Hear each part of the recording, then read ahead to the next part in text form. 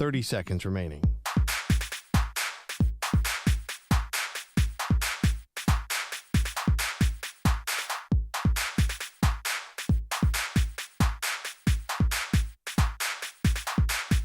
Fifteen seconds.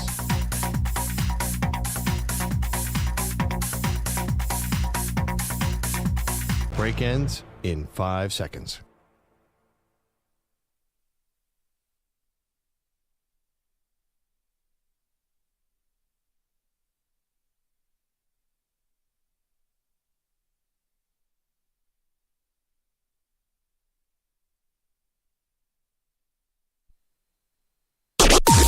Maggie and Perloff on the Infinity Sports Network.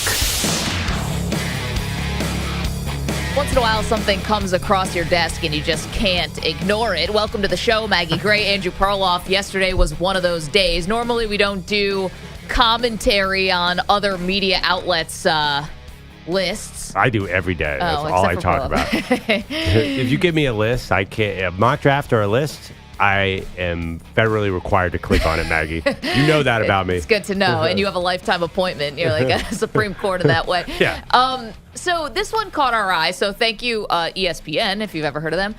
They did the top 25 college football players since 2000. Mm-hmm. So this is like catnip for people like us, and I'm sure even for you guys who are listening wherever you are across this great country. So we're just going to go with the top 5 because I think that's really where the egregious stuff starts to happen and tell you the issues that we had with it. So again, they're doing top 25 college football players since 2000. Their first was Ndamukong Suh from Nebraska. 2 was Baker Mayfield. 3 was Cam Newton. 4, Vince Young. And 5 was Ed Reed. Perloff, you were most aggrieved by which selection? Oh, well, of that group, actually, not Ndamukong Suh, but Baker Mayfield, number 2, because he was totally a system quarterback. He was really good, but what's the difference between Jalen Hurts at Oklahoma, Baker Mayfield, and Kyler Murray at Oklahoma? So he was great. Don't get me wrong, but we're talking best 25. He has to go lower on the list. Now, Ndamukong Suh is such an outlier. He's the craziest defensive player I've ever seen. So if you're going to put a non-quarterback there, I'm actually okay with that. I thought that was a pretty clever little thing because he was dominant, but he was in a different lane. If I did the list, I would just do 5 quarterbacks. And that means I would keep, I know there's a guy you're going to put on there. I would just, because they win the Heisman because they're the most important player, they're the highest paid players. Those are the figures to jump out to me. Well, back then they weren't paid, allegedly. Is that what you're talking about? No, I'm saying like they're paid the most in the NFL now because they're most important position. They touch the ball every time. Like they are, for example, just like how Joe Burrow is not very high on the list. There's no way, even Ndamukong Suh, there's no way he was a better college football player than Joe Burrow. Joe Burrow had the greatest college football season a quarterback's ever had, for example. And even if Suh was the best defensive tackle ever, it doesn't matter. You got to put quarterbacks. Okay, so here's a question. If you're trying to determine who is the greatest college football player since 2000, Joe Burrow, you're right, has one of the all-time great seasons. He was completing over 75% of his passes. The college football playoff was an all-time great run. I mean, he's got it all. But it was only one season. Like, it came on at the end of the season before, but it really only was one season. I think the biggest misstep made by this list, and again, like, you're doing the best you can. How Tim Tebow is not number 1 on this list is beyond me.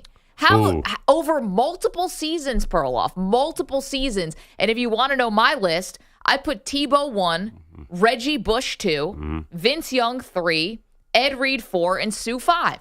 So I do appreciate Ed Reed. I do appreciate Suh. But if you're telling me the top 3 college football players since 2000, to me it's Tebow, it's Bush, and it's Vince Young. There's just no, you're saying Tim Tebow is a better college football player than Vince Young.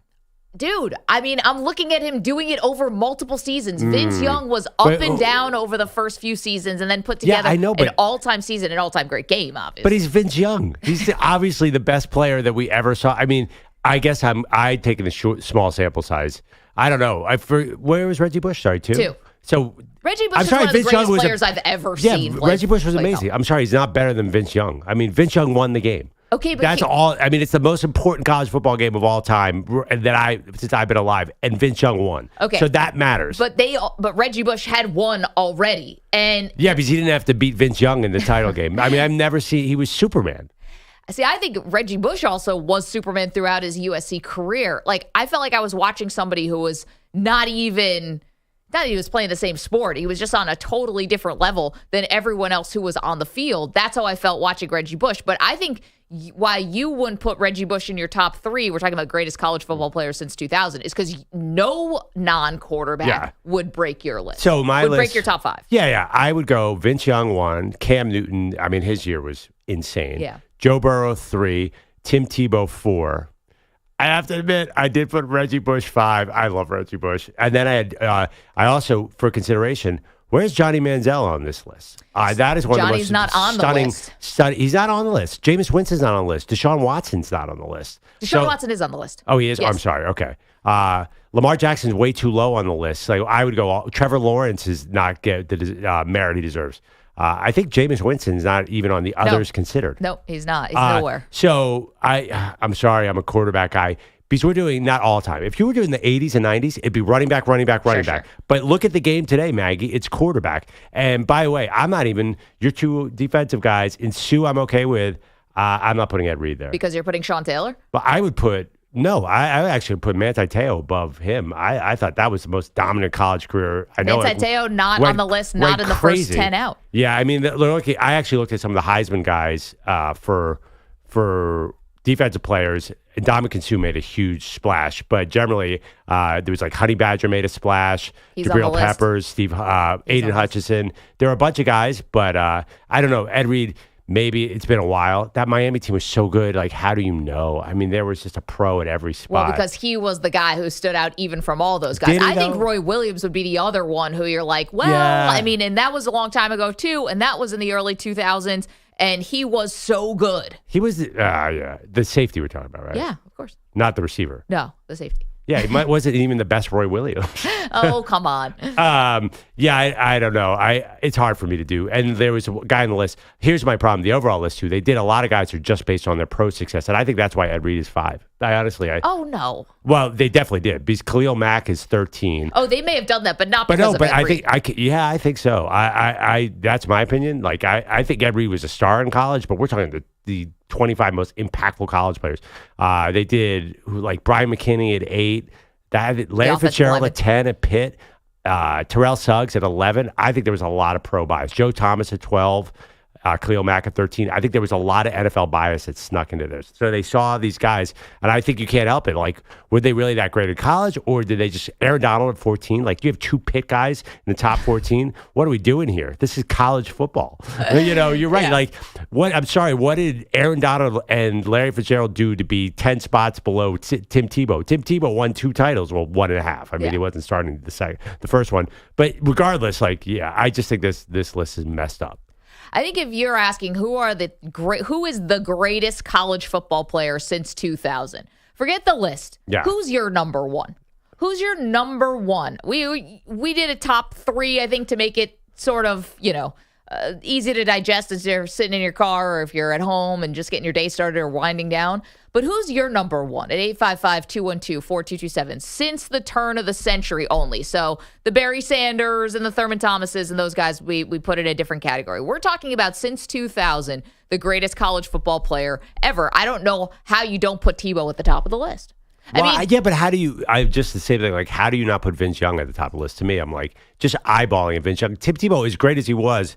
Remember, like the Florida-Oklahoma national title game? Like, he was throwing the ball into the ground just like he did in the NFL. I mean, it was just he was a great running quarterback. It was a great system. It was a great team. He's an incredible leader. He had the speech, but some of that to me is symbolic. Listen. He was a fantastic college football player, but to me, it's just an eyeball thing. Like Vince Young, I've never seen a better college football player than Vince Young. See, and you're talking about talent, right? And I'm talking about talent and winning. I'm talking about performance. Yeah, I mean the fact that Vince Young single-handedly, Michael Jordan style, won that title. Yeah, and it was maybe the most important, impactful game of this century. I totally understand what you're saying. Yeah. And then I would put Reggie Bush. So I would put Tebow, Reggie Bush, and then Vince Young. I mean, there's a lot of amazing guys to choose from, but this is the kind of thing that sort of was revving our engine this morning. Yeah. And Ndamukong Suh number 1 on this ESPN list, and then Baker Mayfield 2. I mean, Ndamukong Suh is like a grown man playing backyard football with his 8-year-old kids in the backyard. Another guy, by the way, who was like that was Gerald McCoy in Oklahoma. He would the quarterback would take a 3-step drop, and Gerald McCoy would be meeting him there. He was so McCoy's fast not in the on background. this list. I know. Well, I get it. Defense is hard to do. It's hard to do. Aiden Hutchinson, Will Anderson both got really high in Heisman voting, but it's hard. Will on Anderson's defense. on the list. Hutchinson is not. Yeah, I just think it's hard to do defense. That's why I would have gone quarterback. I mean, if you were doing just aside from any list of great college football players or NFL players, wouldn't you normally lean quarterback if everything was tied? I mean, I generally do, but let's not pretend that it's been only quarterbacks who have been winning the Heisman. I mean, Devontae Smith just won the Heisman. We have had running backs this century who are still winning the Heisman. Yeah. It's still important. You're right about Manti Te'o though, because was he probably the last highest defensive finisher in the Heisman Trophy voting? We have to check that. Hutchinson probably was I think the most Hutchinson recent. came really high. How about J.J. Watt too? He was a force in college. The other thing too is how do you do offensive line? Like, listen, we could put Joe Thomas on the list, but as a fan, and Bryant McKinney is also on the list. Like as a fan, come on, are you telling me that anyone really had the fan experience where they're like, oh man, Joe Thomas is one of the greatest players I've ever you seen. go to a Wisconsin game, you're there. Just watch the lines. Yeah, that's backs. actually probably true. I do remember it was the 90s, Orlando Pace. I'm like, what is that mountain that is moving across the line? But I think it's hard. He wouldn't make this list. We're doing since 2000. Right. No, I think it's hard to do the trenches. That's my point. Like, this is obviously the guys with the ball in their hand. You have Reggie Bush. Yep. That's tricky because USC had so much talent flowing through there. Obviously, Reggie Bush stood out, but there was also Leonard won a Heisman. They had great receivers, Lendale White. It was crazy system. Vince Young was a one-man team. 855-212-4227. We get it going with a simple question, not a simple answer. Who is the greatest college football player since 2000, since the turn of the century? I mean, let's just hit it, shall we? You guys want to talk about it? Let's do it. Darius, up first here, calling from Oklahoma, but not with a player who went to Oklahoma. Darius, how are you? Yeah, I'm doing good. How y'all doing? I'm just going to make this real quick. I've watched all these guys that's on this top 25 list, and I went back and looked through it again. Some of it is just comedy. But Reggie Bush is the best college football player, the most dominant, the scariest guy from a defensive perspective. I mean, he made people run the ball differently, as a runner. The way he just carried the ball, his speed, his catching ability, everything he did at the college level was just dominant. Yeah. And I'm just going to leave it at that and listen to you guys. Appreciate you, Darius. I mean, he's my second. I put Tebow first. Maybe it's a little quarterback bias. Reggie Bush was on since 2000. Again, we're doing since 2000. He was unbelievable. And I like Darius's point, running the ball and catching the ball. It was both, and he did them both spectacularly. No, he was fantastic. I actually was so, went number 2 in the NFL draft. I would have bet anything that he was going to be an all-time superstar. Turned out to be kind of a good utility back, which everyone was so disappointed in because it was like his body could go 3 different. He was like the Matrix. He could go 3 different ways at once. Amazing. He was the 7th ranked player on this ESPN list, if you want to get particularly agitated this morning. 855-212-4227. One recommended. You're welcome to weigh in. The greatest college football player since the year 2000. Let us know who would top your list. You want to watch the show? You can do it. We are on YouTube, youtube.com/Infinity Sports Network. On Twitch, if that's your thing, twitch.tv/Infinity Sports Network. And also on X, if you are into that. We are at Maggie Gray as of right now. We're going to take a quick break. We see you guys on the phones. You want to talk about who is the greatest college football player since 2000. It's Maggie Perloff on the Infinity Sports Network.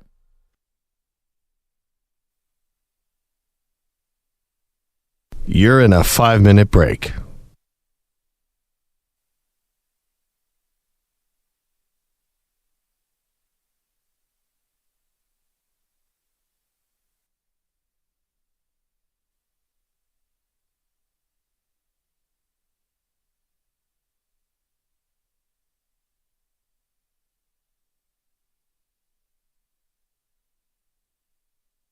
4 minutes, 30 seconds remaining.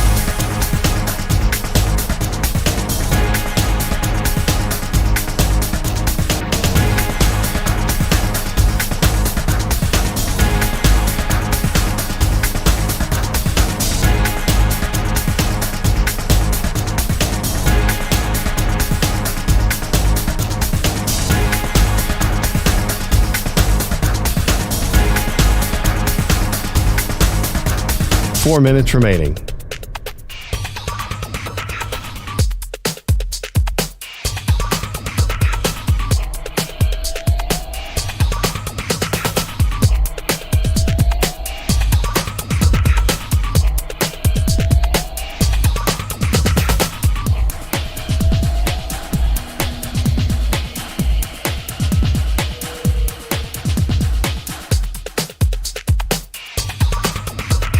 Three minutes, 30 seconds remaining.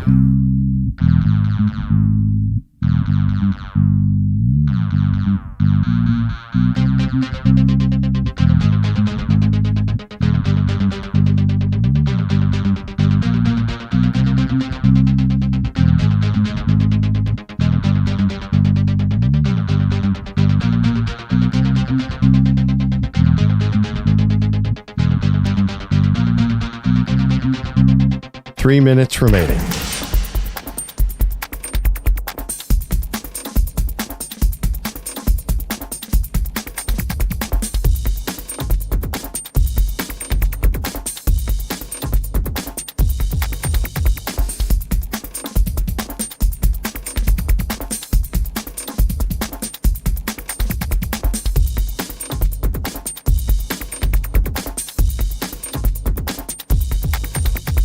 Two minutes, 30 seconds remaining.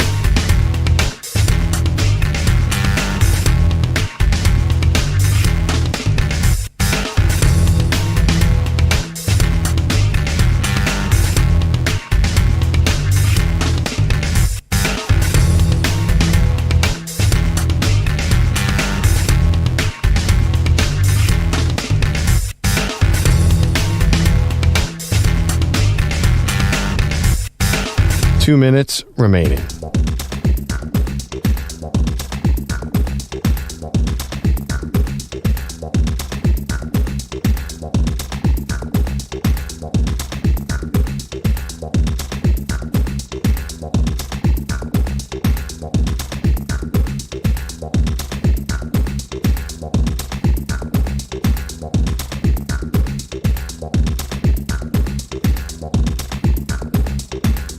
One minute, 30 seconds remaining.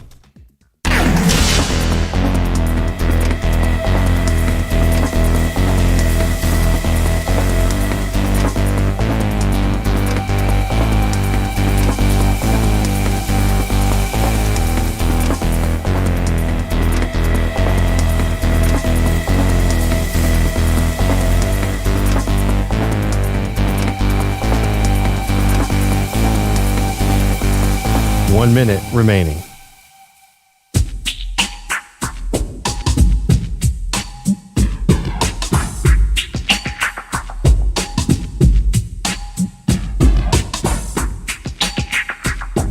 Forty-five seconds remaining.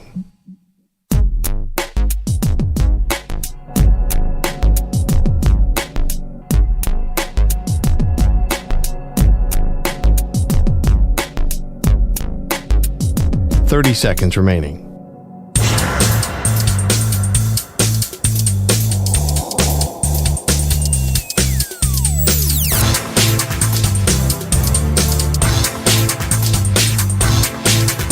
Fifteen seconds.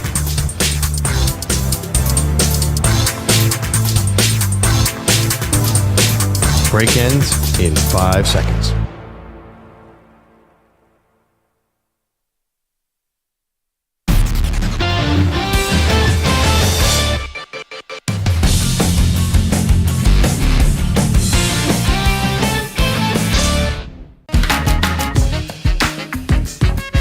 Welcome back, Maggie and Perloff. Doing a little research in the break here, Maggie. Yeah. So you were right. The two defensive players to do well in the Heisman since 2000. We're talking about ESPN.com's list of top 25 college football players since 2000. Aiden Hutchinson came in second, and Manti Te'o came in second. But both are not on the list and not even like an honorable mention on the list. Yeah. They did have Ndamukong Suh number 1. Sue was high up in the voting too. Sorry, I have to grab that. But generally, I get that. Ndamukong Suh was got pretty famous. Maybe it was the name. He was a big deal in Nebraska. He was a rare, like right now, I don't think we have a singular defensive player. There's only been a few. There was Jadeveon Clowney, Sue. Chase Young kind of flirted with that, I think. Like guys who are just so ridiculous, they pop off the screen. But obviously, when you're doing any kind of list like this, offensive players jump up. And I think you and I disagree. I think it has to be a quarterback, number 1. And I know you, number 1 and number 2, number 3 has to be quarterbacks. I know you put Reggie Bush number 2. I had to. I put Tim Tebow 1, Reggie Bush 2, and Vince Young 3, if you're asking me the greatest college football player since 2000. And Sue was great, and Ed Reed was great, and Joe Burrow had an awesome year, and Cam Newton had an awesome year. Yeah. But to me, these 3 guys are head and shoulders above because they did it for multiple years. We're asking you, who is the greatest college football player since 2000 at 855-212-4227. George is our pal in L.A.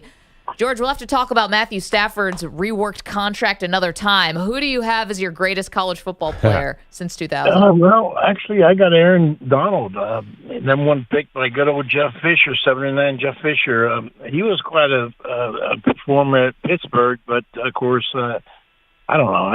My opinion.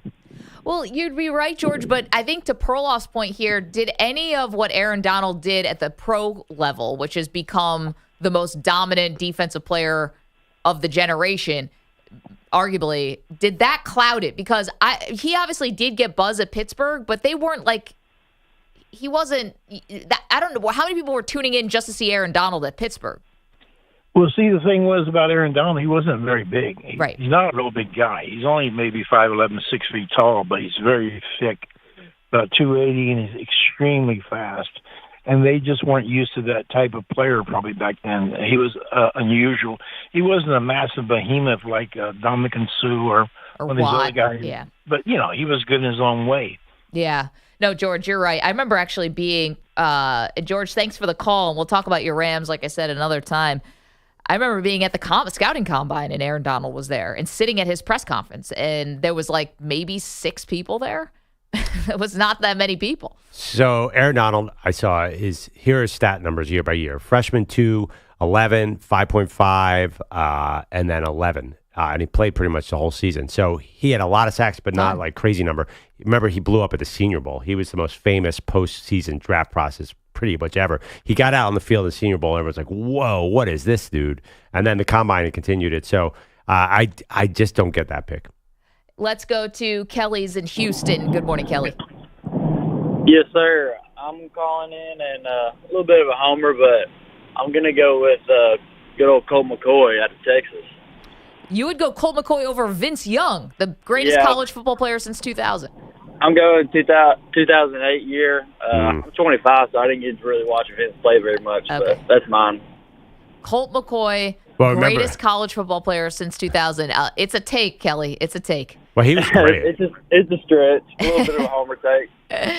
Colt's an all-time football. There is no doubt. Like, I don't think it's that big a stretch. Like, Colt McCoy's right in the conversation. It was just in college football. It's nothing, and can't take it off of his pro year, so.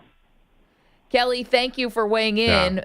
It wasn't his fault. One of those monsters at Alabama, basically on the 3rd play of the game, just blew him up like crazy in the college football final game. I mean, things could have gone a little differently. Colt McCoy was, like, I think of college. That's the thing. He's a guy who's been a backup in the pros, but, like, that's a college football quarterback, Colt McCoy, pow, pow, with the guns. Like, I feel like he's an iconic college football player, too. Maybe not top 5, the best ever, but he was a big deal. No doubt about it. Yeah, I mean, and I get it. Kelly is 25 years old, so maybe he doesn't have the muscle memory of Vince Young, but Vince Young was definitely way better. I mean, I think Colt McCoy would tell you that. Way better? Yeah, he was. But Colt McCoy was an all-time college football player. I bet you he's a college football Hall of Fame. I mean, if he had won that title, so it was Marcel Darius who was the top 10 pick at Alabama, who basically just murdered him early in the game. Marcel Darius not on this list. Yeah, I don't think he was awesome in college. I know good. The Bills took him, and then he was not as great. But don't you think Colt McCoy belongs on this list? He does not feel like someone said he's a top 25 college football player. It doesn't seem weird at all to me. He did not make the list, and he did not make the first 10 out. Yeah, either. but this list is stupid. This list is way too pro-oriented. Khalil Mack at Buffalo was a better college football player. Yes, he was a better player, no doubt, but Colt McCoy was much more impactful on the sport. I guess I'm judging impact a little bit more. Like Joe Thomas, of course, was great. I'm sure he was amazing. But come on, did the writer actually sit there and like say, "Wow, he's really protecting Brooks Bollinger, whoever the quarterback was in Wisconsin"? I don't even. He was road grading Perloff. And he's a protecting. tackle, though. Yeah, I know. Okay, all right. 855-212-4227. The question is, who is the greatest college football player since the year 2000?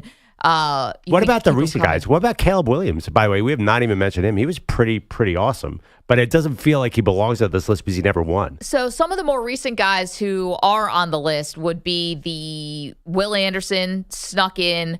We're talking about really, really recent. Will Anderson, I think, is the most recent guy. Why Will Anderson over Caleb Williams? Just to mix it up a little bit? Yeah, I'm not sure. But generally, it's more about like the 2018 guys are kind of like the Jonathan Taylor snuck in, and obviously Baker and Lamar Jackson is on this list. Devontae Smith was 2020, so that's pretty recent. Yeah, I mean Kyler Murray's on this list. I love Devontae Smith. Trust me, he's an Eagle. Devontae Smith was part of a gigantic system in Alabama where just super all-time team. Is he better than all the other receivers that came out of Alabama? Was he a better player than Judy? Was he a better player than Henry Ruggs? They're all kind of the same, right? I know he won the Heisman, but he's kind of the same thing as all those other guys. And why not Tua? So Tua not on here. Yeah. Jalen Hurts not on here. Yeah, for me, this list is. There's something just off about it. What about Jaden Daniels, by the way? His season last year was as good as anybody's. I mean, 40 touchdowns, 4 picks, and ran for 1,000 yards. I mean, he's right up there. He was as good as anyone. 855-212-4227. Again, you can weigh in the greatest college football player since 2000. I went Tim Tebow, Reggie Bush, Vince Young. Perloff, your top three were who? Vince Young, Cam Newton, Joe Burrow. And then Tim Tebow 4.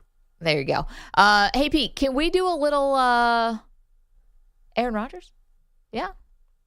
Okay. 1 second. Aaron Rodgers not on the list. All right, I put Tebow. I had to say Tebow just so lightning doesn't strike the building.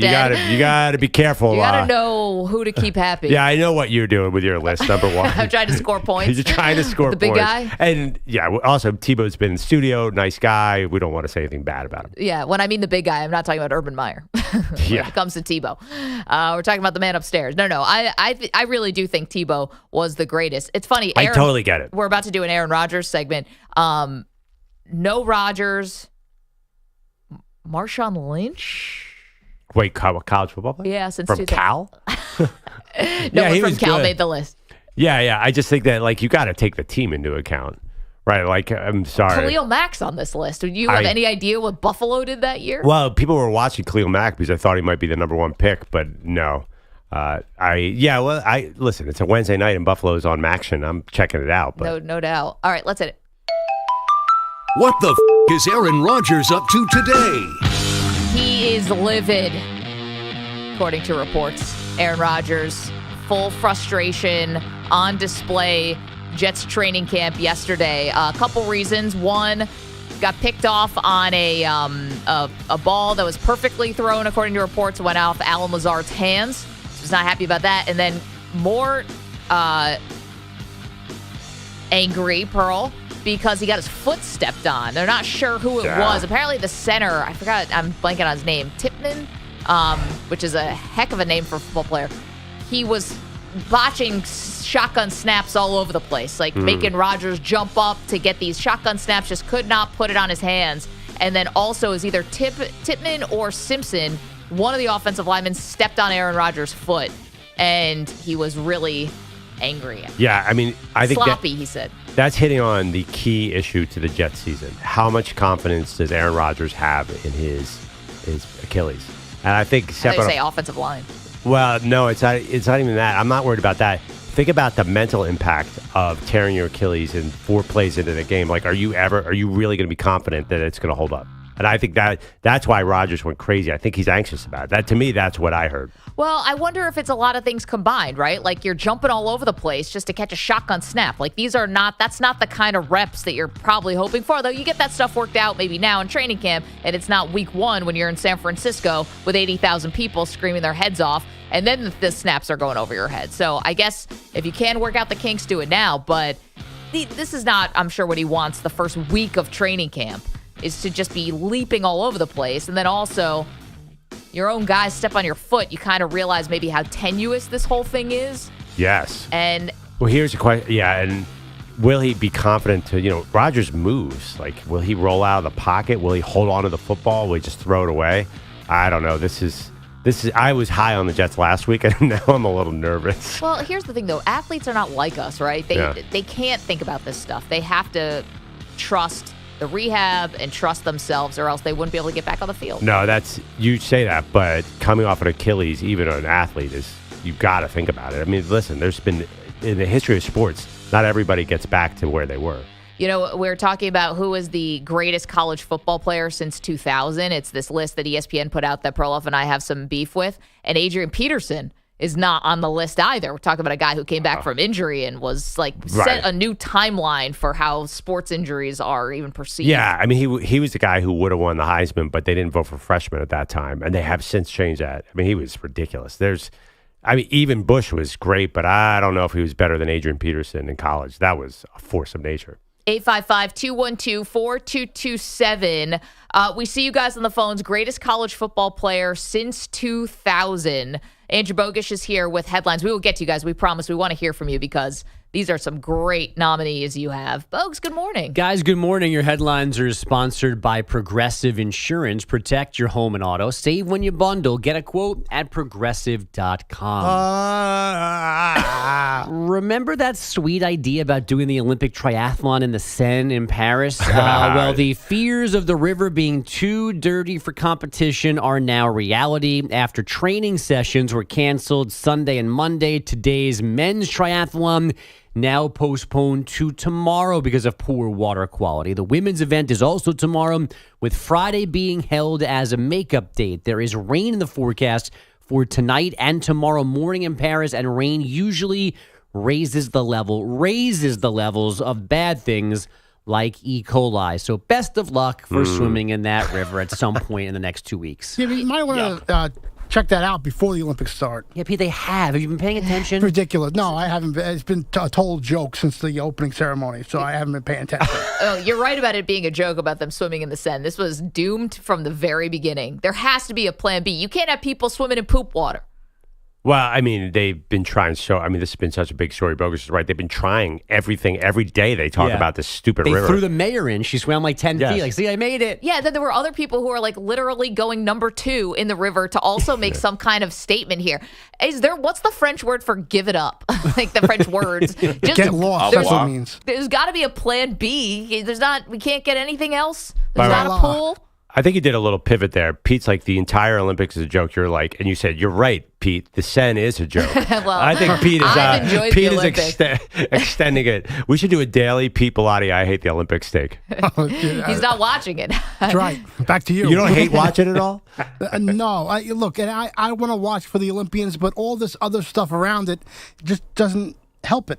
It doesn't help the cause at all. Whatsoever. Everything that happened in the beginning, everything that's happening now with the water. I mean, you would think before you get nominated for having an Olympic Games, you would check your water. Well, also, you just don't have to up the degree of difficulty this high, right? They've done triathlons ever since the Olympics, I don't know, since the ancient Greeks. I have no idea how long they've been doing it, and I feel like this is the first time we've really been dealing with water quality. There has to be a better place to swim. Yeah, I don't think they had bikes in ancient Greece, so I don't know. They didn't? I don't think the original. I thought Greeks invented bikes. I don't know that this, but it's certainly not the first time. And there has to be a plan B. There has to be another place to go to get this. I forgot about done. the bikes. Yeah, there is a plan marathons B. You can for forever. run. Yeah, marathon is named after a city in Greece. Right? Because I actually listened to the Andrew Bogus updates, I thought you did lay out a plan B at some point when you've been doing this Seine story. False. You don't actually listen. There's somewhere else. There's if another you remember location. that nugget, great. I don't remember what it is. Well, they should just go. I love the surfing's in Tahiti. They should just bring it all to Tahiti. Although it got rained out yesterday. Yeah, I know. I know Colin Jost is there. I know. I saw not the being same funny. clip. Yeah. All right. I'm sure it's usual for hard. him. It's hard. What's that? That's the usual for him. Not being funny. I think he is funny, but he's like their weird surfing correspondent. I'm just interested. He's married to Scarlett Johansson, right? Maybe he promised that she would be there yeah. in a bikini or something, because Yeah. I don't know how he got the gig. Definitely what happened. Yeah. Well, yeah, I mean, You got to overpromise. there's only one underdeliver. Snoop Dogg to call every other sport, so they needed other talent. Snoop Dogg can't call 40 different sports, Maggie. Yeah, you so. can't be in Paris and Tahiti all at once. Maybe you should check the water too. It might help with that. Snoop's probably been so high, he's thought he's been in a different place when he was. I don't know if it's AI or really Snoop. I saw this clip of Snoop calling ping pong the other day. No, it was badminton. It was the most electric badminton call I've ever seen. Snoop Dogg should just be How on many have you every seen? sport. What's that? How many have you seen I before? have no idea. But Snoop is Mr. Olympics. It's just crazy. He can fix this end. I think you're right, Maggie. Like we got to Snoop get there with like, what kind of pool skimmer? Yeah, Trying to get all the bad stuff out? Yes. Have they put Snoop on the job? That is the key question here. He's got cleaner bong water than the Sen. I'm about to say. Yeah. Great line. Cool life problems now. Marijuana problems. Man. I came away from yesterday's show thinking about something, Maggie. You said that Snoop is definitely going to light the Olympic torch with a blunt. It's going to be amazing. LA, it's his Olympics. Did you see the Snoop NBC pin that everyone's trying to get? No. In the pin trading? So it's him, and he's exhaling the Olympic rings. Cool. Yeah. And I bet he could probably do it. Yeah. You probably can't color them the way you did in the pin. What are there, but- 5? Yeah, there's That's 5. one exhale. Yeah.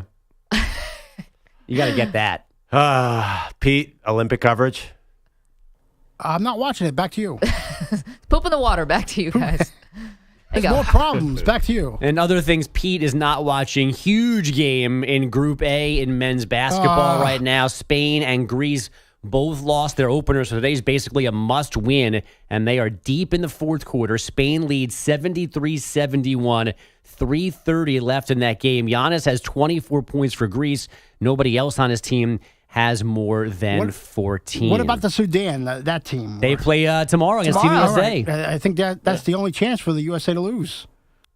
They lost to Puerto Rico in 2004, but Puerto Rico already lost to South Sudan. Those are the two countries they have left. Has Durant requested a trade still or no? Oh, that old joke. Yeah, it's going to keep going. We have, 13 days left in this Olympics? Or? You want to know what's going to happen? It's this is supposed to be like LeBron's thing, and Durant's going to come out and be the star. That's right. Be kind of funny. Somebody else. We were talking about in the bullpen. Jason Tatum's going to play 42 minutes in a 40-minute game. He's going to coach the game. Steve Kerr is not loving all this. I mean, you could screw up a game. Who'd they beat? You could screw up a game. Serbia. I'm sorry. We could argue about whether you need to play Tatum. I think Steve Kerr is such a headache over not playing Jason Tatum. I think it's the last thing he would ever do again. I think he's got to be like, I have to coach Draymond Green. Yeah. I thought this would be like a reprieve, and now I've got to get this kind of, BS from the media and everything else about Jason Tatum's feelings. Yeah, it's totally. It's not even his feelings; it's our feelings. And I know you don't care, Maggie, but I think a lot of people are like, "Steve Kerr's an idiot. Meanwhile, What's he doing?" nobody was even sure that Jason Tatum would ever win 2 months ago, and now all of a sudden he's our national treasure who must be protected at all costs. And his feelings. Also, this time last week, we were knee deep in an EJ referendum on the USA men's basketball program. They just beat Serbia by double digits and didn't play Jason Tatum. Right. It's one game. I think they're good. Oh my god. Nobody's liked a Duke player this much since I don't even know when. Well, I was thinking, you better Jay hope Billis. you better hope Team USA goes undefeated, bogus, because if they lose a game, it's I'm dark 4 for you. I remain very confident. How about this from the chat? YouTube.com/InfinitySportsNet. Gin and E. coli. With my mind on E. coli and E. coli on my mind. It's the new Snoop hit. Let's get to some NFL trash talk now. Receivers Devontae Adams and Amon-Ra St. Brown went head-to-head on Hot Ones, that show about chicken wings. They had to eat a wing or answer a question. They both passed on the poultry to share their least favorite NFL fans. Here's St. Brown first. All right, I'm going to give 2. I hate the Packers fans just because it's Green Bay. I play for Detroit. But I think some of the worst fans was the Falcons. Really? When we played them my rookie year, no one was there. terrible. I'm like, yo. Oh, so you looking at it as far as support toward their team? Right. Okay. Because I hate Green Bay. Their fans, I mean, they have good fans for the team, but I hate them. Right. But I don't know, is there that much to do in Atlanta? I don't know. Because ain't nobody going to the game. So he's got 2. Devontae Adams has infinity. I haven't had a personal interaction with him, but I feel like Philly always gets Philly, the Patriots, and then probably the Bills. All the snowballs and all of that during the game, like that's just a lack of respect for another man. You paid to come to my game, and you trying to you more focused on hitting me with a snowball. So that's Patriots, Bills, Eagles, but don't forget about the Commanders. Then you got the Washington football team. I mean, they obviously just miserable because the stadium is horrible. The city is not great at all. I'm probably gonna get somebody at my front door after this, but that's just how I feel. Nation's capital. That stadium is a disaster. That part is right. But what's wrong with the city of Washington, D.C.? I've heard nothing, but that's a nice city. You went to college there. I went to college there. I mean, it's way better now. And the football team's the only thing that matters. I mean, I guess the stadium is a disaster. It's all uncovered for the Daniel Snyder. They don't like the president's race. And, but they're probably staying in Virginia, though, right? When they play they probably do. They have a practice facility in Virginia. They're trying to get a new stadium, and no politician would give Dan Snyder any money, which is part of the reason they had to get him out. Good job. Okay, can we go back to Atlanta for a second? So he's calling out Atlanta because nobody was there. So let's go back to Amon-Ra St. Brown's rookie season. This is 2021. This was a Falcons team with a 36-year-old Matt Ryan and Arthur Smith. Yeah. Cordell Patterson was like the breakout star that year. Remember, he ended up becoming like their most important player. There was not much to show up for this year for the Falcons, so I don't really want to blame their fans. I agree with you. I mean, Atlanta is a really good football town. Their team just isn't the Falcons. It's the Georgia Bulldogs. I mean, you tell me anyone who gives a crap about the Atlanta Falcons. I mean, that you pointed at 30-year-old Matt Ryan. This is 30 years of not caring about the Falcons. Also, by the way, they didn't play the Lions until it was the day after Christmas. This doesn't hold up. No. They were 6-8. They just come off a loss. They got beat up by the San Francisco 49ers on the road. It's the day after Christmas, and they got a losing team. Like, nobody's coming out for this game. Wait, but Maggie, you can't. They won the game, by the way. You can't possibly disagree as far as loyalty. Yes, I mean, this is a team that piped in crowd noise, and they get 80 million people for a soccer game. Everybody's wearing a G on their head. This is an obvious statement to me. I don't know. They're definitely like the Atlanta Falcons. Show me a Falcons fan who doesn't live in Georgia. That is one of the least overall popular teams we've ever had. No offense.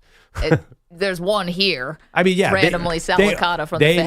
They know a lot about football because they're Georgia. That's a great thing going on down there. Yeah, I don't know. I do think you can't really say, a fan base is bad because their team is bad. Like the Commanders and Falcons, they can't help the helpless situation that they were in. I don't think it's fair to bash the fans. I mean, in D.C., when this used to be a proud franchise that had this longest season ticket holder waiting list, that, this was the hottest thing in town. The two beats, I know for the media, was either the White House or Washington football. That was it. The only things that mattered. And the owner ran it into the ground. That's not the fans' fault.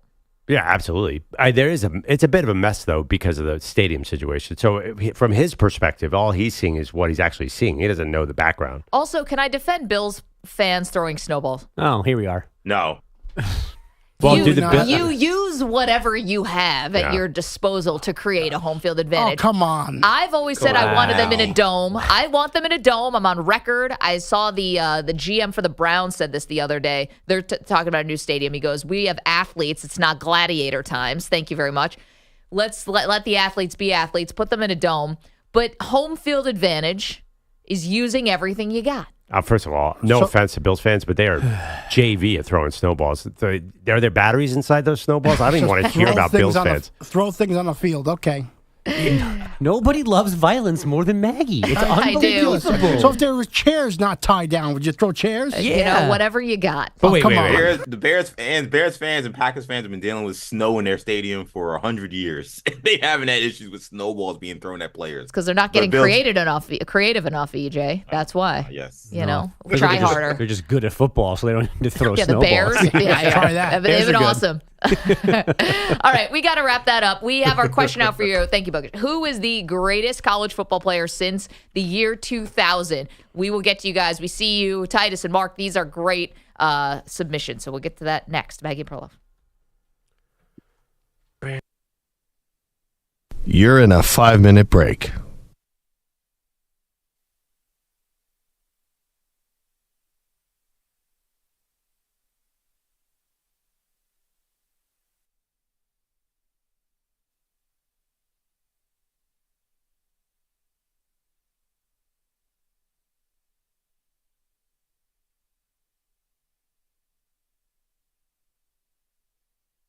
Four minutes, 30 seconds remaining.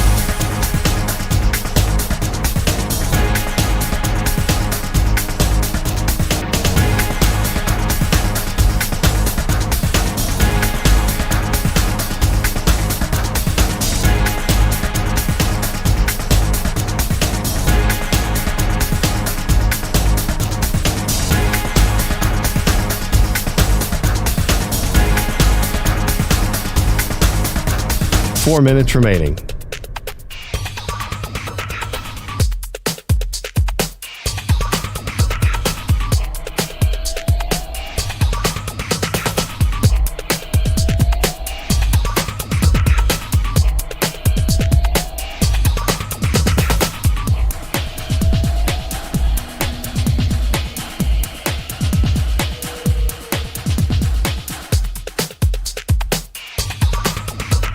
Three minutes, 30 seconds remaining.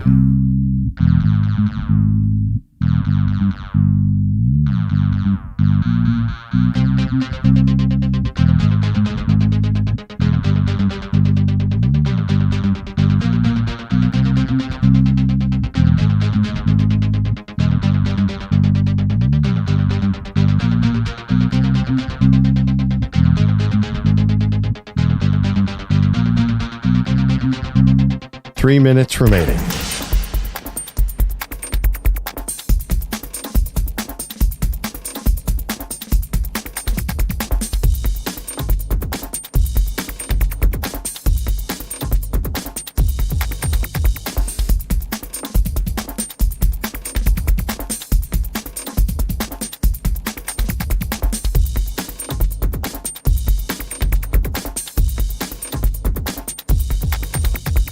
Two minutes, 30 seconds remaining.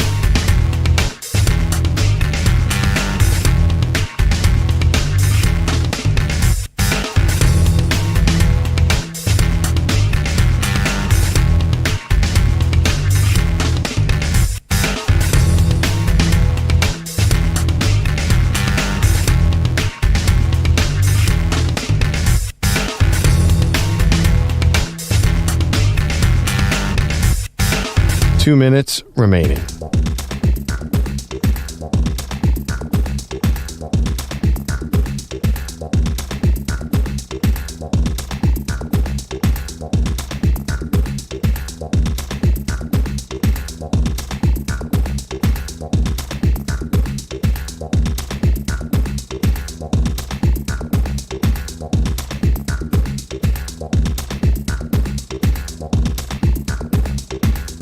One minute, 30 seconds remaining.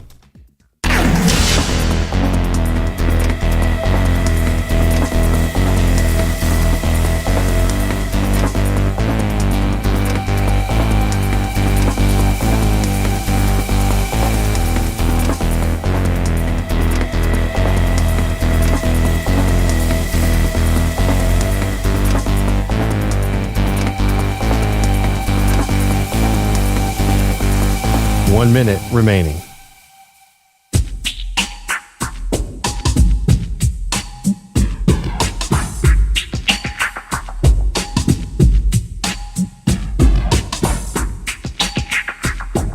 Forty-five seconds remaining.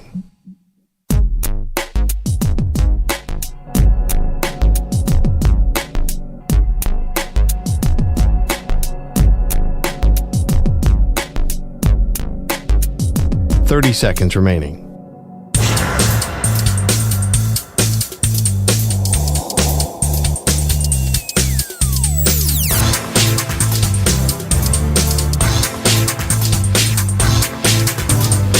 seconds.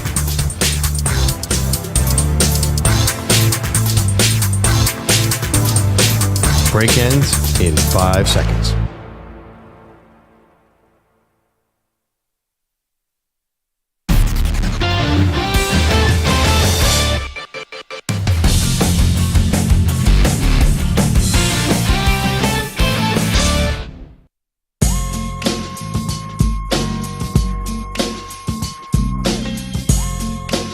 The greatest college football player since 2000 is, you fill in the blank. ESPN put out a list. They think it's Ndamukong Suh. Gonna respectfully disagree. I think it's Tim Tebow. Perloff, you went with Vince Young. Yeah, of course. Suh was amazing. He is awesome. But if you're asking me the greatest, probably have to be a quarterback, and I would say Tebow. Reggie Bush was number 2 for me. Vince Young was 3. You had 3 quarterbacks at the top of your list, Pearl. Yeah, so I went Vince Young, Cam Newton, Joe Burrow, and I want to put Tebow in at 4 so nobody gets mad at me. Okay, let's go to the phones. 855-212-4227. Titus is in Alabama, but not picking a player who played for the Tide or Auburn. Hey, Titus, how are you? How about yourself? We're doing great. Who's your greatest college football player since 2000? I'm going with Jameis Winston. Why? He's from Alabama, and I just liked him. He don't get enough praise to me, even though, about the off-the-field stuff, but he don't get enough praise. He was good in college. He was great in college. Beyond good in college. Great in college. That was an amazing Florida State team. I can't believe he's not higher on the list. Yeah, Red. Where is he on the list? I ain't seen it yet. He's not on the list, and he's not even in the first 10 people left off the list. There's a lot of reasons for that, but red shirt freshman, what he did that year was awesome.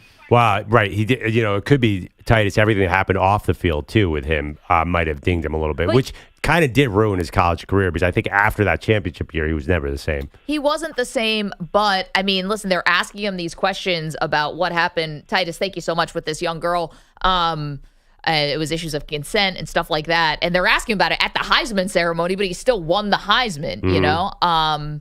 But yeah, obviously the Jameis off the field stuff certainly has hurt him. Yeah, I mean, also too, I know whoever wrote this list, if Jameis had a good pro career, then he would have been higher on this list. But I'm sorry, that's just the way this list works. Well, maybe, but if you're talking about like character concerns, I mean, Deshaun Watson, not in college, but post, obviously, has, we're looking at his everything in a different light, and he certainly made the list.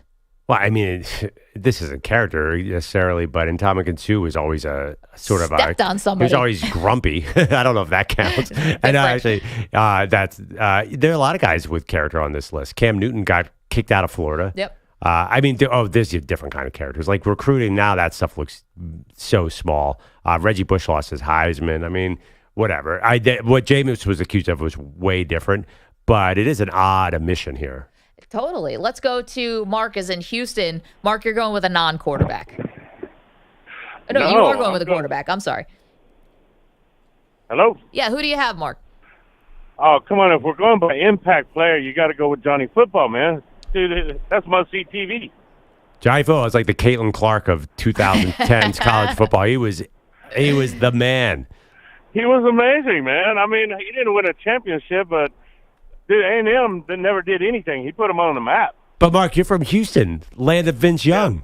What about him? Hey, Vince Young is number one.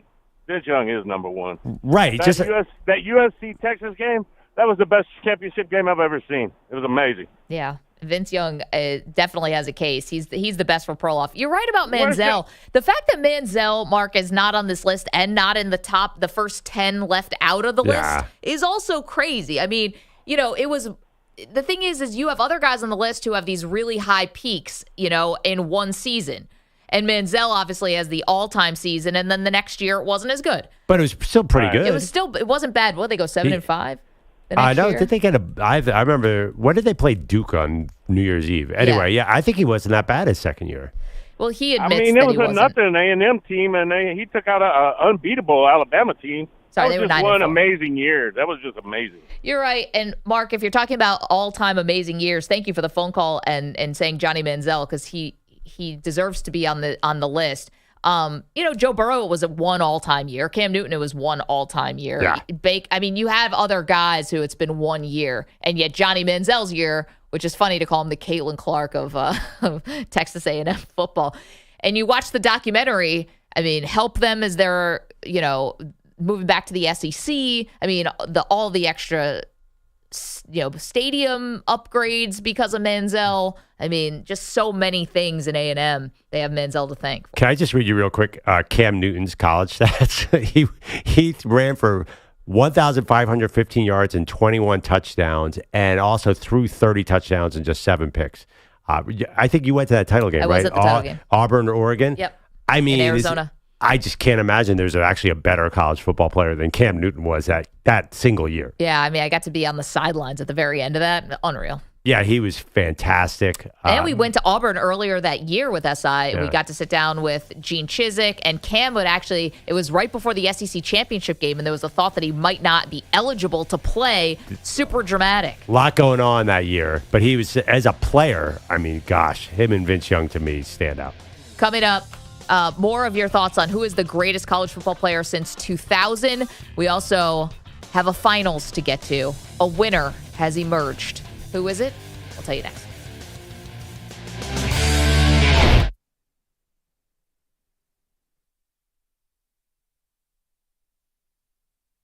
You're in a 5-minute break.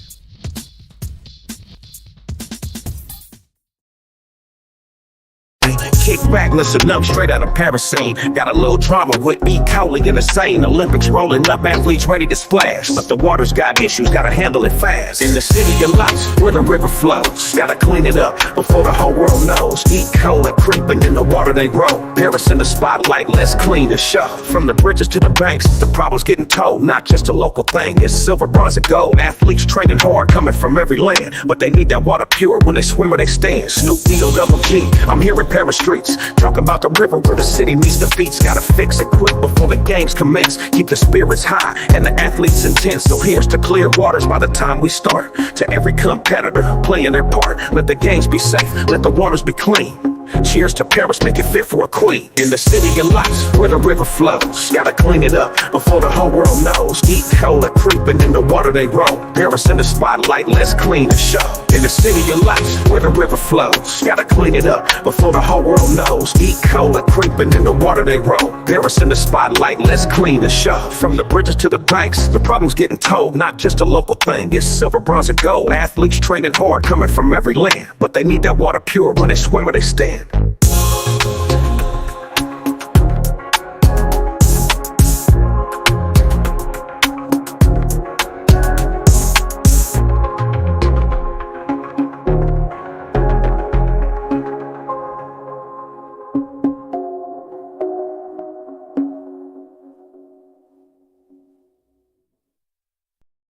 Kick back, listen up, straight out of Paris. Got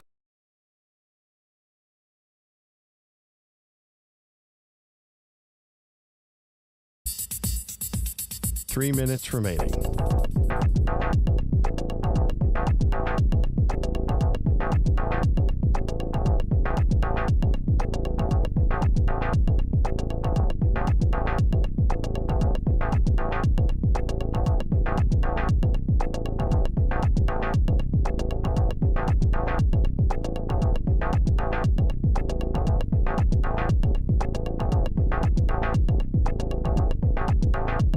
Two minutes, 30 seconds remaining.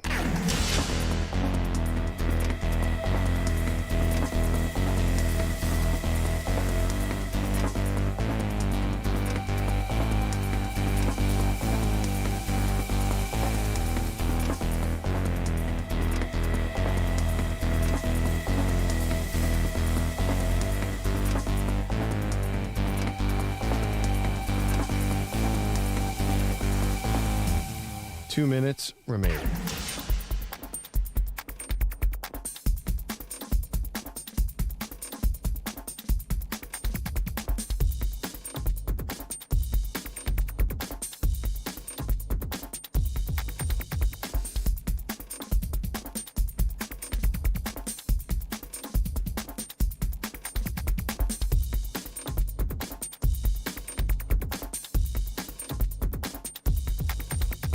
1 minute, 30 seconds remaining.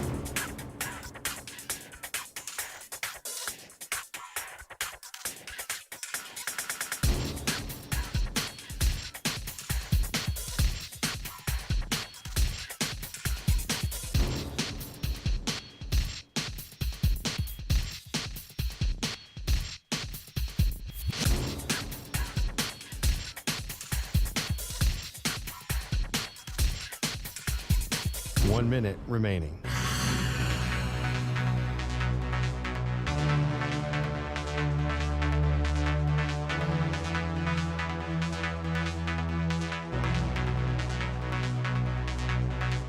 $45 seconds remaining.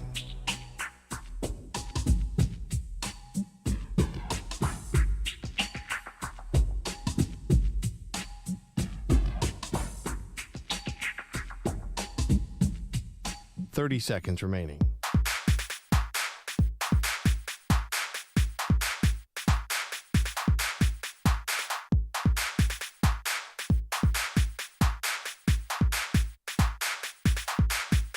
$15 seconds.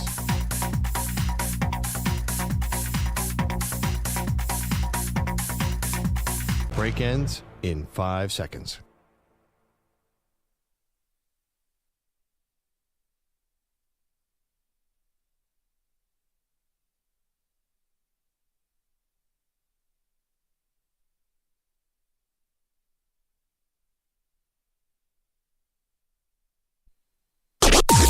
Maggie and Perloff on the Infinity Sports Network.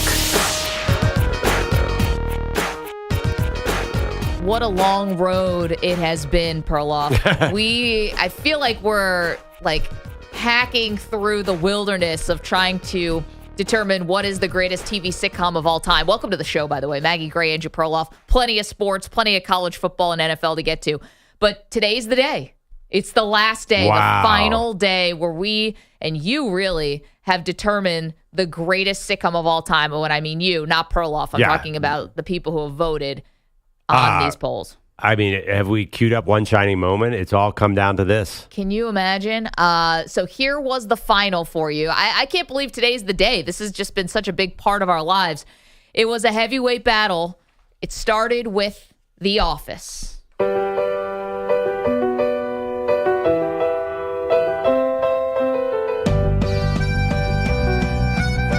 Hear a little of The Office. One of the great clips from The Office. Here's Michael Scott tries to make up to Scott's tots by giving them laptop batteries instead of tuition. I can't pay for your college, but you don't have to go to class to be in class. Online courses are a viable option to a traditional college experience. And the best way to access those courses is with your own personal laptop, which is rendered useless without batteries, and I have one for each of you. Hey,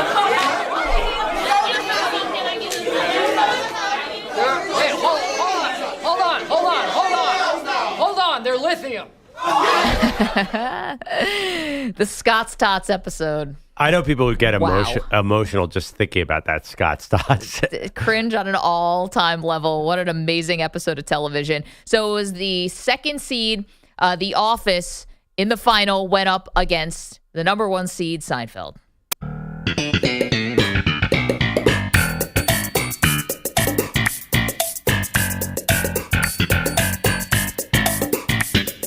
Let's hear a little from Seinfeld. How about cut 15, please, Nick?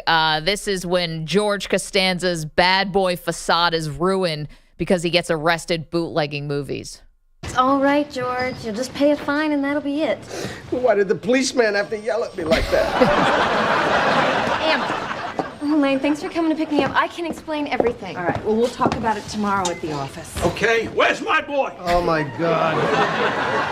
I'm sitting at home reading a periodical, and this is the call I get? My son is a bootlegger? Ow! Who put you up to this? Was it her? All right, wait a minute. I think you've got it backwards. My George isn't clever enough to hatch a scheme like this. You got that right.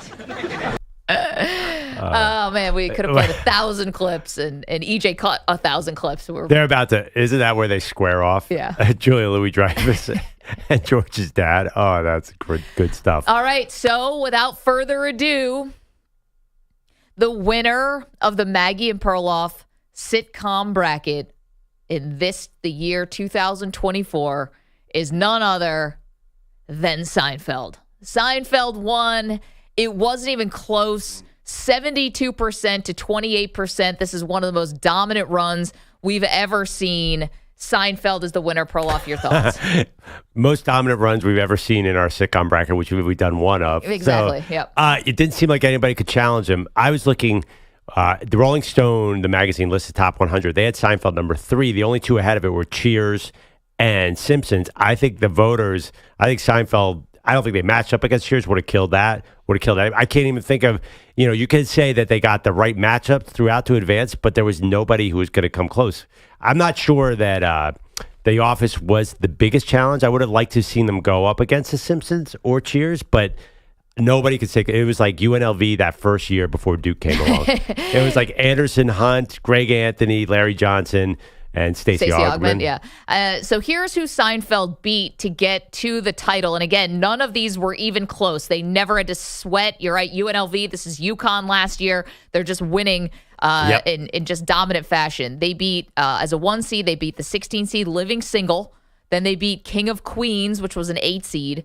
They went on to beat That 70s Show, then I Love Lucy, then MASH on their way to the title. Yeah, I mean, we didn't see them. The Office.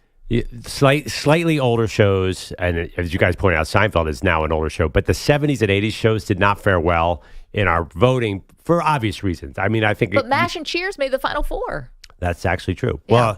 But the I Love Lucy did well, but generally most of the old shows that are honeymooners... Good Times, the older ones did not. Because I think a lot of our audience hasn't seen them. It's fair. Yeah. I mean, how many people who are 25 have seen an episode of Sanford and Son? Not many. Yeah, and I'm sure those are great shows. Seinfeld is amazing. Do you? There is a thing though. Do you find people who quote Seinfeld too often slightly annoying? I got worried about that. That happened in Seinfeld. I used to be one of those people, yes. But then I felt like it's been like 35 years at this point. I can't still yada yada yada, even though I think Seinfeld has become so much a part of just like our regular vernacular. Maybe I'm a little biased because, we live here in New York and so it's based in New York and there's just a little bit, I don't know. But I feel like No Soup for You, which we can hear a little of that. Can I hear cut 14, please? Nick, an all-time great Seinfeld episode. You think you can get soup? Please, you're wasting everyone's time. I don't want soup. I can make my own soup. 5 cups chopped porcini mushrooms, half a cup of olive oil, 3 pounds celery. That is my recipe for wild mushroom. Yeah, that's right. I got them all. Cold cucumber, corn and crab chowder, mulligatawny. Mulligatawny? You're through, soup Nazi. Back it up. No more soup for you. I think that you can do these shorthand things. I don't know if any of these other shows have that. Well, I think one of the things is now that we have streaming, people would rather stream Seinfeld or Friends than a show that came out the last 5 years because whatever happened, and there's no real broadcast sitcoms anymore. I always see during the football games they run ads for Ghosts as the number 1 sitcom, which seems like a perfectly pleasant show. But since Big Bang Theory's over and Young Sheldon's over, I don't think there are any monster sitcoms around anymore. It's just everyone streams, right? And for some reason, sitcoms don't stream well, like current sitcoms. Like you can't go straight to Netflix with a sitcom. Can you? It doesn't feel right. Like I'm sitting down after the slow night in sports. I'm like, oh, let me go see what the Netflix sitcom is. That doesn't exist. No, I don't think so. I mean, when I think of streaming services and I think of comedy, I generally think of, movies or whatever, but stand-up. I think there's more stand-up on the streaming services now than there is just like scripted comedy. Absolutely. And stand-up is having a moment. I think it's why, because we just don't have, it used to be you'd watch a football game and you'd be like, oh my God, there's an ad for this show that I watched. Fox came along and Simpsons and Married with Children ads would run during the game. Now I don't even know half these shows. It feels like there's 9 shows about different municipal organizations in Chicago, like Chicago Tax Accounting Department. Chicago IRS. Yeah, they just make the same show all over again. Yeah, I think they're successful. Like, there's a reason why Law and Order is still on forever. But yeah, we We have made it to the end, guys. Yeah. So Seinfeld is the big winner. EJ, this was a labor of love for you as well. What'd you think of Seinfeld taking home top prize? It wasn't really a surprise to me just because we've seen Seinfeld dominate. But I know Perloff was saying that they faced a lot of later shows earlier in the bracket or older shows later in the bracket. But I think this was an important matchup because if there was any question mark about how Seinfeld would do against a modern classic, we found that answer out very definitively. I mean, The Office is as modern as most of these other shows that made this 64 field. It is as popular as any show that's streamed today, and it lost by 50% almost. It more than doubled them up. So Seinfeld was a complete juggernaut, and I think deservedly so, the best sitcom of all time, according to our fans. You want to know what's crazy is, and it's a great point, EJ, we were talking yesterday when it was The Office versus Cheers in the Final Four, and we had to get a second poll because they tied at 50%, and we asked who had the greater cast. You know, between The Office and Cheers, all the heavyweight actors and what they went on to do. What I think is interesting about Seinfeld is Julia Louis-Dreyfus, Jerry, I guess, and Larry David are really the people. Obviously, Michael Richards completely ruined his career because of the awful things he said in that stand-up club. He totally deserved all the bad things that came his way. And George Costanza, as Jason Alexander said, he got typecast as George and never really had any other big hits. It's really just been Julia Louis-Dreyfus. I mean, the stuff that Jerry's done since, B-movie, something about Pop-Tarts, Comedians in Cars Getting Coffee was good. Larry David was probably the biggest one who had Curb, and Julia Louis-Dreyfus had Veep. Well, Jerry Stiller had another big hit. King of Queens. Yeah. King of Queens. Yeah. But So you're right. And there were a lot of, and Newman obviously is, what's his name?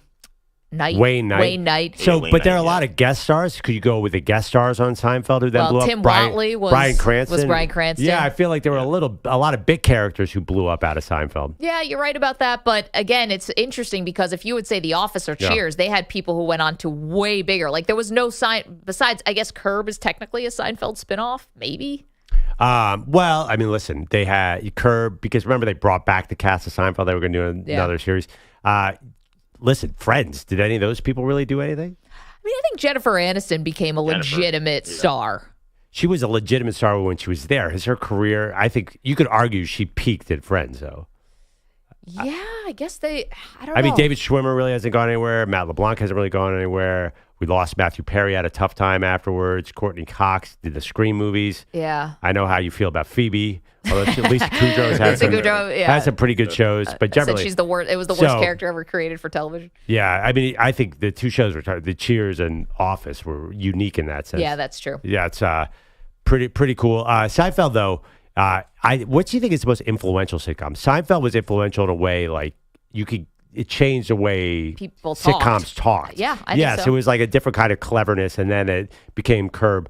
I think The Office, though, with the straight-to-camera stuff. But they stole that. Yeah, they definitely did. I mean, literally from The Office. I think Cheers had a huge impact, too. Live-action sitcom that could become the most popular show on TV. Like, that was, well, MASH, too, but really Cheers was like, maybe because of my age, I remember like Cheers, like, everybody knew it. Everybody said, what were the numbers on the finale? Oh, I had them weeks ago. And Seinfeld, too. We just don't have that anymore. I have a question for you guys. Yeah. We've done now this full bracket, this full experience. Even though Perloff tried to run away from our picks from now and then, we came together, we did this. Of the results that happened, was there anything that stood out to you as like the biggest surprise in terms of maybe a show you thought would go really far that went out early, or maybe a show you thought would go out early that went really far? So I think that Golden Girls got a bad draw from us. To catch Family Guy in the second round, I think Golden Girls, like Big Zoo, who had been in with us last week, is in his 20s, loves Golden Girls, and not just because he has this kink fetish for older women. But that He's is not also the only part one that of it. likes that show. Yeah, see, Nick is in. Nick, it's how funny. old are you? I'm just turned 30. You're 30. You are very young to be liking Golden Girls. Yeah, my mom used to say it was like, I love Sophia, and just because she was so funny. And Rose was my favorite, so. It turns out all you guys had crushes on. We thought it was going to be, like, what's her face from Modern Family? Jay's wife. What's her name? Sofia Vergara. Yeah, there's a spicy Latina woman. That show, but meanwhile, it's Rose Nyland. You guys are. I had a crush on her. She was just funny, and like when I was younger, I saw it on TV. I was like, "Oh, this is funny." And my mom's like, "Why are you watching this?" Like half the jokes were over my head because a lot of them, were sexual jokes. Yeah. But being made by elderly women. I mean, that would just be one of by them. the way, I'm not. I think you're. This is a weird room or a bunch of guys who love Golden Girls. That is not me. Golden Girls is not in the conversation with Seinfeld as far as humor. For me, the one that some of the popular shows I felt were seated too low and got tough matchups, like the Chuck Lorre shows, the broad appeal shows, and the one Modern Family might end up becoming the most profitable sitcom of all time. And they ran into a bit of a tough draw. That's the one I thought would go further because Modern Family was funny, but it also you could watch it with like an 8-year-old, a 10-year-old, a 20-year-old. So I think broad comedies, 2.5 Men, Big Bang Theory. I thought they did not do as well, which doesn't surprise me. This is on Twitter. I think if you had an actual election where you went out to the entire country, I think Big Bang would have done much better. The other one, I think I was surprised at how big of a controversy it became that we added Saved by the Bell. Saved by the Bell to me definitely checked off all the boxes of a sitcom. Yes, it was on Saturday morning, but it was same cast, set in the same place, laugh track. All the things that you'd expect just because it was on a different time and because it was for kids, to me, didn't disqualify it. And that a lot of people really had a problem with Saved by the Bell being in the bracket. Well, yeah, because it's for kids. It's not funny like Seinfeld. I mean, you say that, would you sit and watch an episode of Saved by the Bell right now? Yeah, but there's a lot of these that I don't think are that funny, but I understand other people did. I didn't think Friends was very funny. I didn't think Big Bang Theory was very funny. So you think Saved by the Bell was the same level of humor as Friends? No, it's not. It's a much higher level of humor for Friends, but that's just a matter of taste, right? No. See, no, that's what I'm saying. Like Saved by the Bell, like they're sitting in a room saying, "How can we make a 9-year-old laugh?" Right, but that's also not taste. That's also Family Matters. It's step by step. Yeah, I know, and none of those belonged on there for the same exact reason. Family Matters was great, though. What's that? Family Matters was great, I think. Yeah, and we can't undervalue family shows. Like sitcoms, the whole point of sitcoms was that you can also watch with your family. That's how this all started in the 60s and 50s and 40s.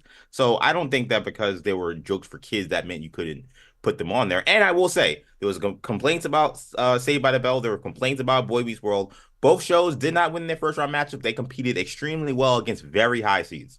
So this idea that this show had nowhere to be belong on this list, if that was the case, they would have got slaughtered in the first round. Both of them, I think, lost by less than 10 percentage points. EJ, let me ask you, would you, after work today, will you sit and watch an episode of Saved by the Bell? No. I can say that about 62 shows on this list. That's not a question. That's not a viable question to me.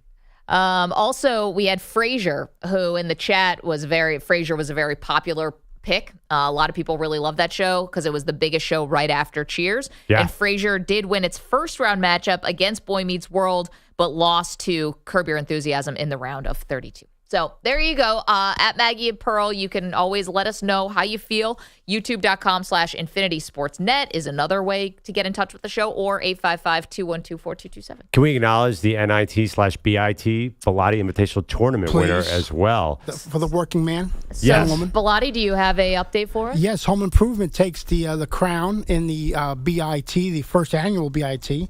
And it was pretty much a runaway from the poll I had, and I think it was either them or Three's Company. It was the two best in the tournament, and they matched up, and Home Improvement won. And I think it's very criminally underrated, that show. I voted for Home Improvement in the Bilotti Invitational Tournament. The bit.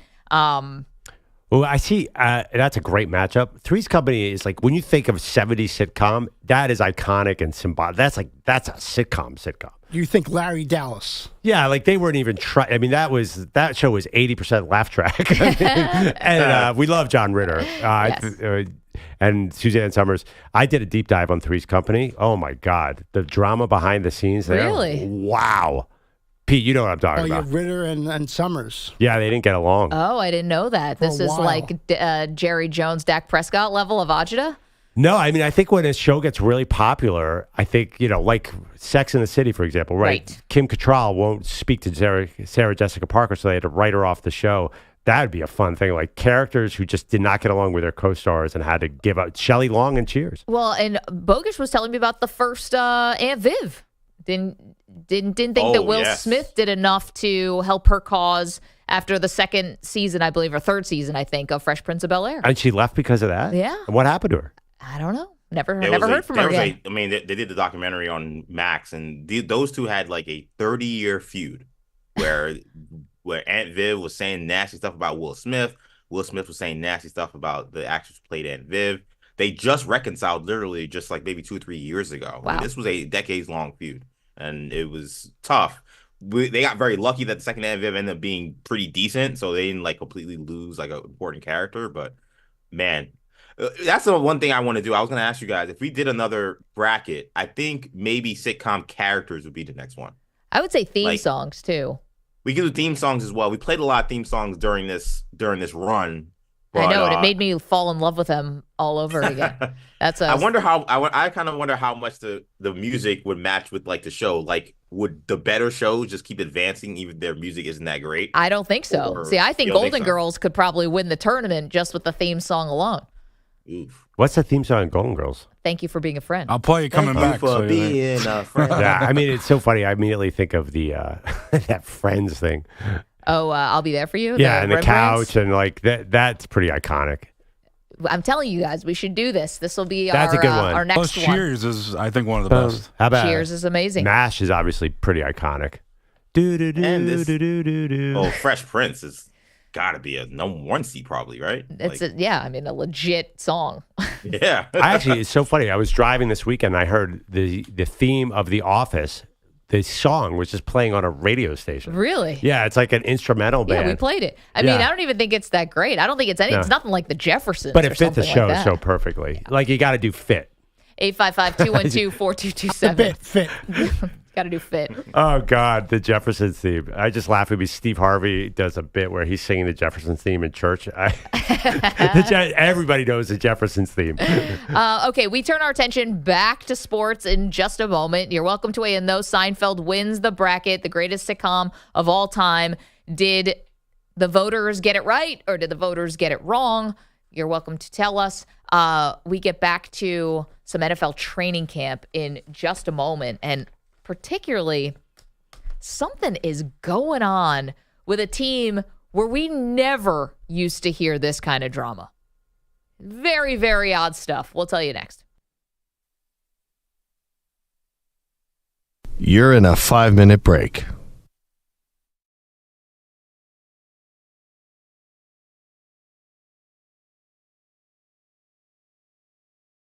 Kick up a Snub, B-O double G on the beat. Parents got a problem, E. coli ain't discreet. Olympics coming fast with the one kick of a Snub, B-O double G on the beat. Parents got a problem, E. coli ain't discreet. Olympics coming fast but the water's not deep.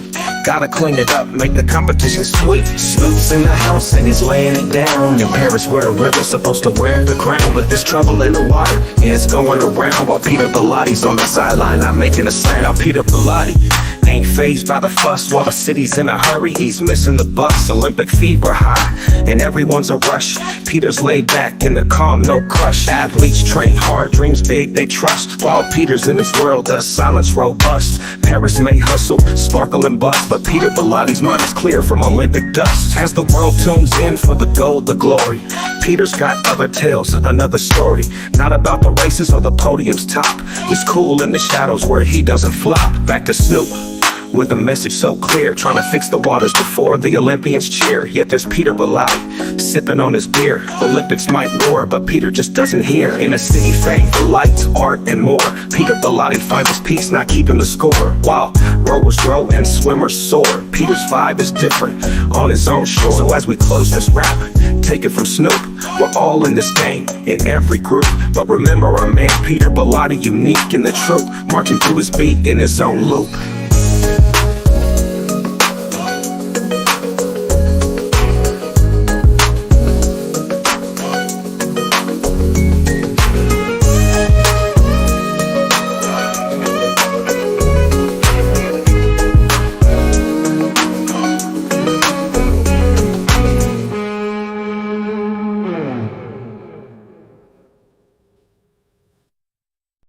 I'm kicking with Snoop, B-O double G on the beat. Parents got a problem, E. coli ain't discreet. Olympics coming fast, but the water's not deep.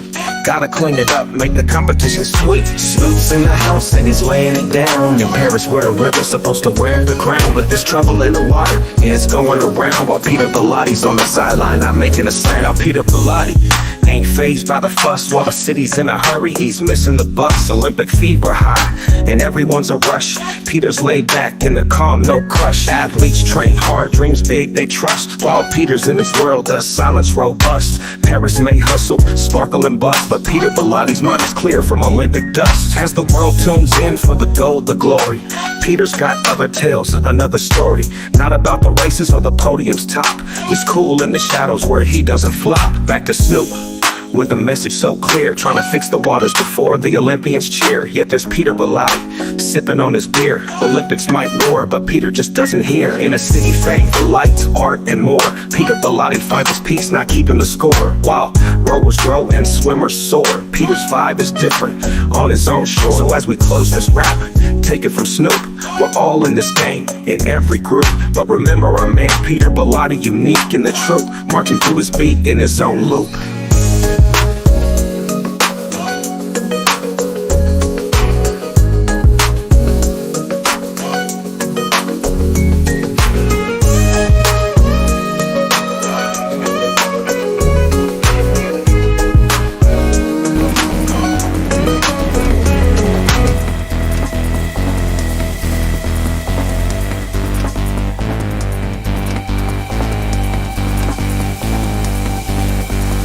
One minute remaining.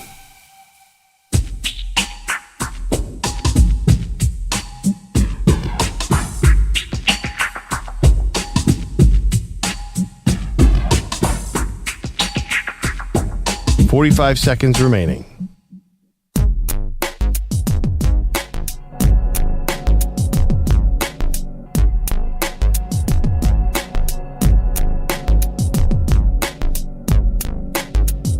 $30 seconds remaining.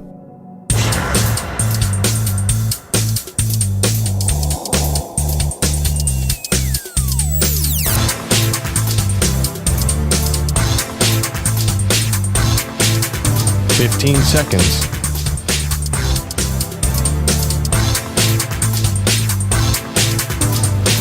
Break ends in 5 seconds.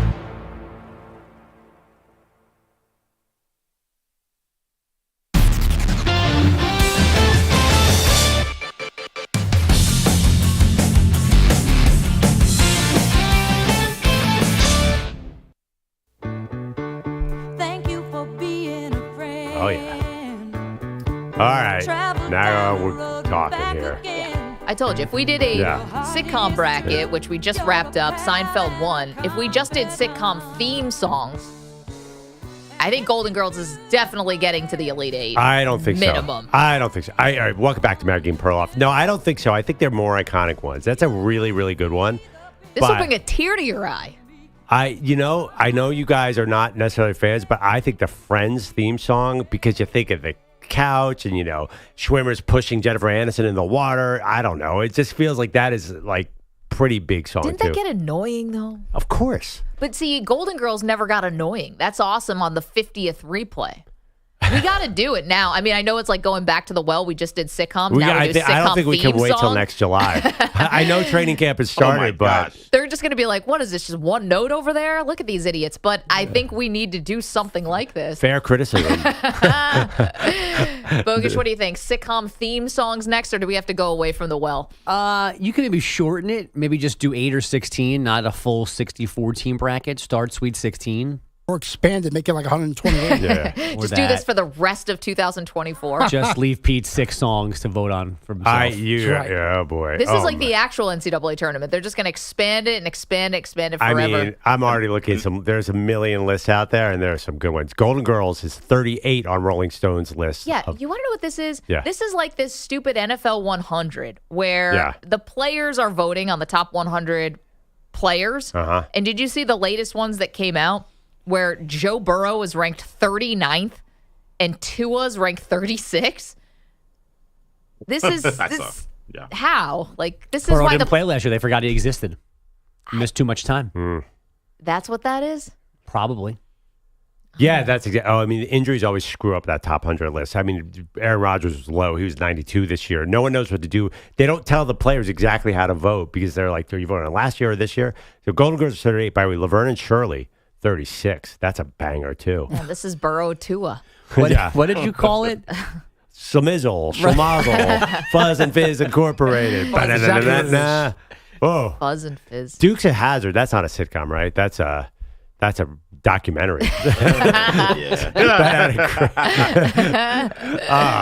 I'll say by the Happy way, Days. Dukes of Yeah, Hazzard. doesn't hold up, right? What's that, EJ? Wait. Happy Days would be extremely high too. In terms That's true. of When you say Dukes of Hazzard doesn't hold up, I'm sorry. When you light a bow and arrow and shoot a flaming arrow, that always holds up. Daisy Duke holds up, Maggie. Yeah. They still call those. They still call them Daisy Dukes. They still do. Here's one. Did you know Greatest American Hero? You may not know that theme, but you know when George Costanza puts it on his answer machine. Believe it or not. Yeah, believe it or not. I mean, that is. Can we expand it? Let's just do all shows. Get out of every sitcoms. show ever. Let's change the theme of the format of this show. What you want? Like, what's a serious show that had a great intro, like Game of Thrones theme or something? Oh, that's a good one. Succession. Well, believe it or not, we had the cartoons. Oh my god! Yeah. How many cartoons have great opening theme songs? They do. Itchy and Scratchy. Simpsons. Yeah, are you serious? Simpsons, Flintstones, Jetsons. The Jetsons. SpongeBob SquarePants, Fairly Odd Parents. I can go on forever. You should have stopped at Fairly Odd Parents. Oh, man. Are you serious? Timu I did stop Mizumi, at a Fairly little Odd more Parents, first of all. current for the SpongeBob younger parents SquarePants like me. SpongeBob SquarePants is absolutely an iconic introduction. Give me a break. And the guy from Oingo Boingo did the Simpsons open. Anyone knows that band? Is that a fact? Yes. Oh, Danny Elfman, right? Yeah. He's like a most famous movie writer ever. Composer. Sorry, you're right. Game of Thrones number 11. That's a good one. Hawaii 5-0. Now that is a theme. Ba, ba, ba, ba, ba, ba. All right, please go to the update. Batman the Animated Series. Come on. How about the OC? I know that's in your wheelhouse, Maggie. Oh, man. Dawson's Creek, too. Oh, Dawson's Creek. That's a good Degrassi. one. I mean, Party of Five. We can just keep naming shows. 90210. I mean, you had to have a good theme. 90210. I actually don't. Yeah. Oh, yeah, that was Or good. Melrose Place. I mean, And this is where Saved by the Bell fits, by the way. it's a great theme song. Yes. What's their theme song? It's all right. That one. I'm Saved by the that's a Bell. good one. Yeah. Oh, yeah. It's all right, because I'm Saved by the Bell. I feel like all those shows kind of EJ share still the, can't sing. all those shows kind of share the same theme song, though. Is there a big difference between Brady Bunch?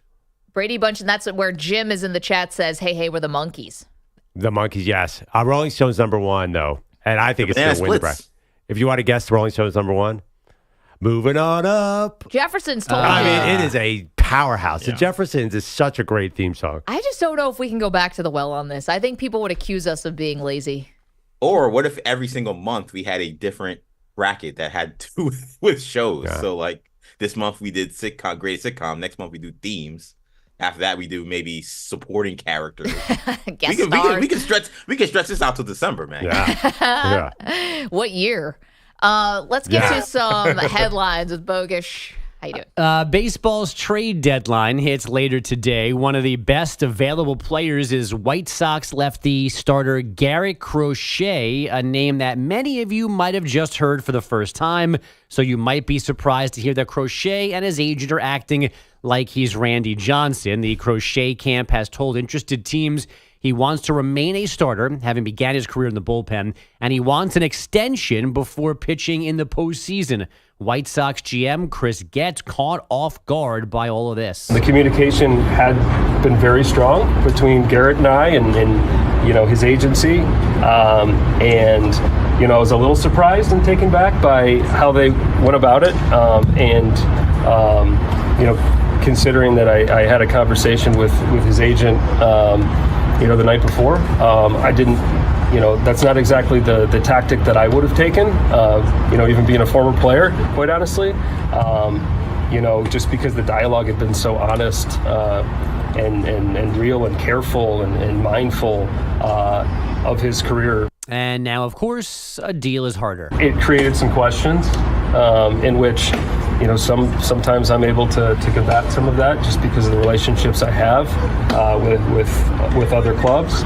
But it definitely created some questions. The short-term and long-term consequences are unknown. Okay, so the trade deadline is tonight at 6 o'clock Eastern time, right? So 5 o'clock for the Chicago White Sox. This is a unique one because I've never heard of a player reportedly, I don't know if this actually came from his mouth, but from, I think Bob Nightingale had this, that he would sit out a playoff game if he doesn't have a new contract. I'm all for players getting paid. That is a heck of a thing to put out there, though. I think that hurts you. I also think you kind of just need to know your place, right? Again, like he's Garrett Crochet. That's what's shocking to me here. This is not a multiple Cy Young winner or candidate or all-time pitcher, end of his career that has the cachet to make demands. Crochet doesn't have the cachet, is what you're saying? No, not even a little bit. Is he knitting himself into a corner? He is. We could do all That's that a stuff. good one. But here's the part of it where you say, I would sit out a playoff game. I mean, that's just that's where you make the team look good. You're going to make the White Sox, who have lost 14 in a row. Oh, we're going to get there. Oh, yeah. They're terrible. How you can make the White Sox look good, but Chris Getz seems like a totally reasonable person in this clip, and the player sounds unhinged. And his agent as well. Yeah. All of them. And I also can't stand it when pitchers who, Crochet's having a dominant season. He's been great. But when pitchers play for terrible teams where there are zero stakes in how he pitches, those guys acting like, as Bogan said, that they're Randy Johnson. I mean, give me a break. You're not playing in any meaningful games. How many times do we see these guys get traded at the trade deadline, go to a contender, and then stink the rest of the way? It's a whole different environment playing for a real team compared to playing for the White Sox. And there's just, he has no track record, not even a little bit. He's coming off Tommy John surgery. He pitched a couple innings last year to finish the recovery, goes into starting. He's probably, if not already, about to go past the suggested innings pitched in your first full year post Tommy John surgery. So he's got almost nothing to stand on here, and he's making all-time demands. How do you look like the bad guy when it's the White Sox who are also in the story, which is just crazy. And anyway. The story is that losing streak now a franchise record, 15 in a row. First pitch. Fastball lifted deep to left field. Benintendi back on the track. It's out of here. Bobby Witt Jr. delivers a go-ahead grand slam. In a 6-run 8th inning for the Royals, they win in Chicago 8-5. Now back on the trade front, the Braves reacquire slugger Jorge Soler and reliever Luke Jackson from the Giants. Atlanta will pay what's left of Soler's contract, including $26 million for next season. He was the 2021 World Series MVP with the Braves. The Astros adding Toronto lefty Yusei Kikuchi. The Jays also sending Justin Turner to Seattle. And the Reds shipped righty starter Frankie Montas to Milwaukee. Colts defensive end Samson Ebukam suffered a season-ending torn Achilles at camp on Sunday. Spain held off Greece 84-77. In men's basketball action in Paris this morning, Giannis and company now 0-2 in group play, making it nearly impossible to reach the knockout stage. And Coco Gauff losing the first set to Donna Vekic in their third-round women's tennis match. Guys, back to you. Was anyone else crying yesterday watching men's gymnastics, or was that just me? Just you in this room, I think. I mean, nothing like a good middle-of-the-day cry on a Monday. But tears of joy.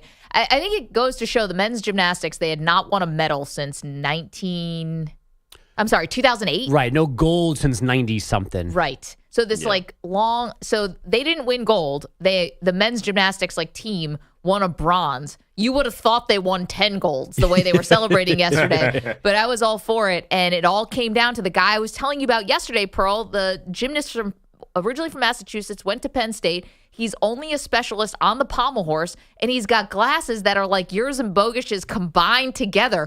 I don't know how he could see. I think he's doing it all on feel. He's kind of quirky looking. He's in his own head going through the routine before he gets on the pommel horse, and he solidified it for the Americans. What did he win? Sorry. They all won bronze as a team. Oh, I see. So it was a team thing. And you actually, so you shed tears? I did. Wow. A tear. Wow. I know. I didn't shed tears, but I did yell, "Let's go," when there's an American fencer who was facing in a matchup and it went to sudden death overtime, similar to our Cheers Office matchup yesterday. I didn't know there was sudden death. I didn't know there was sudden death overtime in fencing, but there was. In the number 2 seed, the American was about to go out, and they must have done a 3 or 4 minute sudden death where they had to keep restarting. And then when he won, gentleman ripped his mask off, yelled, "Let's go!" He's on his knees going crazy. Meanwhile, I'm going crazy in my living room, having never heard this guy 10 minutes before I started watching. The French audience could not care less, because easy in France, on that knee, other... EJ. Let's make sure the other one stays intact. We don't need we've already had kickball incidents. We don't need a fencing issue to get in the way. But yeah, no, you don't cry during the Olympics. What's the matter with you guys? I mean, it's not off the table. It just didn't happen yesterday for gymnastics. If it's not the moment when they solidify the medal, it's got to be during the anthem, right? I mean, what are you guys, just robots over there? Well, I wasn't watching live like you were, so that might have been the first obstacle to tears. No, you gotta be watching live. Yeah. Yesterday was not a big Olympic day for me. I kind of give me Simone Biles and men's basketball. When's that going on? Oh, Simone Biles today. Yeah, men's basketball tomorrow. Oh, are you guys about Canada or Team USA? I thought Team USA. His real allegiance, which is Canada. Team USA is tomorrow? Yes. Oh, Wednesday. Okay. Yes. Yeah, okay. But you see, you got to text me, Maggie, that say the guy with glasses is pummel horsing. All right, I'll text you next time. Well, she did, right? I tweeted it. I mentioned it yesterday. I mean, there's only so much I can do. I can lead a horse to water here, but I can't make it drink, Pearl. If you don't want to get on board with men's gymnastics, I don't know what to do. I actually do not acknowledge that men's gymnastics exists. I'm going to be honest. The Olympics has made its way into my girlfriend's group chat, which they are not sports fans. Okay. By any stretch. They wouldn't know Peyton Manning from, Peyton Hillis. From Rafael Nadal. I mean, they don't know anything about anything. When it comes to sports, they don't even know what I do for a living, but they are very much into the Olympics, and I'll tell you what sport made it into their into their purview. Yeah, the Olympic fans are not sports fans. Like, if you watch 3 minutes of the Olympics, and that's quite clear. They haven't watched 1/30 seconds of the Olympics, no, but they have a favorite. Right. But the Olympic audience is the exact opposite of the football audience. It's the Today Show audience. True. Right. And that's how they present it. And that's why sometimes there's like 9 minutes of features and 1 minute of actual competition. Well, this one wasn't a feature so much. It was a couple still photos and a video of the French men's diving team. Oh. And I'm going to leave it there. Not the German women's beach volleyball team that I was in. Maybe that was your group chat. My group chat was a little more about the French divers. Suddenly got a lot of fans of this French diver, and I'm going to let everyone else do their own research on this because I can't lay it out anymore. What's with this diver? Does he have an OnlyFans page? What's going on? What's going on? Or should he? Yeah. I'm not saying nothing. Does he need 2 Speedos? All I'm saying is I got back to my phone and there were 27 text messages and it was all about this one guy.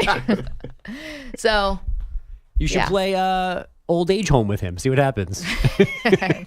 855-212-4227. Take Zoo and Boyle. Okay, on to more sobering notes. Patriots training camp, a lot different with no Bill Belichick. We'll tell you how next. You're in a 5-minute break.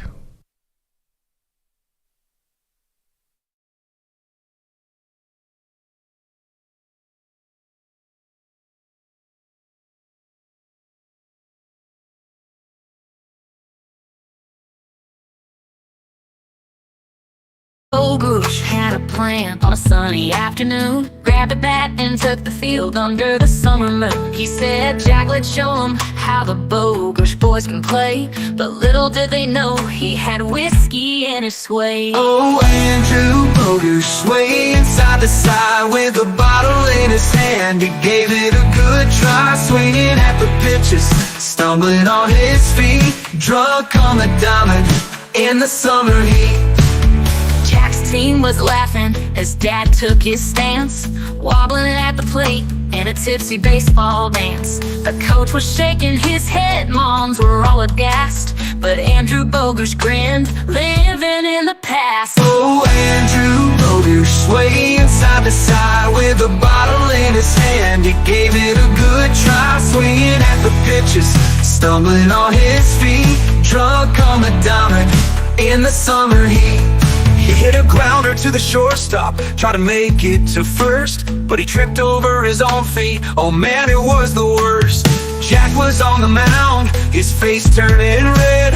Come on, Dad, get up, this game's far from dead. Oh, Andrew Boger swaying side to side with a bottle in his hand. He gave it a good try, swinging at the pitches, stumbling on his feet, drunk on the diamond in the summer heat.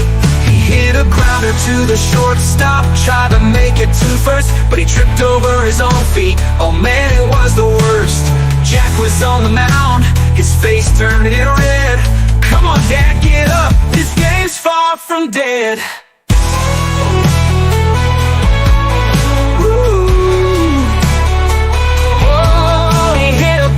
To the shortstop, tried to make it to first, but he tripped over his own feet. Oh man, it was the worst. Jack was on the mound, his face turning red. Come on, Dad, get up, this game's far from dead. Oh, Andrew Boger swaying side to side with a bottle in his hand. He gave it a good try, swinging at the pitches, stumbling on his feet, drunk on the diamond in the summer heat. So if you see a little league and laughter fills the air, look for Andrew Bogish, you might find him there. With a grin and a wink, he'll raise a drink on high. Get it with Snoop to your double chill on the beat. Paris got a problem, Mickey Cully ain't discreet. Olympics coming fast, but the water's not neat. Gotta clean it up, make the competition sweet. Snoop's in the house and he's laying it down. In Paris where the river's supposed to wear the crown, but there's trouble in the water, yeah, it's going around. While Peter Body's on the sideline, not making a sound. Now Peter Bellotti ain't fazed by the fuss. While the city's in a hurry, he's missing the bus. Olympic fever high and everyone's a rush. Peter's laid back, in the calm, no crush. Athletes train hard, dreams big, they trust. While Peter's in his world, the side lives robust. Paris may hustle, sparkle and bust, but Peter Bellotti's mind is clear from Olympic dust. As the world tunes in for the gold, the glory, Peter's got other tales, another story. Not about the races or the podium's top.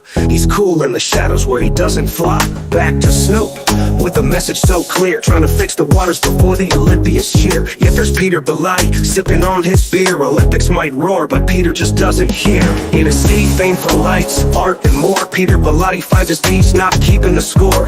While rowers row and swimmers soar, Peter's vibe is different on his own shore. So as we close this rap, take it from Snoop, we're all in this game, in every group. But remember our man Peter Bellotti, unique in the truth, marching to his beat in his own loop.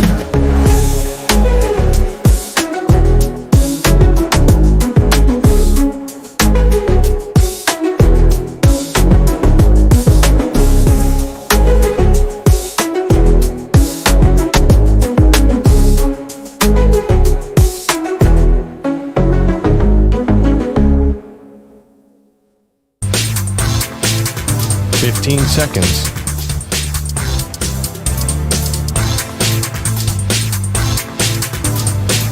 Break ends in 5 seconds.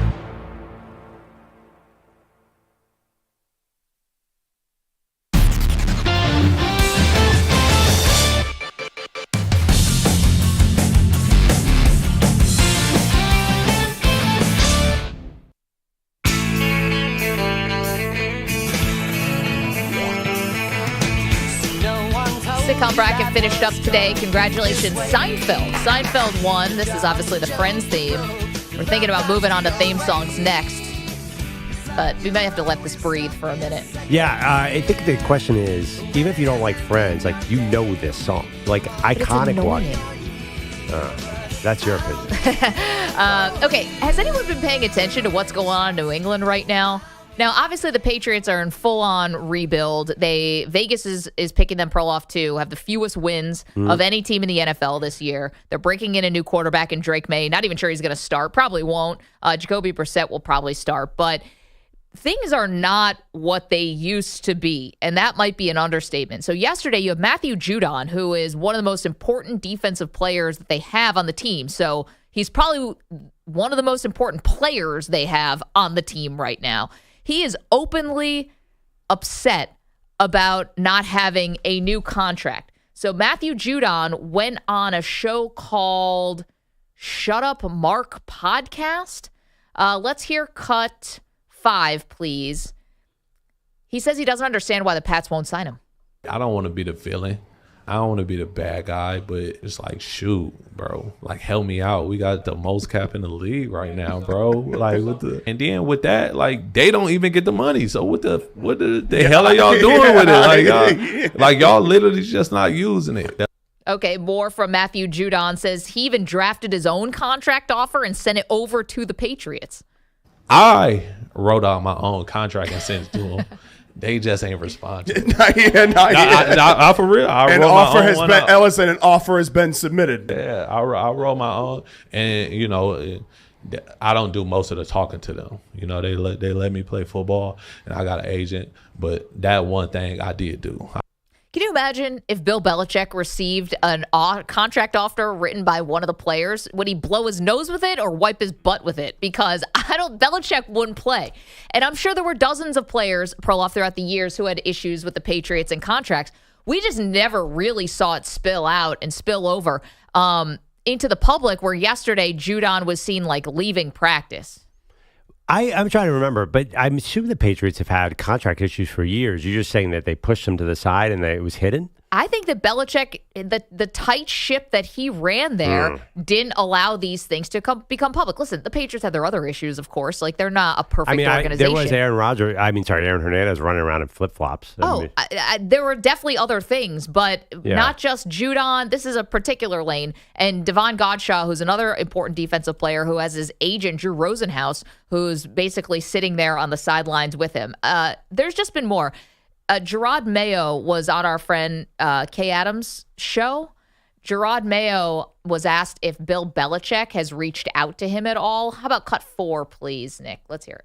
That's a tough question. We haven't had a lot of communication since I've been here. And honestly, for me, my focus is the players. It's all about the players. And I learned a lot from Bill. I honestly did. X's and O's, and also, structure and practice and things like that. Okay, so and hasn't heard much from Bill Belichick. I mean, he's really changed a lot of things even behind the scenes, playing music at practice, starting practice a little bit later to have meetings earlier, and also putting like a PlayStation ping pong table, that kind of stuff in the locker room, because he thought guys were going over just like being on their phones, not being like no camaraderie, really. Just a very different vibe for the Patriots now. Yeah, I mean, I think it makes sense. Like, the Belichick era is gone. You were terrible at the end of the Belichick era. You're now a normal team. This is whoever is, like, for example, Matthew Judon. He's not going to be there when the Patriots are good again. So what's the difference if they sign him or not? Why would the Patriots sign him? He's going to turn 32 in August. I'm not sure. Like, everyone's got to realize what's happening here, right? They're going to be bad for 2 years. Is that okay? Can you come off of Bill Belichick and just be bad and be cool with that? I think you should kind of face that fact. Well, I would be worried perhaps a bit if I'm Gerard Mayo, because even if you know that intuitively, if you have Robert Kraft, who got so frustrated at the end with Belichick, someone who's won 6 Super Bowls for the guy and made the franchise beyond profitable, increase the value of the franchise, along with Brady, obviously, by probably a power of 10, how much real patience are you going to have with a new coach in Gerard Mayo, who's doing things a different way, and say Drake May's development doesn't go well, or anything that happens. Well, that's the key.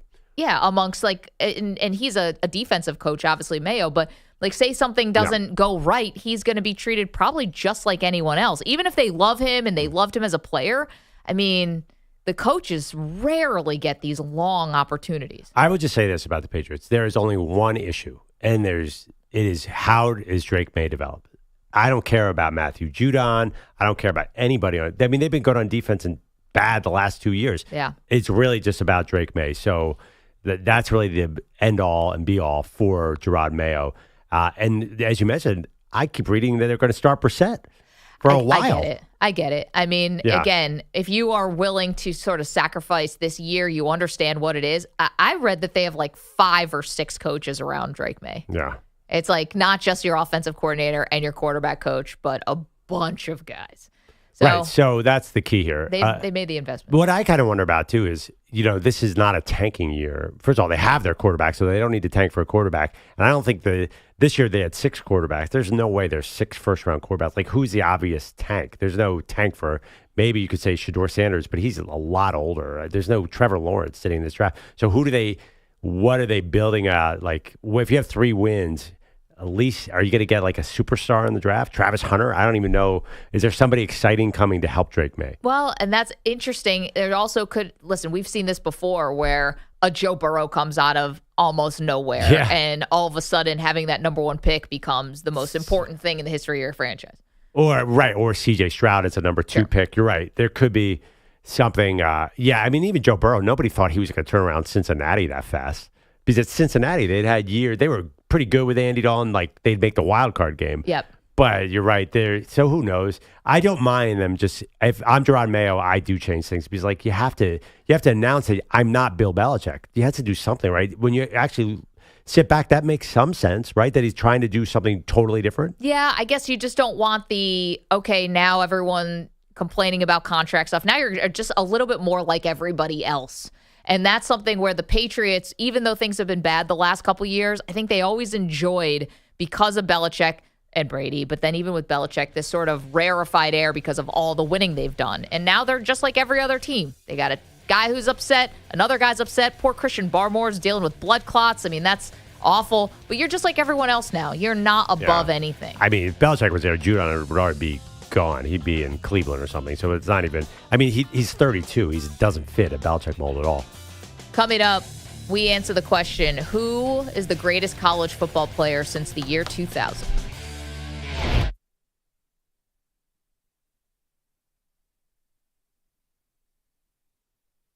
You're in a 5-minute break.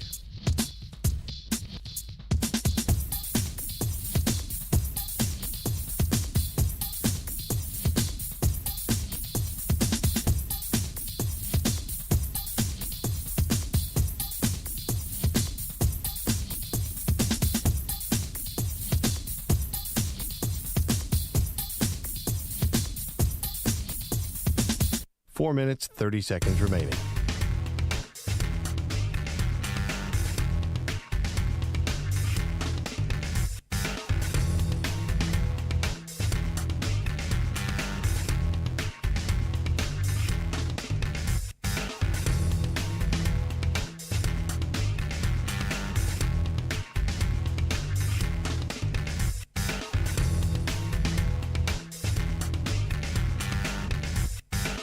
Four minutes remaining.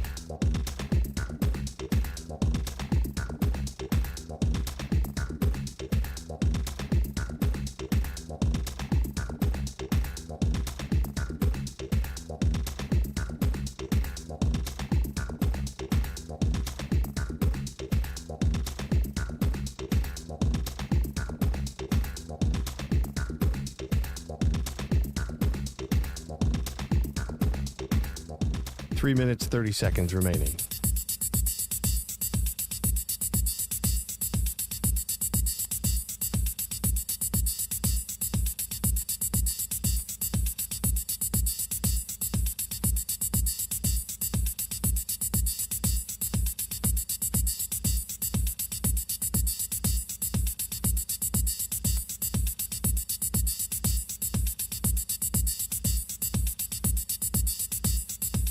Three minutes remaining.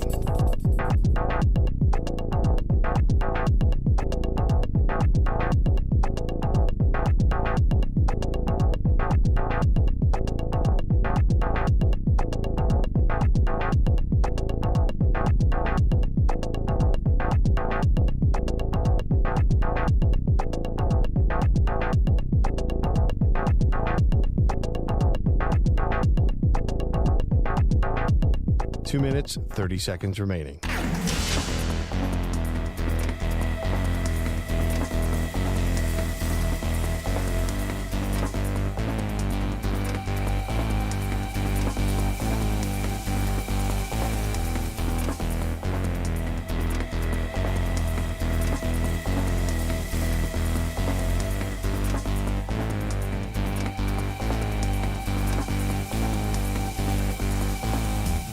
2 minutes remaining.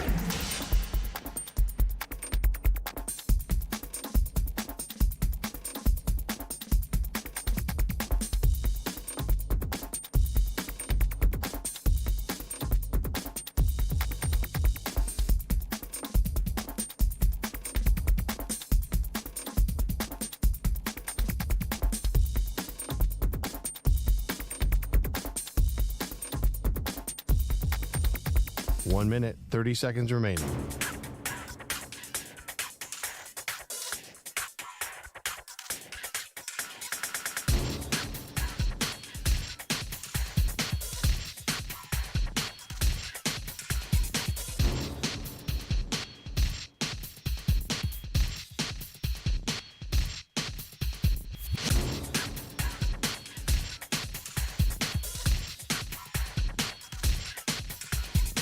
One minute remaining.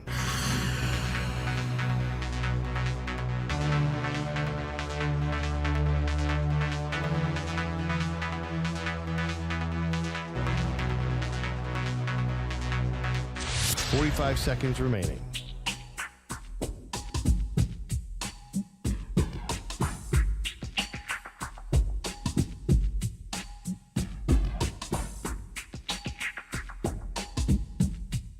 Thirty seconds remaining.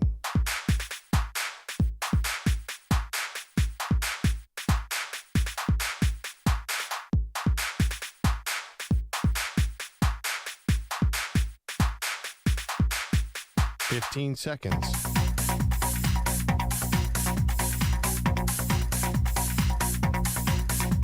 Break ends in 5 seconds.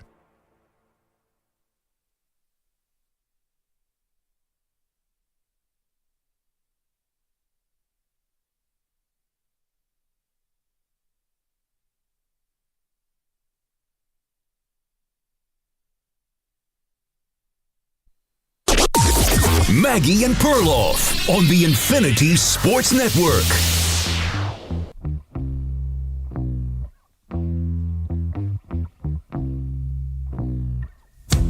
I want to get people fired up. Do a greatest college football player since the year 2000 list and just watch the world burn. Hey, welcome to the show. Maggie Gray, Andrew Perloff. I think I'm getting that about right. A list put out by ESPN. I think they try to do a fine job there, but we have some major issues with this list, and we're asking you, who is the greatest college football player since 2000? They put in Ndamukong Suh, which is, it's an outside-the-box thought to put a defensive lineman. Suh certainly was dominant. Perloff, to me, if the list doesn't start and end with Tim Tebow, I think the list loses some credibility. Tebow wasn't even in the top 5. You're talking about greatest college football player since 2000. I think Tebow has to be at the top for me or near the top of the list. I think that was a brilliant move to put Suh. Suh is probably... it was like, have you guys ever seen the movie Fast Times at Ridgemont High? Yeah. The one lineman who Forrest Whitaker. Forrest Whitaker is just an unstoppable force. That was Ndamukong Suh in college. I've never seen a defensive player like that. So you could argue he's the best player. But if I'm doing a list like this, like you, I'm going quarterback, quarterback, quarterback, quarterback. I understand your argument with Tebow. Tebow was part of a juggernaut, though, at Florida. I'm going for guys who stood out individually. So I go more Vince Young sort of carrying a team on his back, Cam Newton sort of carrying a team on his back. I know they had shorter-term success. Tebow got 2 titles. But I think Vince Young is the guy. It's just sort of eyeball who's the greatest college football player since 2000 that I've seen. It's Vince Young. So you go Vince Young, I go Tebow, and if you're asking me who my second choice is, it's Reggie Bush, who also didn't crack the top 5 of this list, which I thought was a little crazy, quite frankly, because Reggie Bush, you saw it, I saw it. Who cares if they took away the Heisman and they gave it back? It doesn't matter. What we all saw from Reggie Bush was a step above. And again, if you're talking about since 2000s, we're not going back to Barry Sanders here. This is not going back to Thurman Thomas. We're talking about now. Adrian Peterson is not anywhere on this list. There's no running backs in the top 5 of this list in terms of ESPN. You could argue Adrian Peterson was better than Reggie Bush. Reggie Bush, you're right. I could make that argument. Reggie Bush, to me, I just felt like I was watching something. I felt like he was so clearly head and shoulders above. He's 7 on this list. He is the first running back to make the list. Yeah, I mean, he was spectacular. But you did have Leinart on that team. You had Lendale White right next to him. I could say there's a little bit of a system thing going on. I don't know. I mean, Leinart won the Heisman too. I get that, but I think there was also like that quarterback thing going on, which Right, happens well, a it's just lot. because but it was also that team. Like, everything they did was easy, it seemed like. I mean, we haven't seen a team, I guess we have offensively, but they just felt LSU so team. dominant. Yeah. I mean, listen, certain Alabama teams have moved the ball like crazy Yep. too. What about, I was thinking about something, there was a bias against modern guys. I mean, really, like, Caleb Williams probably belongs higher on this list. I mean, the fact that Kyler Murray would make the list and Caleb didn't make the list. Yeah, I just think it's Who was hard the to better do this. quarterback? You need some time and perspective. Obviously, Caleb won the Heisman, then came back and had another really good season. Yes, they didn't win. You get into, I mean, honestly, and do you remember RG3 in his Heisman year at Baylor? Remember Jameis Winston winning at Florida State? I guess if you're going to look at guys who had 3 or 4 years, I mean, what was wrong with Trevor Lawrence at Clemson the year they won the title? As a freshman. I mean, yeah. I understand. I that's why I think this list is a little tough when you have Ndamukong Suh 1 and you have Baker Mayfield 2. I mean, Baker was a great player and was captivating, no doubt.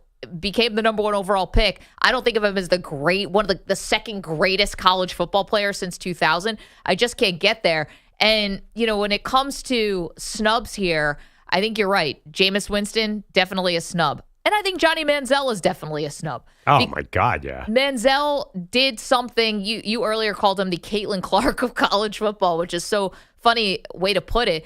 But he brought in a whole new level of fame and eyeballs that was He's Johnny rare. Football. Yeah. Oh, he's Johnny Football. He came out of nowhere. He was a little guy from Kerrville, Texas.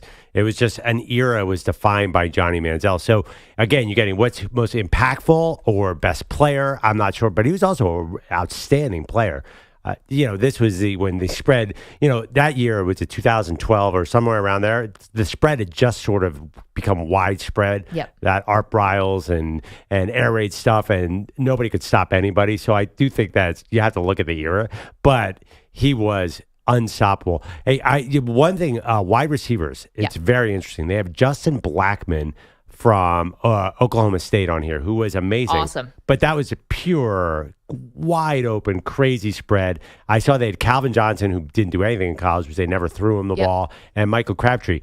Marvin Harrison Jr., he's got to be one. Could he have made this list? I know it's recent, but he's the best kind of wide receiver I've seen in a long time. I think he could definitely make the list. And the first wide receiver that's on this list is Larry Fitzgerald at number 10. It's funny that Pitt gets 2 players here in the top 25 with Larry Fitzgerald and Aaron Donald. Larry Fitzgerald did get a lot of Heisman love, so that makes sense. I wonder if that's a little bit of college into NFL bias.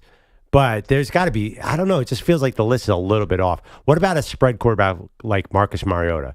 Is that all Chip Kelly, and that's why Mariota's on higher? Because he had a bunch of good years. He was on a list that was the first 10 Yeah. out. So sort of an honorable mention along with RG3, with Calvin Johnson, and Trevor Lawrence is there. Also Christian McCaffrey, someone who we haven't mentioned. But McCaffrey was obviously a Heisman finalist. McCaffrey. Yeah, but was he impactful at Stanford? Yes. I mean, yes, he was. Was he as good as Toby Gerhardt at Stanford? I don't have the numbers in front of me. Probably. But I just think that, to me, it's like Vince Young, Tim Tebow, who really impacted the sport. Johnny Manziel, guys who were front and center, I would have put higher up on this list. Okay, so the top 5 for ESPN was Ndamukong Suh, then Baker Mayfield. 3 was Cam Newton. 4 was Vince Young, and 5 was Ed Reed. You go back to those early 2000s Miami teams, which I know, EJ, this is right in your wheelhouse as the big Hurricanes fan here, and I do think Ed Reed did stand out. They have Bryant McKinney, the offensive lineman, also on this list, but I do think Ed Reed is there. I was surprised Sean Taylor, though, did not make the list and did not make the first 10 out. Now, it was 2 seasons for Taylor, 11 interceptions one year. I mean, Sean Taylor, may he rest in peace, I thought should have been on this list. I agree. I thought Sean Taylor was a big omission. I know Ed Reed being that high was surprising to some, but Ed Reed had 17 touchdowns and 4 picks in 2 years. I mean, he was the dominant player on the Miami defense in that championship year. Yeah, because the quarterbacks were terrified of the 4 first-round picks on the front line, just chucking the ball into the air. I mean, that's the thing. There were so many defenders. No, yeah, but again, as someone who lived and died by those teams, Ed Reed was the heart and soul of those teams. He was the lifeblood of those teams. He really got the team to go. It went beyond even just the stats in terms of his impact. But yeah, Sean Taylor, you want to talk about ferocious, you want to talk about one of the most feared players in college football. Go over the middle and see Sean Taylor standing there. I was surprised he missed the cut. As a Miami fan, I thought he should have been in there. They should have had 2 Miami safeties in that top 25. Look at this. First of all, I don't even think Ed Reed was the highest drafted guy in that secondary. Antrell Roll was there. And Vince Wilfork and Jonathan Vilma. Vince Wilfork did not make the list at all. I was surprised by that. It's like the entire Miami team. Philip Buchanan, everybody, he had an NFL player at every position. And here's the thing. Ed Reed played 2 seasons in the 90s. I would think, and the writer of the list did talk about that. There are guys who crossed over, that maybe that thing's at 5 just seems high for Ed Reed. Is Honey Badger on this list? I think he is. But he is on the list. He was one of the great safeties, too. I just have trouble putting a safety at number 5. But Perloff, the 2 years that Ed Reed, the 2 years I talked about, the 17 picks in those 2 years, those are both in the new millennium. So if we're talking about Ed Reed as a starter, those 2 years, Miami lost only 1 game. And he had a touchdown in one of the biggest games in Miami history that saved the 2001 season against BC. He took the ball away from a defensive lineman and ran it back for a touchdown. That saved Miami's perfect season. He had some impactful moments that maybe get forgotten because it was so long ago. But Ed Reed was an absolutely dominant college football player. 2 picks against FSU also in that last season with Miami. Yeah, it's so weird, though, to hear you advocate for a guy who is on your team. It's just, is that why? This is a cousin to the Jalen Brunson is the best player on earth. He's number 5. Well, no, he's number 5 on the list. So it's not like I'm the only one saying it. I'm saying that they got it right. I still think without Tim Tebow at the top of the list, I think that this is lacking. At 855-212-4227, you are welcome to weigh in. We'll ask you who is the greatest college football player since 2000. So we're not going all the way back, just a little bit back. Turn of the century stuff. Yeah, you got to go quarterback. If we were doing the 80s and 90s, it'd be running back, Barry Sanders, Thurman Thomas, go down the list. But it's just, unfortunately for your guy, Reggie Bush, who I love, you got to put Cam Newton over him. Can I make a case for a non-Miami guy who didn't make this list? Go ahead. And you guys mentioned him earlier. Matt Leinart not being on this list is ridiculous. Yeah, that to me, you guys think about Johnny Manziel. That's 3 years of dominant play by Matt Leinart. Multiple Heisman Trophy finalists, obviously won a Heisman Trophy, and almost won 3 straight national championships. They won 2, one that's kind of like debated, but they won the first year. Second year, of course, they dominated Oklahoma in the Orange Bowl, and then they lose that game to Texas. But Matt Leinart, I know his pro career was not good at all. He was a great college quarterback. I also feel like there's a little bit of a bias because he was a pocket guy. Everyone at that time, we were starting to move towards the spread guys, so we loved the Mariotas and the Manziels and the Tebows and the Cams. But Leinart was a surgeon in that USC offense. I think as good a quarterback as I've seen. EJ, I think it's partly because he didn't do anything in the NFL. I think that influenced the list. Like Khalil Mack is 13 in part because he's a great NFL player. So I think that's what hurt Leinart. What about Manti Te'o, by the way? Did not make the list and was not an honorable mention either. Because there's so much noise around Manti Te'o. The story is so famous. It's almost hard to remember how good a player he was because we got so caught up in the scandal and the fake girlfriend. Right. But of all the things, if you're going to go, off the field stuff, right? And maybe that's a reason partially why Jameis Winston's not on the list or some other guys.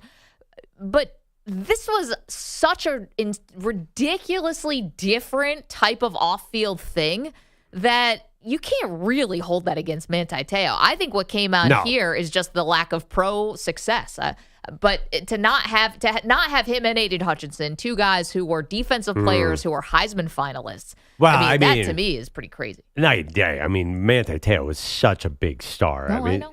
Aiden Hutchinson was really good, but not even the same conversation in my as far as college football stardom, at least.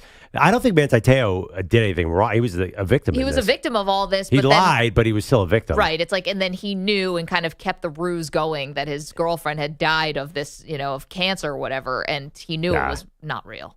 And he let everybody feel bad for him. The other thing about Manti Te'o, I think that hurt him was that championship game was a bad look. And I know he was dealing with a lot because all this stuff was coming in on him, but the visual of watching Alabama just run all over them. Yeah. And they're like, oh, wait, this guy's kind of small, and these offensive linemen are just pushing him around. Like, is he actually that good? And he had an amazing year. Like, no one could deny how great he was on the regular season. But it was almost like he went up against a real, quote-unquote, real team, and maybe he got exposed. I think maybe some of that shine got taken off when it came to making this list because of that national championship game against Alabama. So I was there for that beatdown in person. It was in Miami. And it was, first of all, it was shocking because Notre Dame was very good that year and they were worthy of being in that game. And Alabama took them to the woodshed. We had all of our post-game recap stuff done by the middle of the third quarter. We were trying to figure out more content to put out for SI because we were like, well, the game just gave us absolutely nothing. Wow, but see, to me, everything you're saying is not fair to Manti Te'o. Of course, Alabama blew out Notre Dame in that game. Notre Dame had no chance, and it wasn't on Manti Te'o. They just weren't in the same level of talent. Right, but that's not how people felt going into the game. What was I the don't spread? remember what the spread was off the top of my head. It was feel probably like a touchdown. Even but beyond the blowout, I think it was also just Alabama just ran all over them. Like it wasn't just we're gonna throw the ball at. Well, Manti Te'o was a run stopper. So I think that the visual. I'm not saying it was fair or unfair. I'm saying I think the visual of that is why he didn't make this list. And maybe it was unfortunate because he was a great player. I think that's unfair. I mean, and Ndamukong Suh didn't even make any noise in any kind of bowl title threat. They were 10-point favorite, Alabama, in that game. Yeah, so they were big underdogs. Here's another name on here. Luke Kuechly made the honorable mention. Like, that's because he was a Hall of Fame level pro guy. I mean, he was probably really good. I don't know. And Robert Gallery made this almost list. That's because he went number 2 overall in the draft. Dwight Freeney at Syracuse. Were these guys really that great? I have no idea. Dwight Freeney really was that great. Yeah, but I mean, if he wasn't an NFL superstar, would he be on this list? Dwight Freeney's literally going to the Hall of Fame. Yeah, but there's a lot of guys. I mean, you go. There's hundreds of guys who are in the Hall of Fame. Like he played at Syracuse. That was a non-entity at all. It was, but he was a standout. But he was there. They were pretty good though. Yeah, they weren't bad when he was there. Yeah, he played 98, 99. Paul Pasqualoni. I gotta double check that. Yeah, non-entity. Just, I mean, we're talking about a list with Johnny Manziel. Who, this. I'm sorry, Dwight Freeney at Syracuse does not belong on here.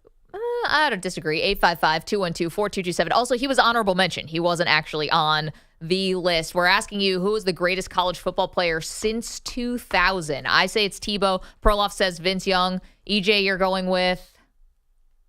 I would go Tim Tebow. I think that's multiple years of production. Vince Young was great, but it was 1 year of production. I think Reggie Bush makes a strong case here as well. What say you? 855-212-4227. It's Maggie and Perloff. Coming up, we do have some more football news for you. Do you know there's a preseason game in 2 days? Oh, yeah. 2 days. We get the Hall of Fame game. We'll tell you what's going on with Caleb Williams in that game next. You're in a 5-minute break.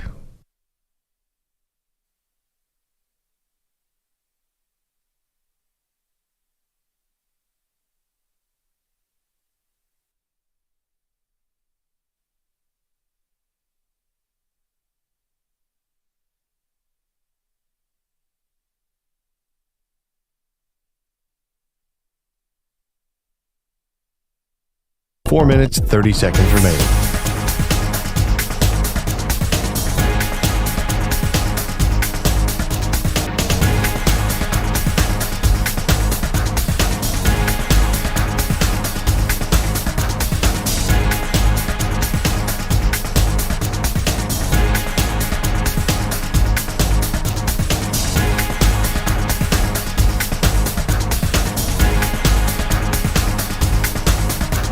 Four minutes remaining.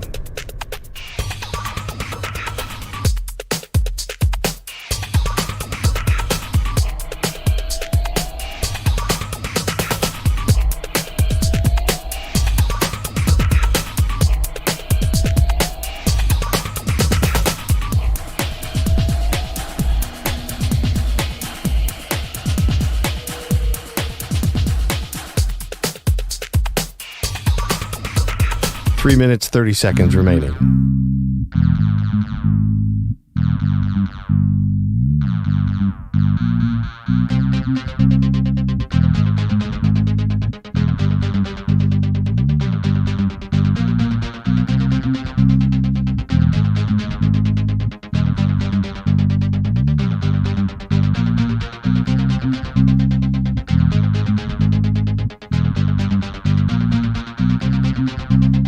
3 minutes remaining.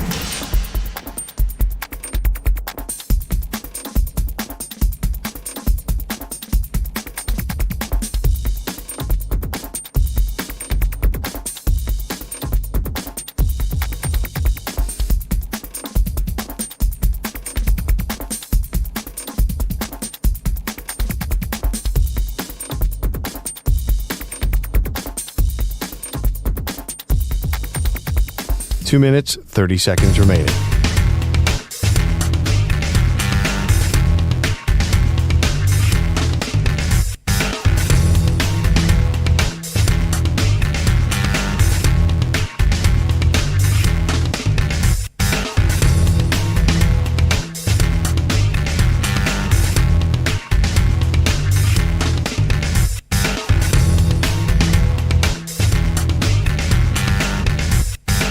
Two minutes remaining.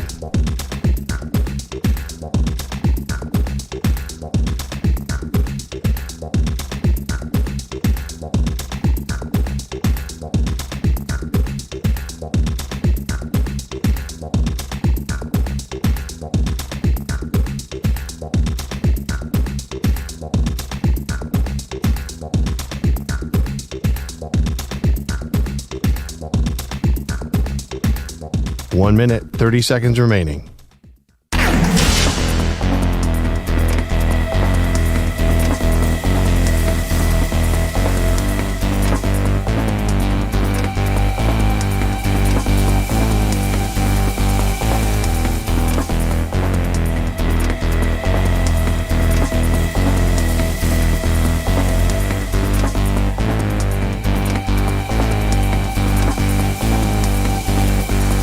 One minute remaining.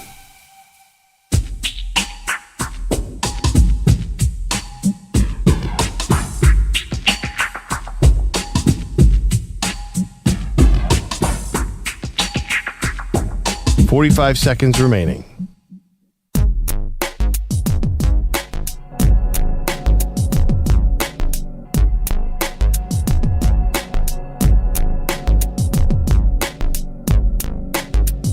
.30 seconds remaining.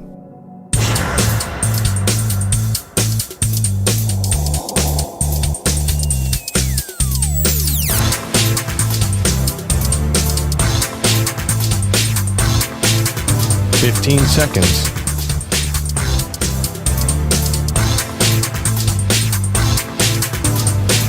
Break ends in 5 seconds.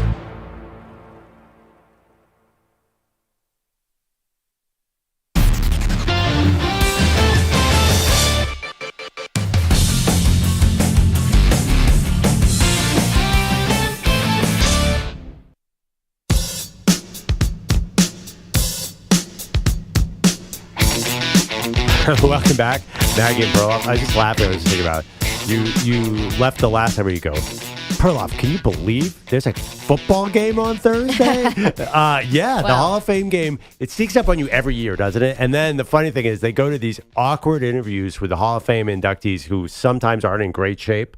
Thinking about you. So sad. Yeah, it's always the most awkward football game of the year. Like, you're not seeing anybody who is going to be first team. Usually they don't play. I know Caleb Williams wants to play for Chicago. He's probably not going to play. So it's like a B-level football. It feels like a practice. It's just an odd production. Wait, didn't last year? It was Darrell Revis was the most recent one that people were joking about his weight gain. I believe our colleague Tommy Lugauer said it looks like he ate Revis Island. Yeah. Yeah. Which was not fair. But wasn't DeMarcus Ware? Didn't he sing the national anthem? Yes. That was cool. Multi-talented guy. We're asking you, who is the greatest college football player since 2000? James is in Idaho. He's got a submission for us. Hey, James. Hello. Kellen Moore of Boise State is probably one of the greatest that has played since 2000. He had 15-3 record, winningest quarterback of all time. And at the time, he was top 10 in yardage and touchdown passes. You know, he's got, 43 touchdowns his final season at Boise State in 2011. This is Perloff's new offensive coordinator for the Philadelphia Eagles. James, thank you. Kellen Moore was definitely a huge deal when he was at Boise State. If you look up quarterbacks who are awesome in college who did not really have a chance in the NFL, Kellen Moore that's the picture right there. I mean, he was so good. Yep. Just the NFL just did not like that kind of air raidy short quarterback. 43 touchdowns to 9 picks. It's crazy stats. Yeah, totally like that one. I hope he is now going to translate that to the Philadelphia Eagles offense. Yeah, what's your level of confidence on that one? I'm pretty mixed on Kellen Moore, to be honest, because it did seem like the Cowboys got a little better offensively when he left. It felt like Mike McCarthy did a better job. So that's what we got. The problem with the Eagles is not Kellen Moore individually talented. Vic Fangio, defense coordinator, individually talented. Do all the parts work together? Is the head coach, your friend Nick Sirianni, keeping it all together? Who's in charge here? I know who it is.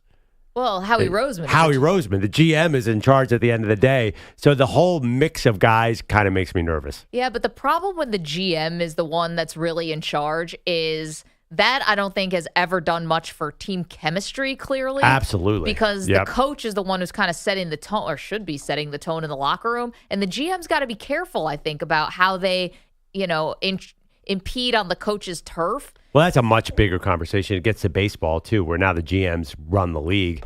But last year, the Eagles, for example, put Matt Patricia in as defensive coordinator midway through the season. Then the entire defense just quit on him. I think you're right. I think the players can't respect the front office. Those are the guys who cut them. Those are the guys who are not giving them money. It's got to come from the coaches. So even if Kellen Moore is brilliant, I don't know. It feels like a lot more going on. I mean, the fact that someone asked Nick Sirianni, what do you do here? Is an all-time. And the fact that wasn't the worst question ever asked at a press conference. In fact, it was just straight-up journalism. What do you do here? Even Nick Sirianni understands that. Like, I don't know. Beats me. That's what you get when you get the wide receiver coach from the Colts who's just really good relationship. He's a relationship guy. That's what what does Matt Rule do? I always wonder, like, he's not a coordinator either. What did John Hart? He was a special teams coach. To be a great coach, you got to be a leader, Okay, Maggie. but here's the thing about Nick Sirianni. He's a relationship guy, and the whole team imploded last year. Where was he then? What was he doing with the relationships between Jalen Hurts and A.J. Brown last year? Patch that one up. It was really the defense gave up. Okay, well then get somebody, light a fire under somebody's ass. Like, what do you do? That's all you're here. Listen, the guy got to within 3 points of winning a Super Bowl. I know he did. So did Doug Peterson. Actually won the thing, and they showed him the door. Okay, 855-212-4227. We're asking who is the greatest college football player since 2000. Our pal Big Dave is in Kentucky. Good morning, Warden. How you doing? What's up, guys? Football's almost here. Dave, can you feel it? It is, ain't it? I know. Yep. My favorite time of the year, almost. You know what happens with me since we moved to the suburbs? We live really close to the high school in our town. We're like behind it. So I know when football's starting because I can hear the band practice from my house. Oh, listen, man, beautiful. down here, high school football's huge. I mean, it's one of my favorite. It's one of my favorite times of the year. We've got a great program down here where I live, and it's awesome. On the poll question, I'm with you, Mags. I think it's kind of hard to argue against Tim Tebow on the best college player. But, it got me thinking about a player that I wouldn't say he's the greatest, but he was one of the most impactful players that just really didn't make it in the NFL. Was LeVar Arrington. I mean, remember him from Penn State? Oh, man. Remember that? There's one famous highlight where he blew up a guy. Was it on a punt play or something? It was crazy. Yes. Actually, there was a couple of those. But, man, he was a beast. I mean, he really was.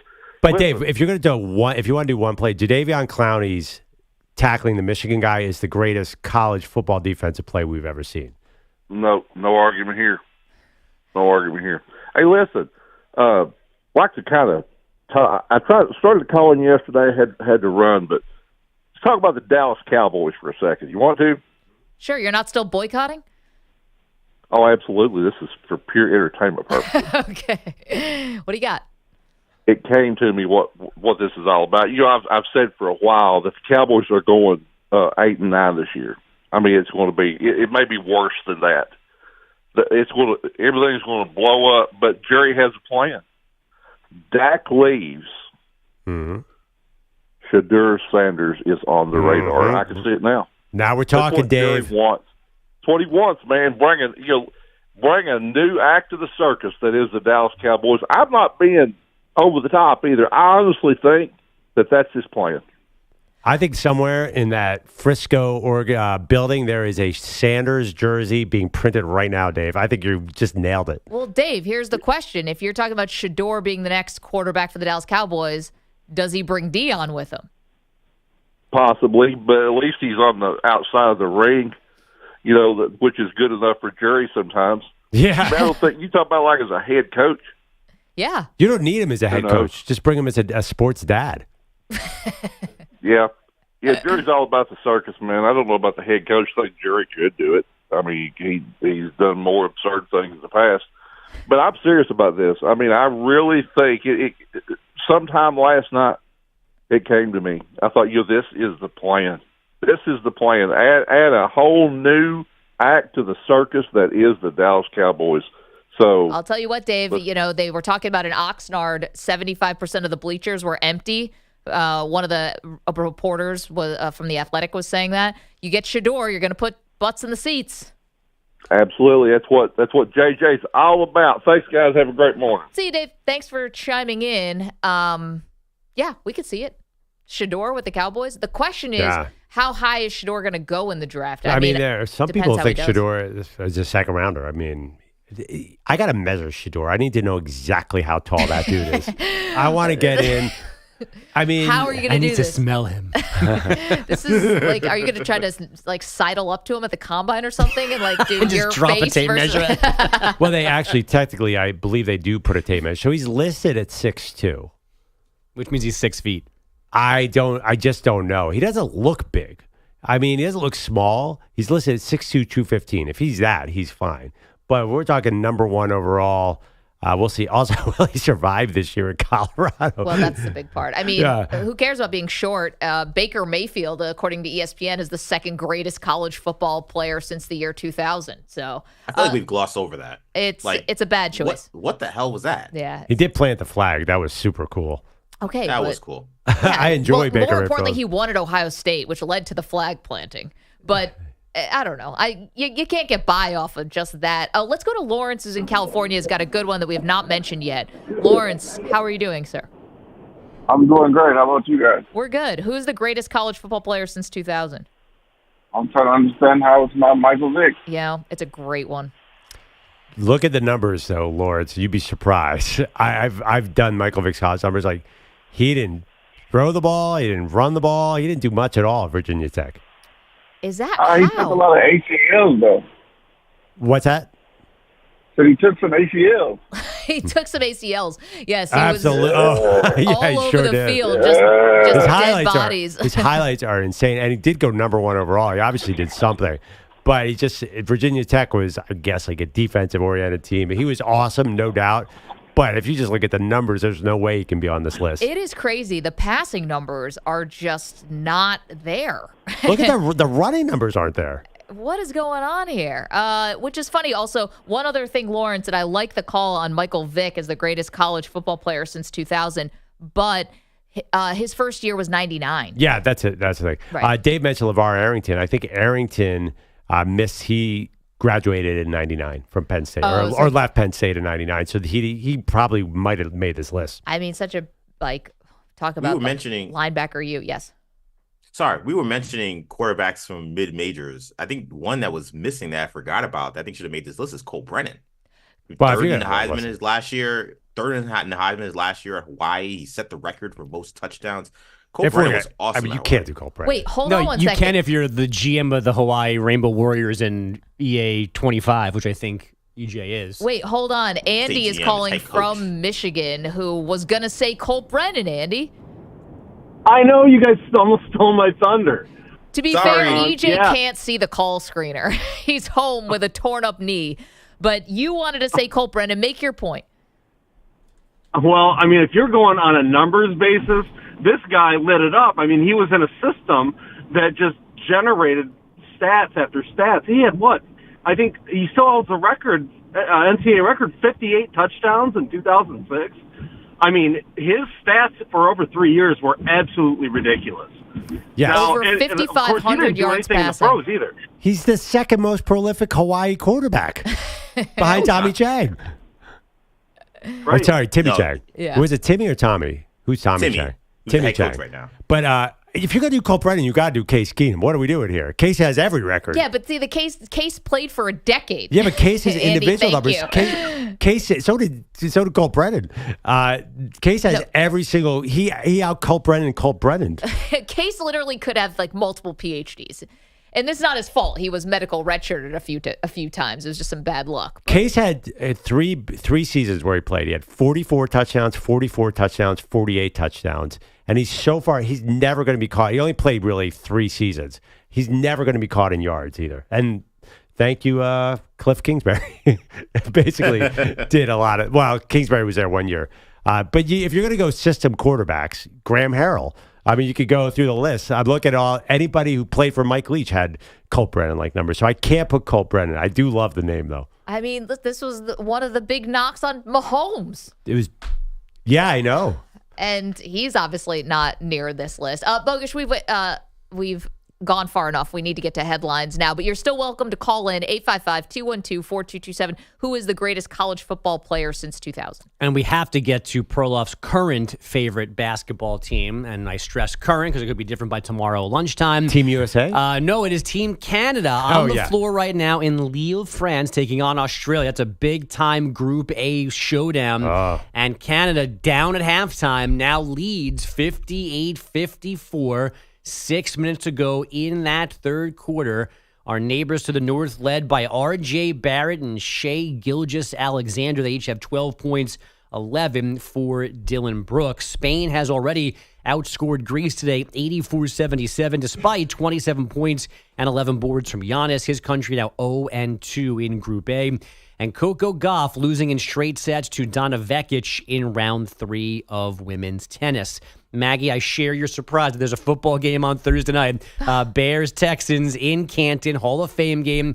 Caleb Williams wants to play. He knows he needs the reps, but he also knows this is not his call. Either way, the number 1 pick feeling good about week 1 in September. I'm on track to be ready.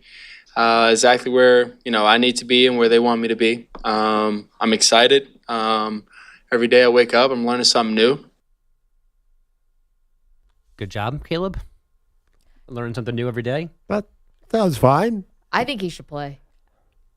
No. You don't play the Hall of Fame game because you don't know that field. I say you avoid it like the plague if you're Caleb Williams. He can't play one series? Just wait till the next game. I mean, one series, that doesn't matter. Like, if you want to play a couple to actually get some practice, not in this game. But you're going against even like 4th stringers. Just stay out of this one and get in the next one. What's the trend now for rookies? No, the Hall of Fame game, nobody insignificant ever plays in that game. No, I'm talking about just preseason in general. Oh, yeah, the rookies always play, don't they? The rookie quarterbacks, even the ones who are going to start, they generally do, right? I would think. I think the guys last year, I think they played. I think an interesting debate is, does Aaron Rodgers play? I bet he'll lobby to play. He shouldn't, but he might lobby to play. Well, don't you want to see your first action maybe in, I don't know, do you really want your first game be week 1? That seems scary too. Well, the thing is, it will definitely be his choice. Unlike Caleb Williams, Aaron Rodgers will actually get to make the choice, and he's definitely earned that. I was thinking about the Hall of Fame game. You mentioned it about the awkward, like, on-the-field interviews. So who do you think is going to lead the pack? Here are your nominees who are getting in. You have Dwight Freeney. Great talker. Devin Hester. He hasn't had a long media career. He's never a great interview, as I recall, but go ahead. Isn't he a cop? He's an FBI agent, isn't he? Andre Johnson. No, you're thinking Peanut Tillman. Oh, I'm thinking of Tillman. Yeah. Andre Johnson. Terrible interview. Steve McMichael. Great interview. Julius Peppers. Great interview. And Patrick Willis. He actually never said anything as a player, but he's had some good interviews lately. He was the most terrifying linebacker I ever remember. Yeah. I don't know. He went to Ole Miss, right? He didn't make this college list. Julius Peppers was mentioned. I thought Julius Peppers was low on this list. He was like 23 or something. If we're talking basketball, yes. Oh, my God. He was a beast at power forward for that team. Bogush, what else do we have, sir? I'm just actually checking right now. C.J. Stroud did play the Texans' first preseason game last year. I would think a rookie would. I don't have any background, but they would always have a rookie there, right? I mean, you can't let the rookie just play week 1. So Caleb will play down the road in the preseason. He played the first 2, didn't play the third. Yeah, right. Right. And Davis Mills always played more than him in those first 2 ones. So you'd think we'll see Caleb at some point, but not Thursday. No. The Hall of Fame game is an exceptional preseason game. It's very, very early. But then, what is it, next Friday after that is when it all debuts? I didn't know Thursday was happening, so I can't help you after Thursday. Nobody did. Yeah, a lot happened during last night's Diamondbacks Nationals game. First up is TV voice Steve Berthume coming back from break and noticing a T-shirt on a teenaged boy in the crowd. All right, I found my new favorite T-shirt ever. The guy on the right. I can't. I'm a moron. There it is on tape and everything for the director. They'll use that, wear it out. Berthume did not know he was confirming that he is a moron because the shirt didn't say, I can't, I'm a moron. It said, I can't, I'm Mormon, which is a significant difference. Yes. Wow. That's a great shirt, by the way. I can't, I'm Mormon is a very funny shirt. That's a Mormon with a really good sense of humor. So is I can't, I'm a moron. I would wear that shirt too, but I can't, I'm a moron doesn't make any sense. The I can't, I'm Mormon makes sense because you can't drink alcohol. Right. You can't. But if you're a moron, there are things you can't do, like read T-shirts. Right. Oh my God. Yeah. As for the game, Washington took an 8-4 lead into the bottom of the ninth. There goes Gurriel. The pitch swung on, hit well. Deep to right. Back it goes. Gone! Corbin Carroll! A 2-run pinch hit walk-off homer is the final blow of an improbable come-from-behind win. They're using CB radios now or something these days. 9-8 win for Arizona. Was that guy running the board for that game? He's the board ops the moron. Sorry. They're a half game behind the Mets and Padres for the last 2 NL wild cards. Washington sent outfielder Lane Thomas to Cleveland yesterday, and in a 3-way trade, the Dodgers end up with Cardinals infielder Tommy Edman and White Sox reliever Michael Kopech. St. Louis gets starter Eric Fetty and outfielder Tommy Pham from Chicago. The White Sox end up with prospects. The trade deadline is 6 Eastern today. Guys. I just found on Amazon you can find a flag that says I can't, I'm a moron, and it's only $6. Should I buy it? Right. Hang it up in the studio? You should. A little more set decoration? Yeah. Definitely. All right. Well, let's buy it then. Combine that with the loser hat. We could bring back the loser Oh, mentality. yeah. I got our poop hat over here. We should give this to the triathletes who are swimming in Paris. This is like... Do they have a poop swim cap? This is it. If you're watching on YouTube, Twitch, or on X, yeah, this is what you get instead of a medal. It's a poop emoji wizard hat. The loser hat, the moron flag, random jerseys. It adds to the motif. Right. Yes, we have a theme. I'm a little worried this flag's a little too cheap. $6? That's like... That's really well, is it cheap. is it a full flag, Maggie, or is it one of those like hand flag that you wave just like, kind of like at like a 4th of July Size parade or whatever? like a washcloth. No. I mean, if this is true to scale, I'm seeing it outside of someone's home being displayed like a flag. I want to see that guy. Let's see if I can get some dimensions on this thing. It's yeah, you're right. It might actually be small. I might be getting hosed here. Let me look around. Don't be a moron. Don't buy it. Yeah, maybe this is like an idiot test. Take your time. Who's the idiot who will buy the I can't, I'm a moron We got flag? one. Hey, Cliff, we got one. Maggie Gray. Sounds familiar. And somehow that'll find its way on awful announcing. Like some guy will go to an awful announcing. Hey, Maggie Gray, Infinity Sports Network bought an I'm a moron flag? And it never came in the mail. How about that? And then you call to complain about it. You didn't get your flag. Oh, yes. Call the hotline. I did not get my flag. Name is Gray, Maggie Gray. It's a person being like, please press 1 if you wanted a moron flag. Like, Click.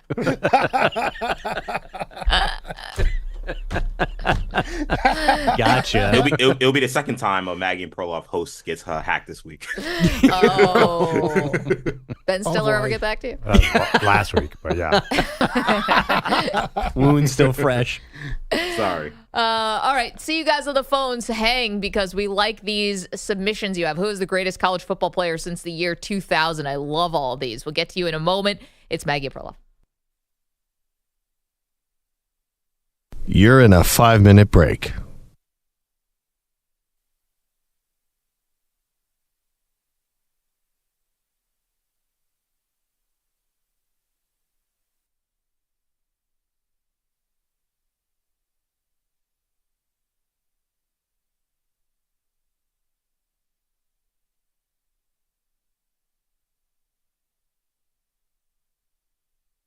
Four minutes, 30 seconds remaining.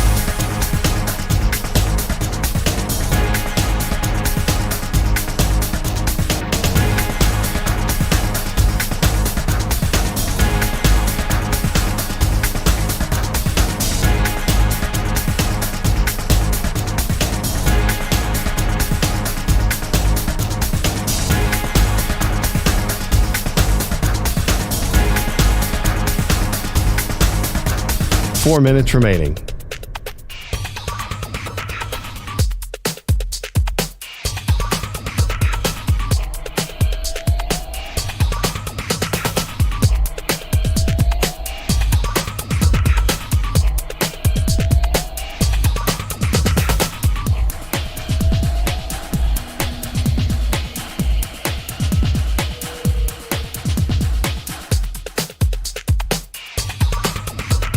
Three minutes, 30 seconds remaining.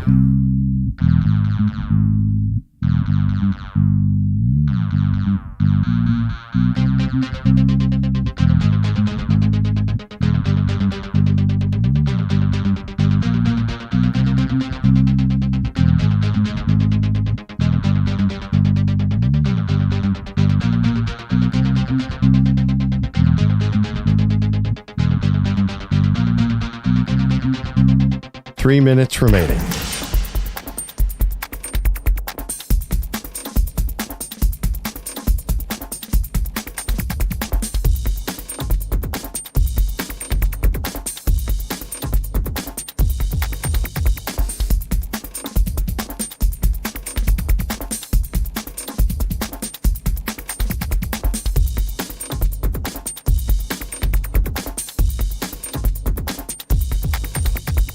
Two minutes, 30 seconds remaining.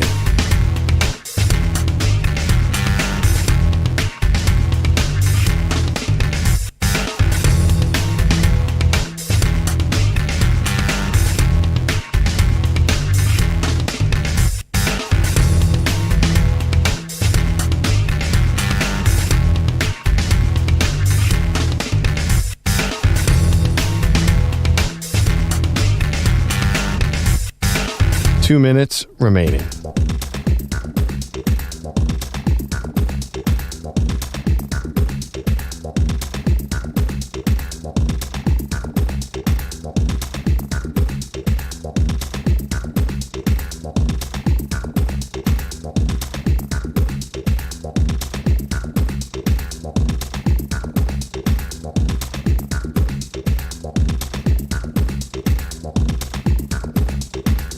One minute, 30 seconds remaining.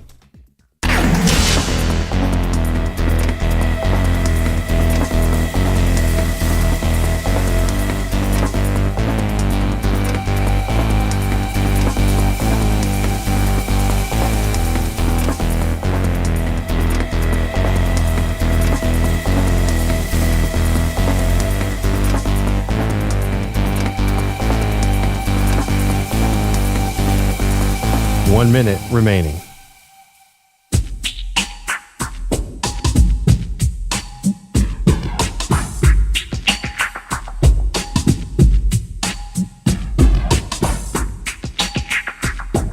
Forty-five seconds remaining.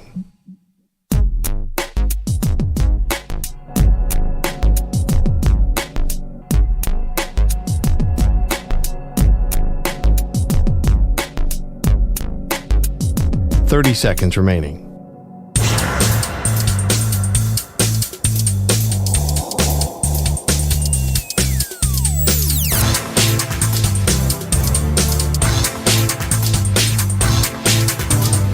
Seconds.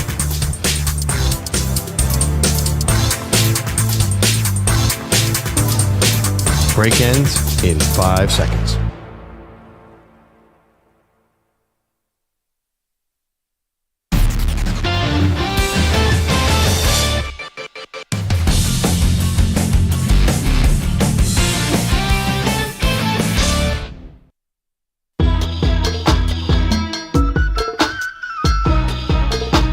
The greatest college football player since the year 2000? We are asking that question this morning. And this portion of the show is brought to you by Ethos Life, the easy way to get life insurance in 10 minutes. Up to $2 million in coverage with no medical exam and just a few health questions. Get your free quote at checkethos.com. Not available in all states. My choice for this exercise is Tim Tebow. Tim Tebow is the greatest college football player since 2000. Perloff went with Vince Young. Let's go to the phones. 855-212-4227. Levi's in Arkansas. Good morning, Levi. Good morning, Maggie.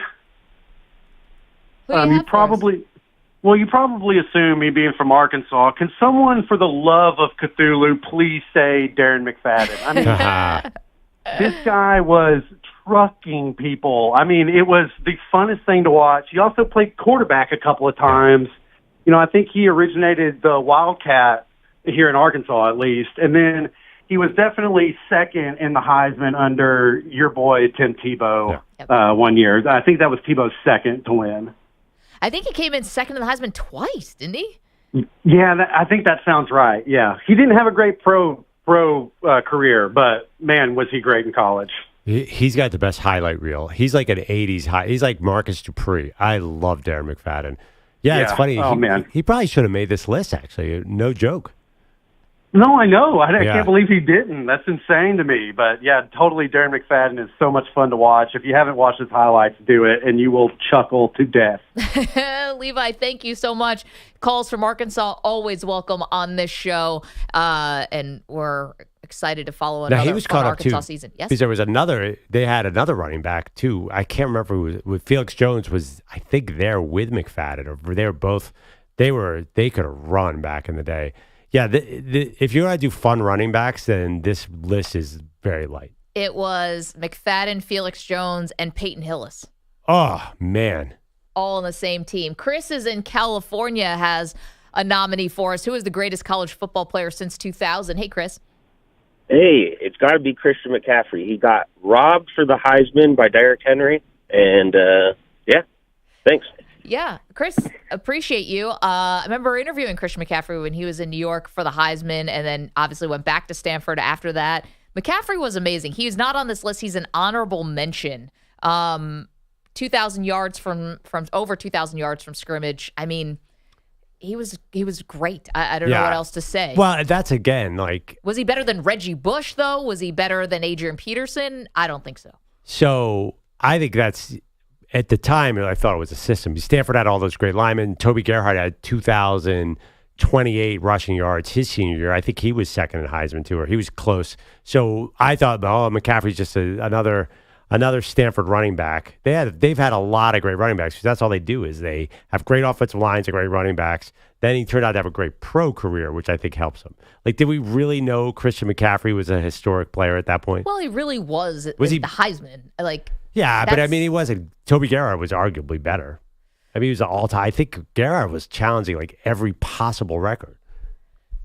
Who was the quarterback when Gerhardt was there, though? I think one of them had luck. Yeah, right. That's what I'm saying. Yeah. It was Kevin Hogan for McCaffrey's time at Stanford. Anyway, 855-212-4227. So Christian McCaffrey for the ESPN list was an honorable mention.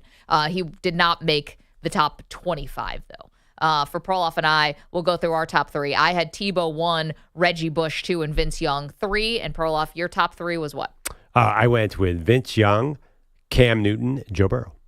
There you go. Tim Tebow 4, don't get mad at me. 855. Anybody up there? 212-4227. Okay, so you're welcome to keep that coming and let us know what you think. I wanted to ask this question to the group. I've been into the Olympics. I mentioned I was tearing up yesterday watching the men's gymnastics. They got the bronze.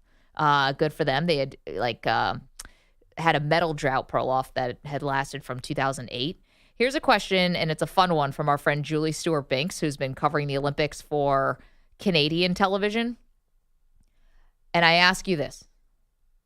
What sport do you think you could legitimately compete in at the Olympics if you had to today?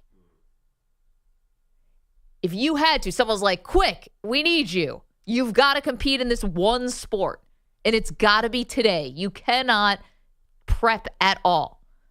Is there anything you could possibly do and not make a 100% complete fool out of yourself? Archery. You think what? You'd hit the target, EJ? It's really far away, EJ. If you ever been on one of those, it's really, really far away. Well, I have one knee, so I'm going based off what's the thing I don't have to move, and maybe I could sit doing it, or I can actually stand, so I can actually stand doing it. That's the one thing I think of where I don't have to move. I mean, we could get you in the pool. Isn't that a lot of rehab stuff goes on as EJ's I guess, home? yeah. I think I may be months away from the pool rehab. Perloff, you got anything? Yeah, I saw Snoop Dogg fencing. Yeah. And I felt like he held his own. If he has no training or experience, I think I could fence. And who knows what's going on? And you're hidden behind a mask. So. Yeah, and I mean, that is a sport of nerds, not the sport of kings. So there are a lot of Ivy League dork types who fence. I think I could compete. My only prayer in this world would be if somehow I got blackout drunk and started breakdancing. And then I would have to have something where I even surprise myself. Like somehow this is deep down in the recesses of my brain that if I took enough shots of Jägermeister or something and got onto a dance floor, maybe I could break. I would say that every single Olympic sport, including Team USA women's basketball, you are furthest away from breaking. Because I've seen the videos of them. Their athleticism, and you're a good athlete, you would be the single worst. I mean, no, you are so far. Wait till you see what these people can do. Prof, it's the only thing They're that like we're spinning. drinking would help me. Like, I can't go have shots of Jägermeister and go try to return serves against You'd somebody. probably be better at archery after 3 beers. Maybe. We're all better at bowling. That's true. We need that to be an Olympic sport. Breaking. By the way, I could cancel the whole Olympics and go straight to breaking, and I'm fine. 855-212-4227. Coming up, what you need to know before the MLB trade deadline, which is in a few hours.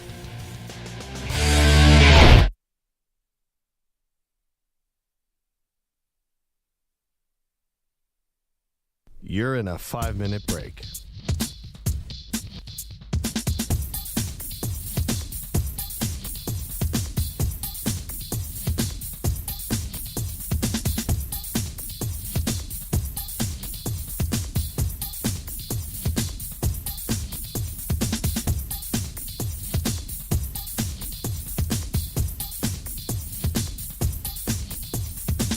Four minutes, 30 seconds remaining.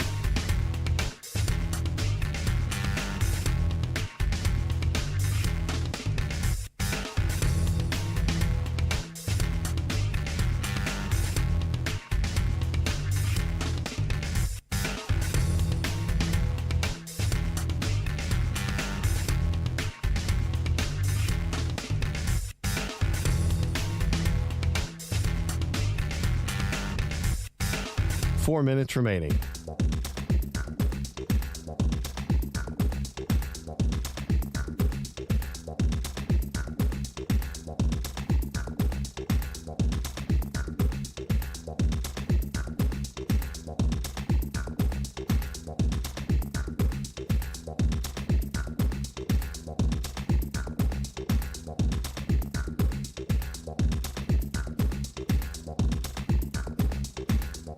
Three minutes, 30 seconds remaining.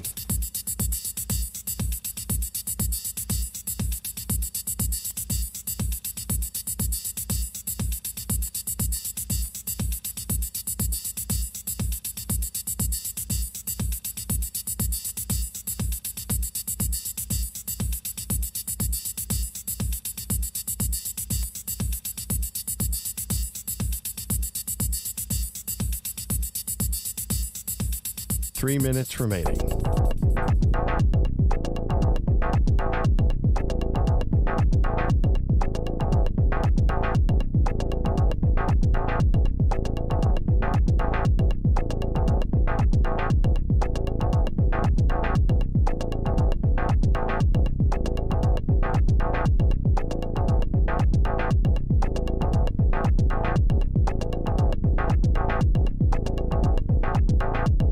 Two minutes, 30 seconds remaining.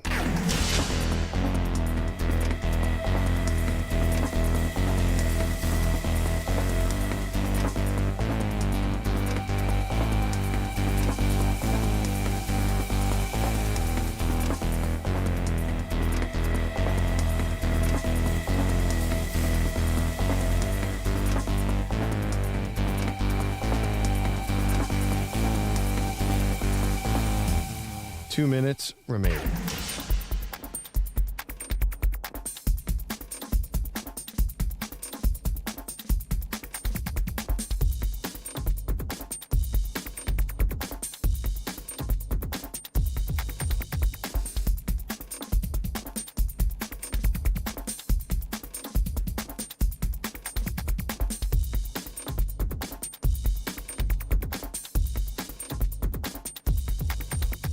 One minute, 30 seconds remaining.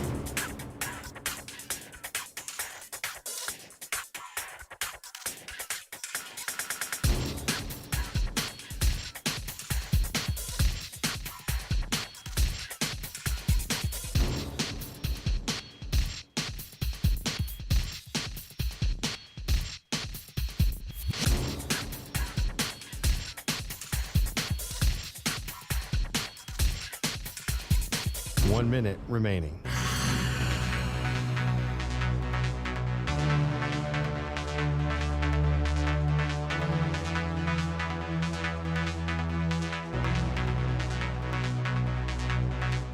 Forty-five seconds remaining.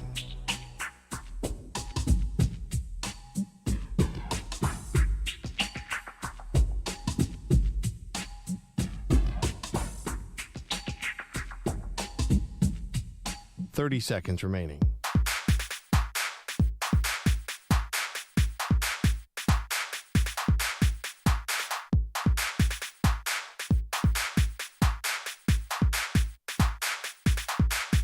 Fifteen seconds.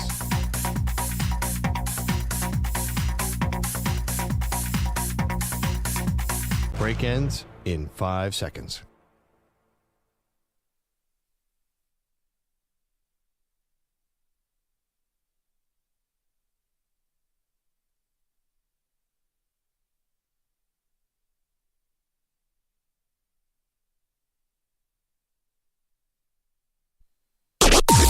Maggie and Perloff on the Infinity Sports Network.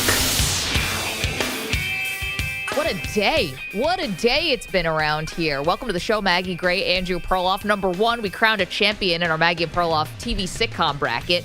Congratulations, Seinfeld. It's real and it's spectacular. Yeah. They won. No surprise, but it was a thorough domination of the bracket. Yeah, I think Jerry would hate this entire thing and tell us we're stupid. Seinfeld, that is, not. Yeah, Jerry Seinfeld. Yeah. No, I don't think they would take any pride in this. But also, have you ever been around? We interviewed Jerry Seinfeld at Dan Patrick Show once.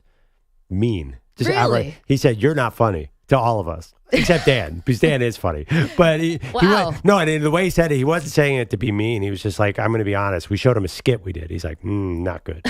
Well, I mean, be careful what you wish for. Yeah. Like, you're going to go to Seinfeld and ask, like, he's going to give you the truth. It's like showing my throwing motion to Tom Brady. He's like, I'm going to be honest with you, fellas. Nice effort. That's not funny.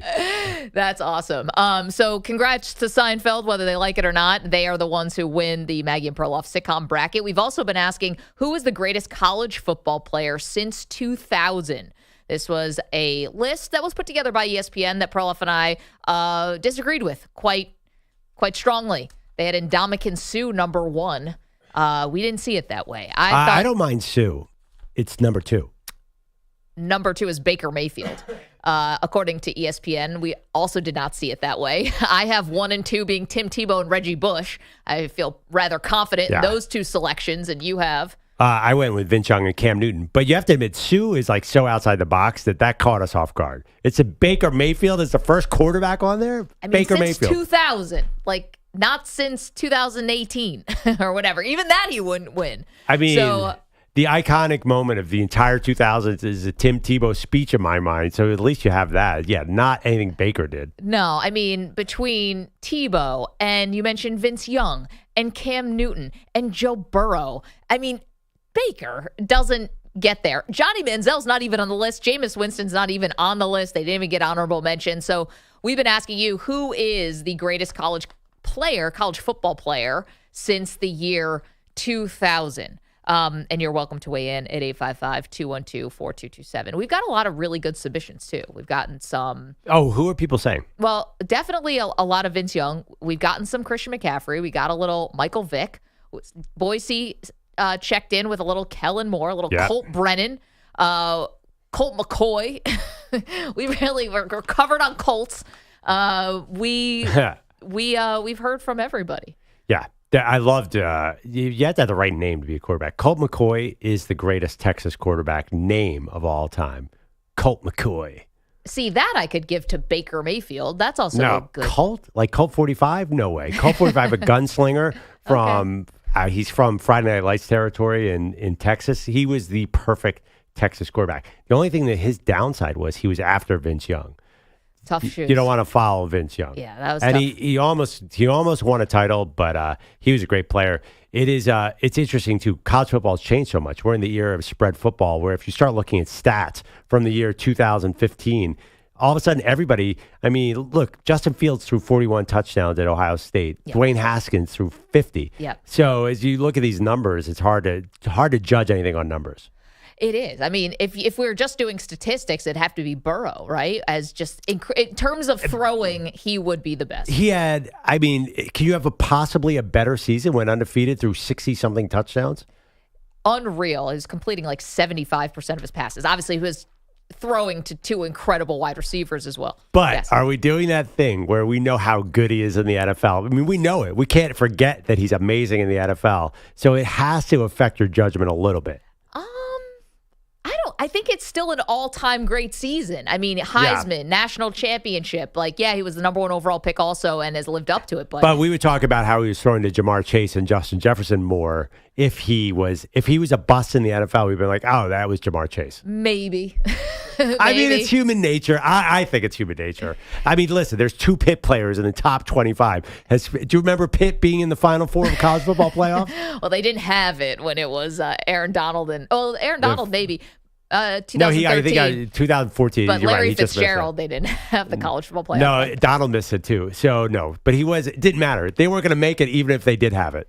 Oh, man. Okay, so you're welcome to weigh in. The greatest college football player since 2000. And now we've got to turn our attention to matters that are much more urgent, and that is Major League Baseball's trade deadline, which is around 5 o'clock Eastern tonight. Mark Feinsand is a senior reporter for MLB Network and MLB.com. Mark's one of our absolute favorites. He's also a fantastic author and a bestseller. Mark, thanks so much for the time today. How are you?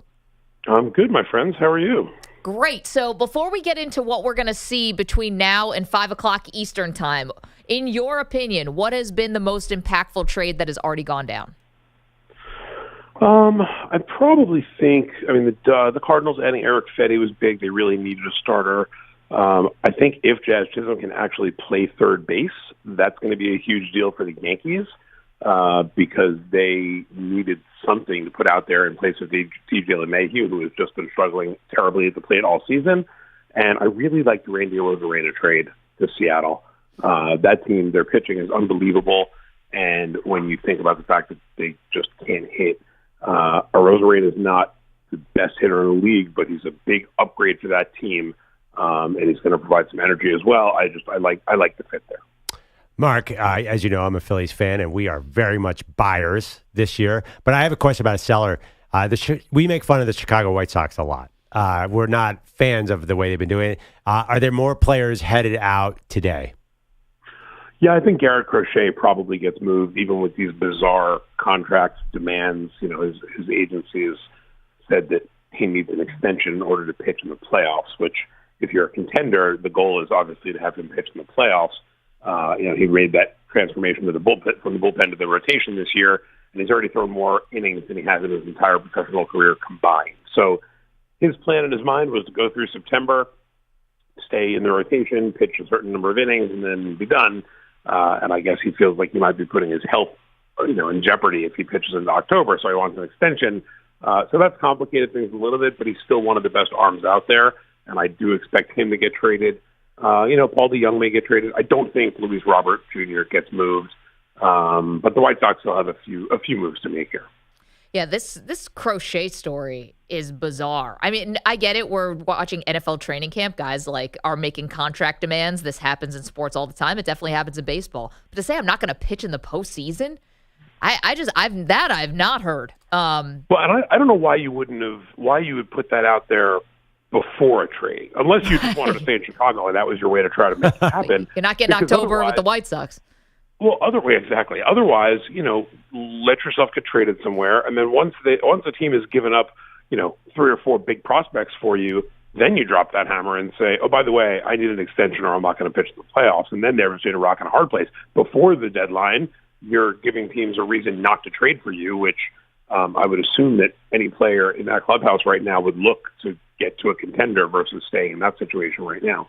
Yeah, they have lost 15 games in a row and counting, and it's been bad all season long. Mark Feinsand is joining us, does a fantastic job as a national writer and insider for MLB Network, award-winning author as well. Okay, so we know some of the big names, big heavy hitter ball clubs, Mark, are definitely in the market to add. The ones that have already added, like the New York Yankees, I think are still in the market. Who are you expecting in terms of the big guns? Who are you expecting to go all in this in the next couple hours? I think the Yankees are certainly still have some moves to make. Whether Which that's ones? Starting pitcher, whether that's a starter, it's definitely at least one, if not 2 relievers. And I still think adding an infielder is possible because, Chisholm can play the outfield as well. So maybe a guy like Luis Rengifo fits from the Angels. So I think the Yankees have a number of areas they can address. It's a matter of how many will they address.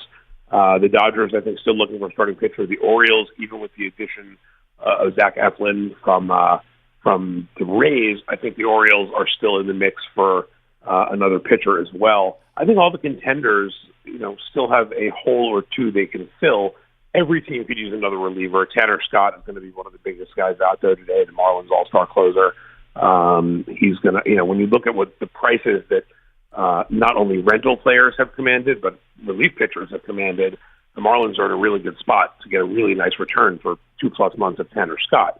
The Astros gave up 3 prospects, including their number 2 prospect last night for Yusei Kikuchi for 2 months. So teams are desperate for, desperate for pitching, and there's not all that much pitching out there. So if you're a seller that has a pitcher right now, you're loving life because you're in really good shape with, heading to 6 o'clock tonight. Mark, we're on in Toronto. What can you tell us about the future of, maybe not even today, but Vlad Guerrero Jr. As a Blue Jay? Well, I think the immediate future is he's going to stay with the Blue Jays. The team has maintained all along throughout this whole season that they were not planning on trading Vlad or Bo Bichette or Chris Bassett or Kevin Gausman or any of their controllable players. The question is, beyond this year, do they try to work out an extension this offseason? And if not, then they look to trade him with 1 year left. Do they just go for it again next year, try to contend? And if things blow up the way they have this year, then they could trade him before the deadline next year. It really just depends on whether Vlad wants to stay in Toronto and whether the Blue Jays' vision of his contract extension matches up with what his vision of a contract extension looks like. Because, that's often where these things fall apart is, player believes he's worth $300 million, team believes he's worth $180 million, and they're not willing to budge in between. So I don't expect Vlad to be out of Toronto today. Excuse me. Sorry, it's been a long week. But I don't think he's necessarily out of Toronto long term. Mark Feinsand is joining us, MLB.com senior national reporter, MLB Network insider. He's got his Mission 27 book, which is fantastic. In your opinion, who do you think is the biggest name that's yet to be traded that you think will be traded today? Garrett Crochet is probably the biggest name that I think will be traded. The biggest names that we'll hear about all day are going to be Blake Snell and Tarek Skubal. Like I said before, pitching is the premium right now. Those 2 guys, Skubal's probably the front runner for the American League Cy Young. I don't know why Detroit would ever trade him, but with the prices that are being paid for pitching, if a team comes to them with some sort of a Godfather offer, one you can't refuse, I don't know how, Scott Harris might say, I can't turn this down. It's a stupid offer by this team, and so therefore I have to do it. So Skubal, I'd put his chances of being traded at about 15%. Snell is interesting. A month ago I would have said there's no chance we're going to be talking about Blake Snell on deadline day. He was pitching, so-so all year. He was hurt. But since he came back from the injured list, he's been unbelievable in his last 4 starts, 15 strikeouts the other night. He's sort of a rental, maybe.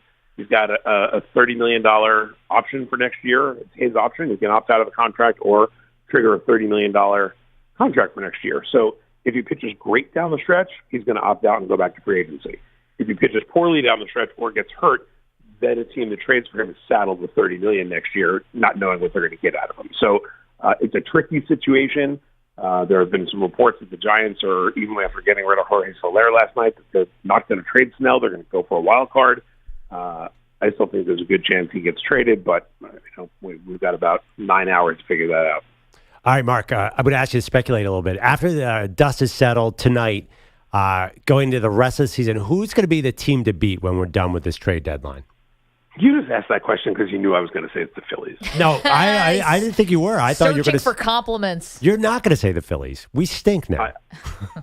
I am going to say the Phillies. I've been down to that ballpark a bunch of times this year, and that's the best team I've seen in baseball this year. And I know that the Yankees beat up on them last night, and I think Aaron Judge is still hitting home runs this morning. But Zach Wheeler, Aaron Nola, Ranger Suarez, that's a really good pitching staff.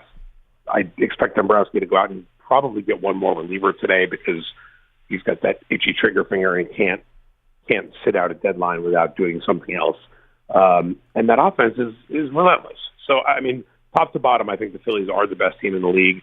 If the Orioles were to go out and get themselves a Tarek Skubal or Garrett Crochet, then I'd put them right there with Philly. But I think Philly right now is the team to me that's the team to beat. I honestly thought you were going to say the Yankees or Dodgers. Why wouldn't they not be the answer? Well, the Yankees need to add a couple of bullpen arms and maybe a rotation arm, and that's a lot to do today. Their offense outside of Judge and Soto hasn't been particularly good for 2 months. I mean, Judge and Soto are incredible, but they can't do it all themselves. So if you're going to tell me that Gleyber Torres is going to, continue his recent streak of hitting, that LeMahieu's going to bounce back, that Jazz Chisholm is going to be amazing in New York, and that the bullpen is going to fix itself and start getting everybody out, sure, the Yankees have every bit of a chance to be really good. And the Dodgers, the same thing. They're counting on Clayton Kershaw and Tyler Glass now to stay healthy, which has not been a recipe for success many years. And, Mookie Betts is still out. They've got a great top half of the lineup. The back half of the lineup is okay. Not great, but it's okay. I just think the Phillies are with their rotation and their lineup, I just think they're the better all-around team. And if I had to, ask me to name which was the team to beat, right now for me it's the Phillies. Mark, love it. What's your day like? How many phones do you have working right now? Can you take like a bathroom break, or do you have to Scott Hansen this thing and go like red zone, no potty? Like, what's the deal for the next 9 hours? Well, I'm heading up to MLB Network in Secaucus shortly. We are on the air for the MLB Tonight trade deadline special from 1 to 7:30. So from 1 to 7:30, it'll be running for the bathroom, during commercial breaks or if I know I'm like there's 2 segments I'm not on, I can escape real quick. But from 1 to 7:30, I'll be basically in this own little tiny studio of my own, just making calls and texts and trying to break some news. So 6 o'clock is the deadline. There will be a little bit of a sigh of relief. Yeah. We're still on for another hour and a half to sort of break down everything that happened. And then I have this wonderful tradition. I have no idea how it started, but for the last several years, after the trade deadline is over, I get home from the network, and my colleague Brian Hoke has sent pizza to my house. I know that there's going to be pizza waiting for me when I get home, which is always a nice feeling. Okay, and then tomorrow it's all about the Washington Commanders. 6.5 win total, over or under. What do you got, Feinsand? I know you are diehard. Come on. Over. That's not even. That might be the best bet on the board this year. Well, agree to disagree. No, I'm just kidding. I think they're going to be maybe hanging around. They're going to be one of those in the hunt teams, Mark. That was my prediction. Quinn's going to make their defense real. If Daniels can be, 80% of what people think he can be, I like that. Look, they're not going to win the Super Bowl or anything like that, but 6.5 wins, that's the over there. I mean, I think, we actually have linebackers on that team this year. Look at you guys, linebackers and everything. Too bad Dan Quinn doesn't use those, but sure. Right? I mean, it's very. And by the way, the answer to your question is Reggie Bush. Reggie Bush is the greatest college football player since 2000. He's number 2 on my list. I put Tebow 1, but All right, that's fine. Reasonable minds. That's reasonable. I'm a Reggie Bush guy. Mark, we should mention MLB Network, more than 12 straight hours of deadline coverage starting this morning now, 9 a.m. Eastern time. Of course, Mark's going to be a big part of that. Also, we should mention MLB Network is now available direct to consumer. You can go to MLBnetwork.com to sign up for as low as $5.99 per month. Mark, thank you so much for the time and enjoy the rest of deadline day. Thanks, guys. Appreciate it. Appreciate you. Mark Feinsand. It's never something good to say about where your football team is coming from. And you say, we now have linebackers. That's like the old Bob Costas always said. I never understood when they described an injury. He has a groin. Yeah, of course he has a groin. Yeah, that is something that would really tick off Costas. Yeah, Costas would not have like that. We have linebackers. What, you didn't have linebackers last year? You know, am I the weirdo here? I realize I just asked Mark Feinsand when he was going to the bathroom, and that's a very indelicate question to ask another adult on national radio, where we're on over 100 stations. But I would just have to say this: would you ever watch Red Zone or any of these marathon things? Are you not trying to pick out the time when Scott Hansen is running for the loo? That's the only thing anybody ever talks about or watches for Red Zone. Every interview my friend Andrew Siciliano has ever done, the first question is always a bathroom break. Now, Siciliano did none. Scott Hansen disappears for a part of the second game. I know, but Hansen, he will go to the grave telling you he doesn't take a break. Oh, really? Yeah. Hansen? Well, Siciliano, I think, was more famous for that. I think Hansen will be away from his little fake podium for forever. By the way, that set is very virtual. I actually saw a picture in a paper. I've never been there. Yeah, it's a green screen. Yeah, I feel, Siciliano had this beautiful set in L.A. I always thought, I was fooled by the green screen around Hansen. Wow, you really thought that was real? Well, Siciliano's he's at a desk. Well, Hansen's at a desk, he's got too. these gigantic monitors. All the games are going around him. Hansen has nothing around him. He's just got a literal green screen. Yeah, just graphics and stuff that are being superimposed in. But he will say that he doesn't take a bathroom break. And we're talking about 12 hours of commercial-free football. It's Red Zone. I find that, sickening. 12 hours. To hold it for that long. Wait. 12 hours? What are you talking about? Wait, how long is the commercial? 7 hours. Sorry, 7 hours. The game starts at sickening. 1. Sorry, to be 12 hours. I watch football for 12 hours. That's like a 9 overtime game. I'm sorry. Is it 7 hours? What do they do? Commercial-free football? Now I'm forgetting his tagline. But whatever it is, that feels like a lot. Do you generally hold it for 7 hours? Crickets. I'm the weird one here. Do you hold it for 7 hours, people, Adi? No. Nick? Can't say that I have. Perloff? I don't think so. EJ? This is during an NFL Sunday? Yeah, do you hold it for 7 hours? Ever? No. It's madness. No, not at all. Anyway. But I mean, I'm not the great Chris Hansen, Scott Hansen. I don't have that kind of bladder control and nor the accomplishments. Here's my question. Stick-to-itiveness. Here's my Yes, question. Has a college basketball announcer during the tournament held it for 7 hours? Can we get Ian on the phone? I might. I'm not asking him. I want to remain friends. 855. Hey, Ian, what's up? 212-42. Hey, Birdie. It sounds like a Chris Russo question. Okay, lots to do. Thank you to Mark Feinsand who joined us. Coming up, we do have a very important conversation to ask of the Dallas Cowboys. We'll do that next. You're in a 5-minute.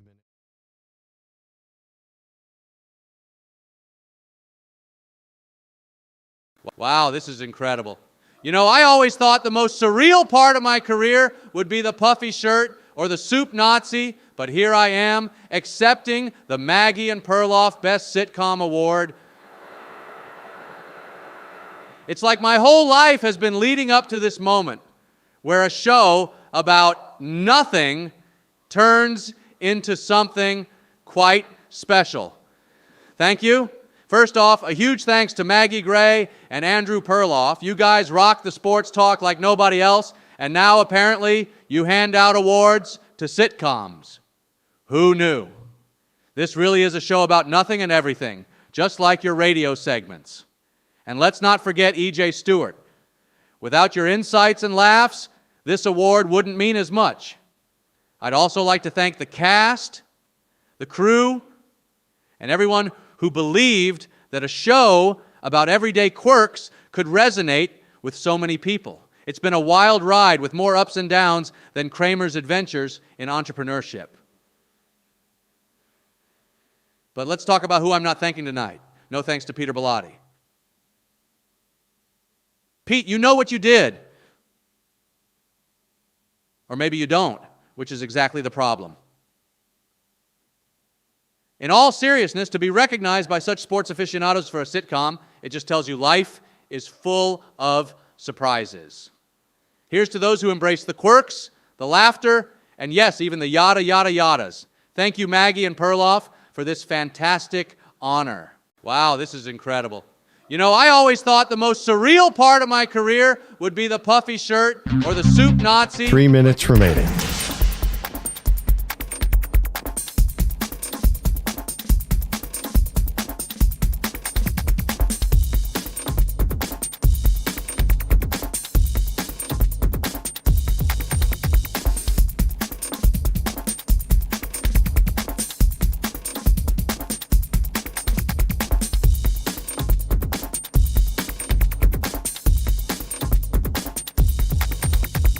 Two minutes, 30 seconds remaining.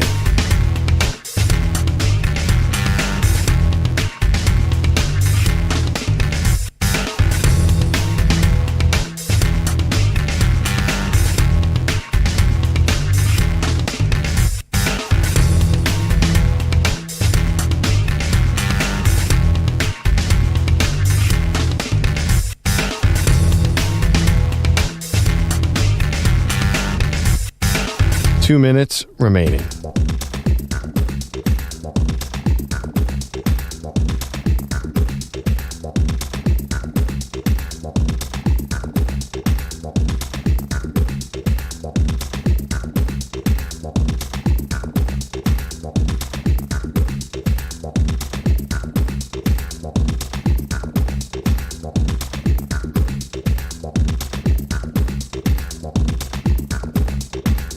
One minute, 30 seconds remaining.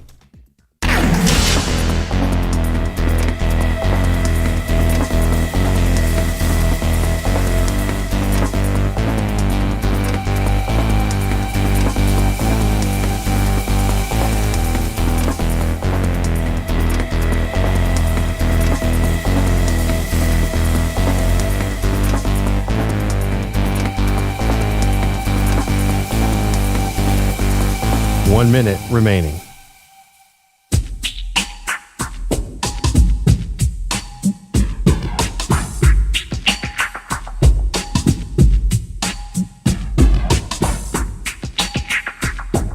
Forty-five seconds remaining.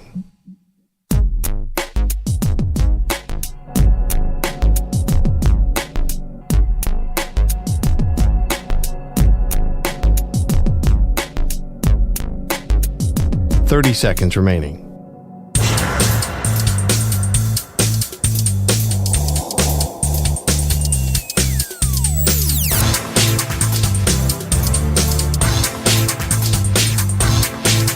Fifteen seconds.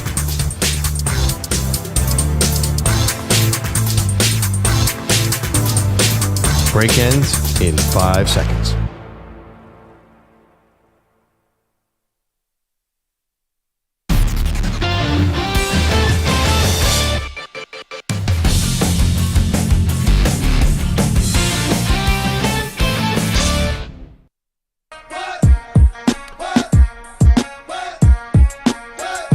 The Defensive Player of the Week is sponsored by the Navy Federal Credit Union, who proudly serves the Armed Forces, DoD, veterans, and their families. Their members are the mission. Learn more at NavyFederal.org. This is the hardest 2 weeks of the year to pick the Defensive Player of the Week, because usually it's football, maybe a hockey goalie, you got a shot blocker in basketball. Now we have 8,000 sports because of the Olympics.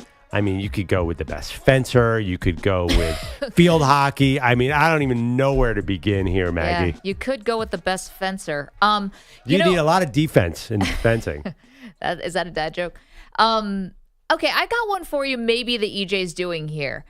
You would agree, I know sometimes you guys don't like it when I say pitchers are defensive players. I know you don't like that. but you would agree that a catcher is a defensive player, obviously, Well, right? it's certain catchers, yeah, like Molina, yeah.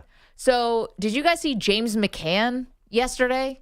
A famously offensive-oriented catcher, but yes. Well, I'm just saying, he got hit in the face and stayed in the game with basically half of his face, like, blown up. Bogus, you're the newsman here. He has a terribly broken nose, fractured orbital bones, it looks like, all over his face. He looks like he fell down a tree and hit every branch, and he wanted to stay in the game. And he did stay in the game. He had to change his jersey. There was so much blood on it while he was trying to go to first base to run and get hit in the face. And then the craziest part to me is the picture of him after the game. There's so much swelling. Yeah. There's almost no definition to his nose anymore. Do you remember the scene in Fight Club when they beat up Jared Leto? Oh, yeah. That was one that will stay with me for a while. His face looks like that. And so he stayed in the game and continued to catch. So I think that would qualify him for Defensive Player of the Week. All right, I still thought you were talking about Brian McCann halfway through that conversation. You're talking about somebody completely different. Yeah, about James McCann. Yeah, when I said offensive catcher. Yeah. Okay, I'll say somebody on Team USA women's basketball who had like 7 blocks. That's my guess. Does this woman have a name? No, just someone. I guess Brittany Griner. I don't know. So it is someone on Team USA. It's someone who did not have 7 blocks, but they did have 4 blocks. The defensive player this week is Asia Wilson. Had 4 blocks in Team USA's opening game win against Japan. She also added 13 rebounds to that game. So Asia Wilson, dominant performance in Team USA's debut at the Olympics. She is the defensive player of the week. Now, wait, there's a crazy tall player in this field, right? One team I saw that Griner's going to have to go up against. And I'm sorry, I don't have the team. China, right? I think so. There's a very, very tall player that is going to be really fun to watch. I don't know if they're going to match up, but people are talking about the center matchup down the road. Can't wait for that. I believe it's China. Yeah, wait till you see this. I'll show you the picture later. Anyway, that's going to be fun. I knew you were going WNBA. Or women's basketball. That was so obvious. Well, I mean, listen. Come on. Asia Wilson is the best player in the tournament, right? I'm sorry, when's the last time the women lost a gold medal? 1992. Yeah, you don't get credit for these dream teams going out there winning. I expected more out of you, EJ. Bogus Too easy. has headlines for us. What's up today, Bogus? Did you see, by the way, that game, USA Basketball yesterday, by like 5,000 was the lowest attended women's game so far? Oh, really? Because everyone thought it wouldn't be dramatic? I guess. Or, I mean, I don't think that's all people not be able to see Caitlin Clark, but every other game was like north of 18,000, some over 20, and this one was 13 and change. That's interesting. Those are the last game of the day. I don't know if that mattered. So you're saying one that of those numbers carry over next. One of those numbers will carry over to the next game. I know there was a person there with a sign, a Caitlin Clark sign to troll Team USA. Yes. So I know there is some dissension for sure because of that. But you wouldn't leave the stadium because if you're in France, you wouldn't leave because Caitlin Clark wasn't there. I mean, you're staying for 2 other random countries? Yeah, I mean, I guess it's still Team USA. Yeah. Maybe USA-Japan was not a matchup people wanted, but the other games drew well, and that one, for whatever reason, had a tail off at the end of the day. I think the spread on the game was like 17 or something, wasn't it? Yeah, right. It was the gold medal rematch from the last is that right? Olympics, yeah. And I think, if I'm not mistaken, that was like, I guess in France, like a later evening. Yeah, game. 9 o'clock start. So I mean, just the end of the day was the bigger issue. Maybe, and I think that probably some other big events were happening. Maybe medal rounds were happening in other events. Yeah. Who knows? Okay, by the way, I'm sorry. The Chinese player is 7'3", and she's too young to play on this Olympic team. She is on some of their international teams, but she is not on the Olympic team. 7'3". Wow. And good. So that'll be fun to watch. Well, you asked for this, Perloff, and since we're non-friends, I deliver it after a 2-hour delay. This is Snoop on badminton. Oh, I love this badminton right here. This is a great rally right here between China and the U.S. right here. As you see, it don't stop to the casket drop. They rocking and rolling, back and forth. Give me that. No, I need that. No, over here. No, over there. What about over there? No, what about there? No, give me that. I need that. That too. No, sit down somewhere. Get out. Wait a minute. Hold it. Way up in the sky. Now down. Back up. Over there. Now over here. Get out the way. Move. I told you we need that. That was a good point. That's live. Wow. Highlight call, Snoop and Mike Tirico on NBC. Why are Mike Tirico and Snoop doing badminton? Like, how did that happen? Whatever, it's great. Also, why does weirdly Snoop and Martha Stewart feel like more of a pair than Snoop and Mike Tirico? Yeah, definitely. I feel like Snoop and Martha have more in common. They're iconic. Yeah, they are. I guess like Snoop, this is easy for him. You know? He talks for a living. Yeah. Like he speaks. He's a poet. You know, he can do this with his eyes closed. Well, maybe not eyes closed, but you know what I'm saying. I just never see the badminton announcer try and call every single point because it goes so fast. Like, give me that. I got that. Give him that. Ooh, he's got that down there, up there. He was like badminton. Don't you? I mean, you're a broadcaster, right? Don't you lay back a little bit? Do you try and go shot by shot? Definitely can't go shot for shot. You'd drive yourself insane. Maybe Doc Emmerich could have gone shot for shot. He's the only Doc Emmerich person. was insane. It's a He wild was a to do that. savant, and he knew all 4 lines of every team ever. But you're right. I think Snoop has to call. I mean, people are calling for Snoop to call everything now. They want him on the gold medal USA men's basketball team. Dwayne Wade. He's ruining the entire NBC broadcast because it's anybody but him, and they're like, "Wow, it's not Snoop." We had Canada men's basketball resounding 93-83 defeat of Australia today. Knick fans missing RJ Barrett, 24 points, 7 rebounds, 5 assists, leading Canada to that win. That followed Spain down in Greece, 84-77 in the other Group A meeting. Giannis with 27 points, 11 boards, and 3 assists, but his country now 0-2. Coco Gauff knocked out in round 3 of women's tennis, but Taylor Fritz did rally to beat England's Jack Draper in 3 sets on the men's side. And today's men's triathlon delayed to tomorrow because of poor water quality in the River Seine. Warm-up sessions didn't happen yesterday or Sunday either. You guys asked about this. Your friend Matthew Futterman broke it down at The Athletic. There is no secondary site for the swim. There's no clean body of water big enough for the event that's close enough to the bike and the running courses. So worst case scenario, they would just eliminate the swimming and just they called it a duathlon, not a biathlon. What? Yeah. They do that in New York. Well, yeah, because you got to be clinically insane to swim in the water in New York. Well, it's not a triathlon then. Yeah, it's definitely not. I can't. Okay, so there's no plan B. Right. Now, in Matthew's article, he says the swim is the least important part of the race, that it has no value in terms of deciding who wins or who loses. The running and the bike is what decides the actual outcome. So there's no lopping it off doesn't change the dynamic of the race. So swimming a mile does not have any impact on who wins. His article says you don't win and you don't lose the triathlon in the swimming portion. Because they do swimming first, right? Because obviously you don't want someone to be so tired they drown, right? I don't know. Do they start first? I always thought the swimming was first. I don't know the order. I think you run to finish. I think you get out of the water and get onto the bike. No, and then you run. I thought they would have put the swimming in the middle to give you a break from being land. There's only 3 of these. We should be able to figure this out. We all have computers. Can someone on the other side of the glass look up the order of the triathlon? No, Pete's busy not doing Pete work. He's creating the schedule for the next month, which is like putting Sudoku on the hardest level. I'm getting ready to run out the door. That's your triathlon. That's true.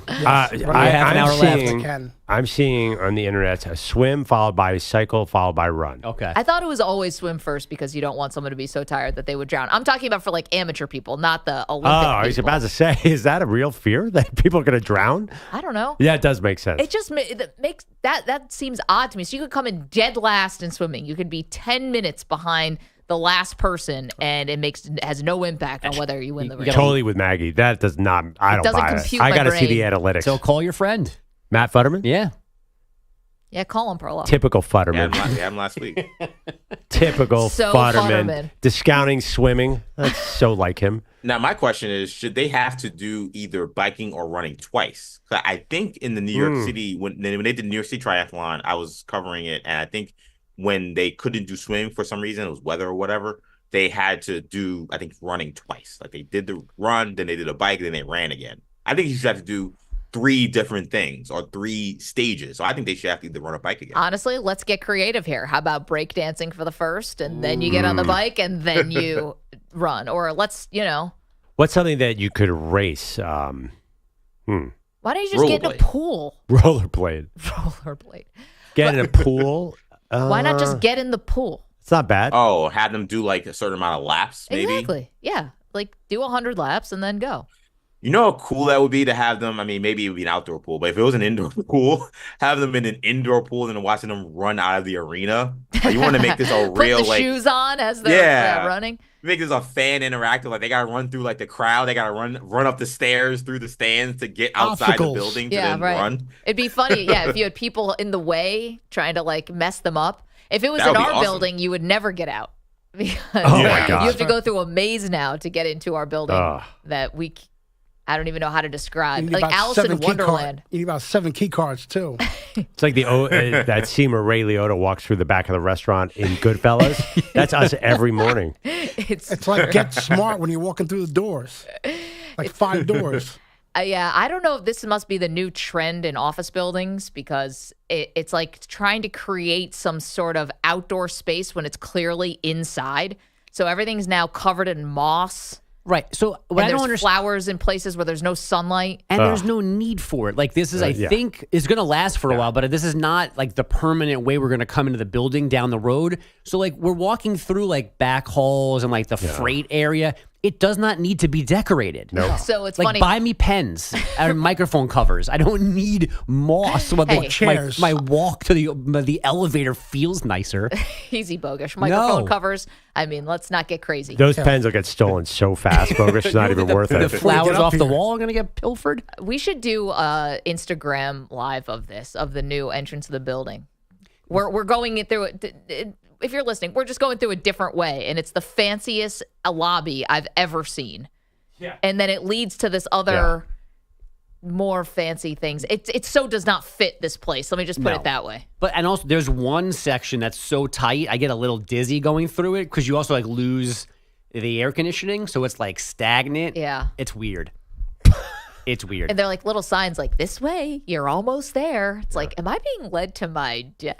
What's going on in here? And I feel like it's added 15 minutes to every commute. Absolutely. That's the worst part. And it's nowhere near where we park anymore. It's not good. Oh, I was wondering if that actually helped you guys to come in on the back side of the building. It doesn't help me. It helps other people. Have we complained enough about work? That's gonna be great. I 100% was. It's going to be great having a bad knee, having to walk an extra 15 minutes to get to work. EJ. That's going to be awesome. Oh, you poor guy. What a shame. Stay home that's another month. That's fine. Pete doesn't care. It's a quarter-mile walk. It's basically the third leg of the Paris Triathlon. If we could just it sounds terrible. If we could flood the lobby, maybe they could just swim it, and then we'd be in good shape. We're right by the water, so you're about a block away from it. Yeah, that's true. Right by the Hudson. No pollution in that thing.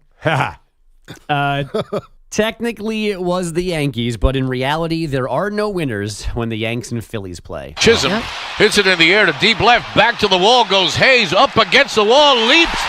And that ball is gone. Jazz Chisholm right in the front row.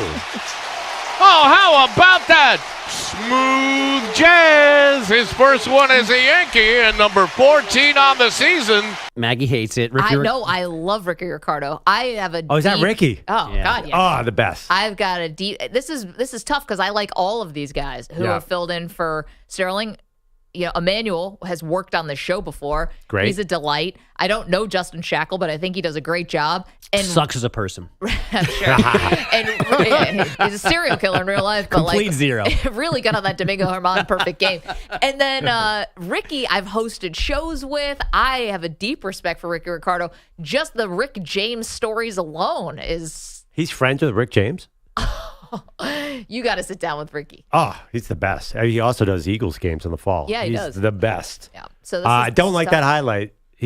I told Bogus this morning, you're not allowed to play Yankees-Phillies highlights. And I did. Jazz Chisholm with the first 2 homers of his Yankee that's career. Even more obnoxious. Aaron Judge also went deep twice, giving him 39 long balls and 99 RBI for the season on a 14-4 rout in Philly. The Mets roughed up the Twins 15-2 to snap a 2-game skid, and the Red Sox outscored the Mariners 14-7 Boston stays a game behind the Royals for the last AL wildcard. No moves yet this morning ahead of the 6 Eastern trade deadline. The Giants did unload free agent signing Jorge Soler on the Braves last night, but are expected to keep big money starter Blake Snell. Soler left Atlanta for San Francisco over the winter. The Braves taking on his entire contract, including the $26 million Soler is due next season. Guys, back to you. By the way, you forgot to mention big morning for a friend of mine.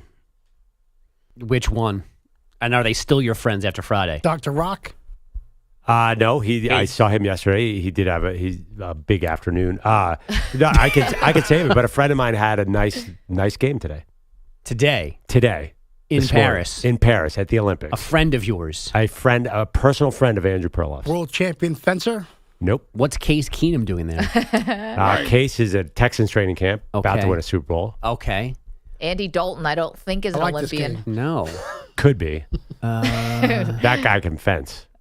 I don't think Paul Pabst or anybody else, those guys are doing anything in Paris. Wait, you have a close personal friend who's already won something this morning? Why don't we take a break and I'll share it for you after the break. What a tease. I got to stick around. I also want to hear why Dr. Rock had such a big afternoon. Just because you got to hang out with Andrew Perloff. Oh, right. Yeah. Oh, yes. Okay. Which one of Perloff's close personal friends already is at a big day at the Olympics?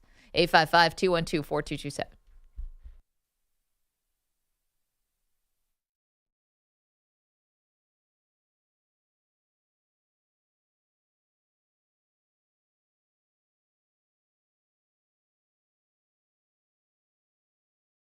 Wow, this is incredible. You know, I always thought the most surreal part of my career would be the puffy shirt or the soup Nazi, but here I am accepting the Maggie and Perloff Best Sitcom Award. It's like my whole life has been leading up to this moment where a show about nothing turns into something quite special. Thank you. First off, a huge thanks to Maggie Gray and Andrew Perloff. You guys rock the sports talk like nobody else, and now apparently you hand out awards to sitcoms. Who knew? This really is a show about nothing and everything, just like your radio segments. And let's not forget E.J. Stewart. Without your insights and laughs, this award wouldn't mean as much. I'd also like to thank the cast, the crew, and everyone who believed that a show about everyday quirks could resonate with so many people. It's been a wild ride with more ups and downs than Kramer's adventures in entrepreneurship. But let's talk about who I'm not thanking tonight. No thanks to Peter Bellotti. Pete, you know what you did. Or maybe you don't, which is exactly the problem. In all seriousness, to be recognized by such sports aficionados for a sitcom, it just tells you life is full of surprises. Here's to those who embrace the quirks, the laughter, and yes, even the yada, yada, yadas. Thank you, Maggie and Perloff, for this fantastic honor. Wow, this is incredible. You know, I always thought the most...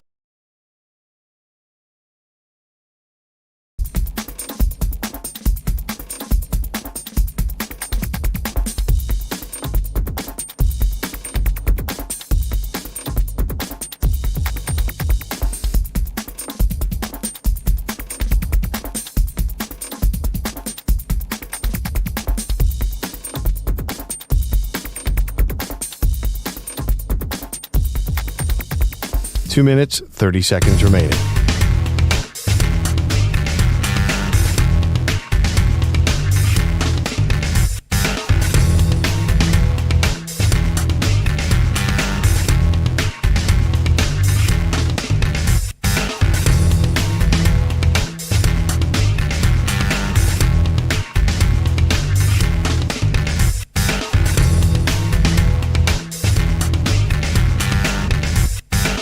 Two minutes remaining.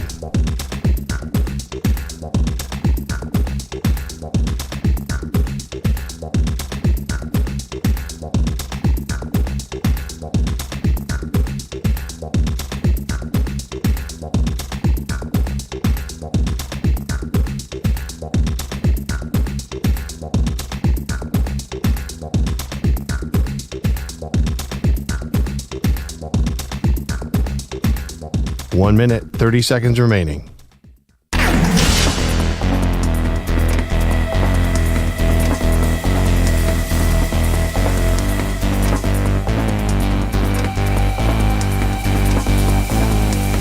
Give it with Snoop to your double chip. On the beat, Paris got a crop. Mickey Cully ain't discreet. Olympics coming fast, but the water's not neat.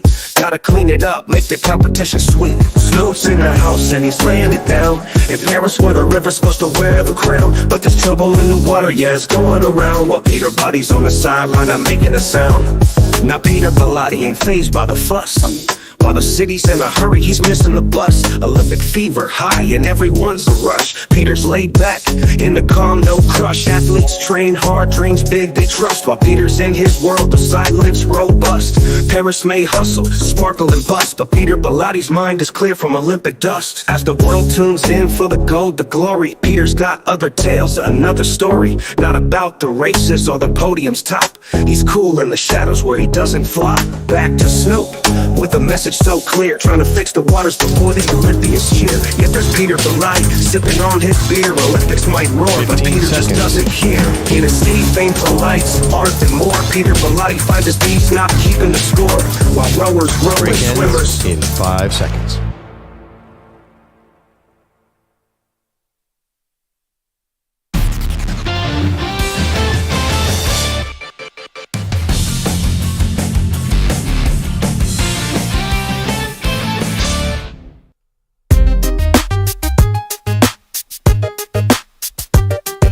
Perloff has us completely flummoxed here. Andrew Bogus still sitting in. Welcome back, Maggie Perloff. Bogus, what was one of the scores you gave us last sports update? Like the one that just happened? Yes. I gave you 2 basketball scores and 2 tennis results. And would you read the basketball scores and see if you can figure it out from there? Canada beat Australia 93-83. And it is not Jock Landau in Australia. Okay. So it's somebody on Canada. Nope. No? Not Canada. Okay, so then is it Spain or Greece? Because Spain beat Greece 84-77. And who have I worked with that is on one of those 2 teams? Juancho. Oh Hernan Gomez. Bo Cruz. What does it feel like to go to the combine? You forgot about Juancho Hernan Gomez. Damn it. 7 minutes, 2 points. My buddy Bo Cruz from the movie Hustle is at the Olympics, Maggie. And by the way, no bigger fan of Juancho Hernan Gomez than Maggie, because about 20 minutes of a shirtless Juancho was interesting to Maggie. Yeah, to be honest, was not that familiar with his game. Still not. Could really care less. He was the original French diver. Really popped off screen, that Juancho. He's got a future. But yeah, Juancho Hernan Gomez is on the team, played a little bit. His brother is one of the stars of the Spain team. Did Juancho get a DM on Friday from you? No. Okay. Juancho and I are not friends. Juancho is way too cool to be on Twitter. Okay. He might be on Instagram, but yeah, he's got a lot going on. No, we're not close friends. How could we forget that Perloff is in one of the great sports movies easily of the last decade? Yes. And that's the movie Hustle and Juancho Hernan Gomez, where Perloff played reporter number 2 and had 4 lines in the movie, guys. He was excellent. You were no BS. You were great. Thank you. It's a bit of an overstatement. But I was actually looking at the box scores. I'm like, how did Spain beat Giannis? I'm like, the Gasols are not still on the team, are they? So I went to the box score. I said, oh, there's no Gasols, but there's a lot of Hernan Gomez's. My guy. Yeah, Juancho. And Willie. And Willie is the other one. Yeah. Oh, this is important. Big Friendly is on the line straight from California. Big Friendly, how you been? I'm doing all right, trying to dodge these Northern California fires around me, but I'm doing good. So good morning, Nick, the doorman. Hey, EJ, the EP, I hope you get better and get back soon. Bellotti Gotti, the man with the milk dud, like Big Friendly that the women love to rub. 411/ the Yellow Pages. Magsy Malone. And the one and only Daddy Cool, good morning, and thank you for taking my call. Friendly, so glad you're safe. Yeah. And you know, we're thinking about everyone who has to deal with these wildfires. It feels like every summer we're going through this. But what's on your mind when it comes to sports? Well, real quick, can we please stop having segments on the Dallas No Wow Girls? Can we please stop doing that? And, Magsy, I need you to understand something. Yeah. I'm like that great white shark that is constantly circling the fair lawns. I'm just underneath the water and will breach when necessary, and I'm breaching. So, Daddy, cool. Me and you got an issue. Okay. I love you, and you're the man.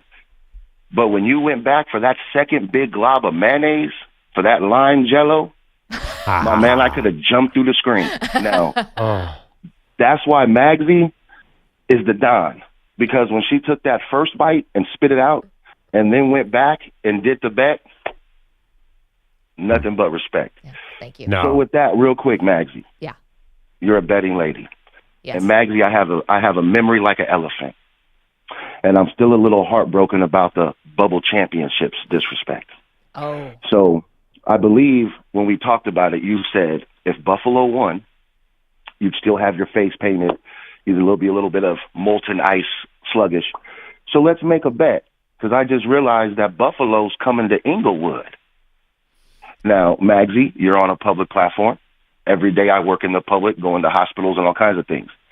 Can we make a bet, the Rams and Bills, that if the Rams win, you got to come to work that Monday with at least the LA symbol painted on your face? And if the Bills win, I will send you a video of me going around the hospitals and other places picking up patients with the Buffalo Bills written on my face. Can we make that bet? I would be delighted to make that bet with you. Not only that, we've got a Rams necklace in here that we bought at the Super Bowl a couple years ago. I could deck out in full Rams gear. Hey, Maggie, I got you. I don't want to say sweetheart because I know sometimes that sounds disrespectful. But Maggie, I got you. I got so much Ram, I call it paraphernalia, that it's overflowing my houses. When people come over and open doors and closets, they're like, what is all this? I don't got no room. Big Friendly, when the Bills go to L.A., take over the stadium with Bills Mafia and beat your Rams, I'd be more than happy to have you dressed up in Bills gear. Friendly, you know we love you. Thank you. We're just flat out of time. Great to hear from Big Friendly. Get a little betting action going. This is fun. Do you understand December 8th in L.A., Bills Mafia has been frozen solid for like 2.5 months? Thank you, Pete. Thank you, Nick. Sorry, Pearl. They have to get out of the airport first, man. Thank you, Bogish, Kaplan, EJ.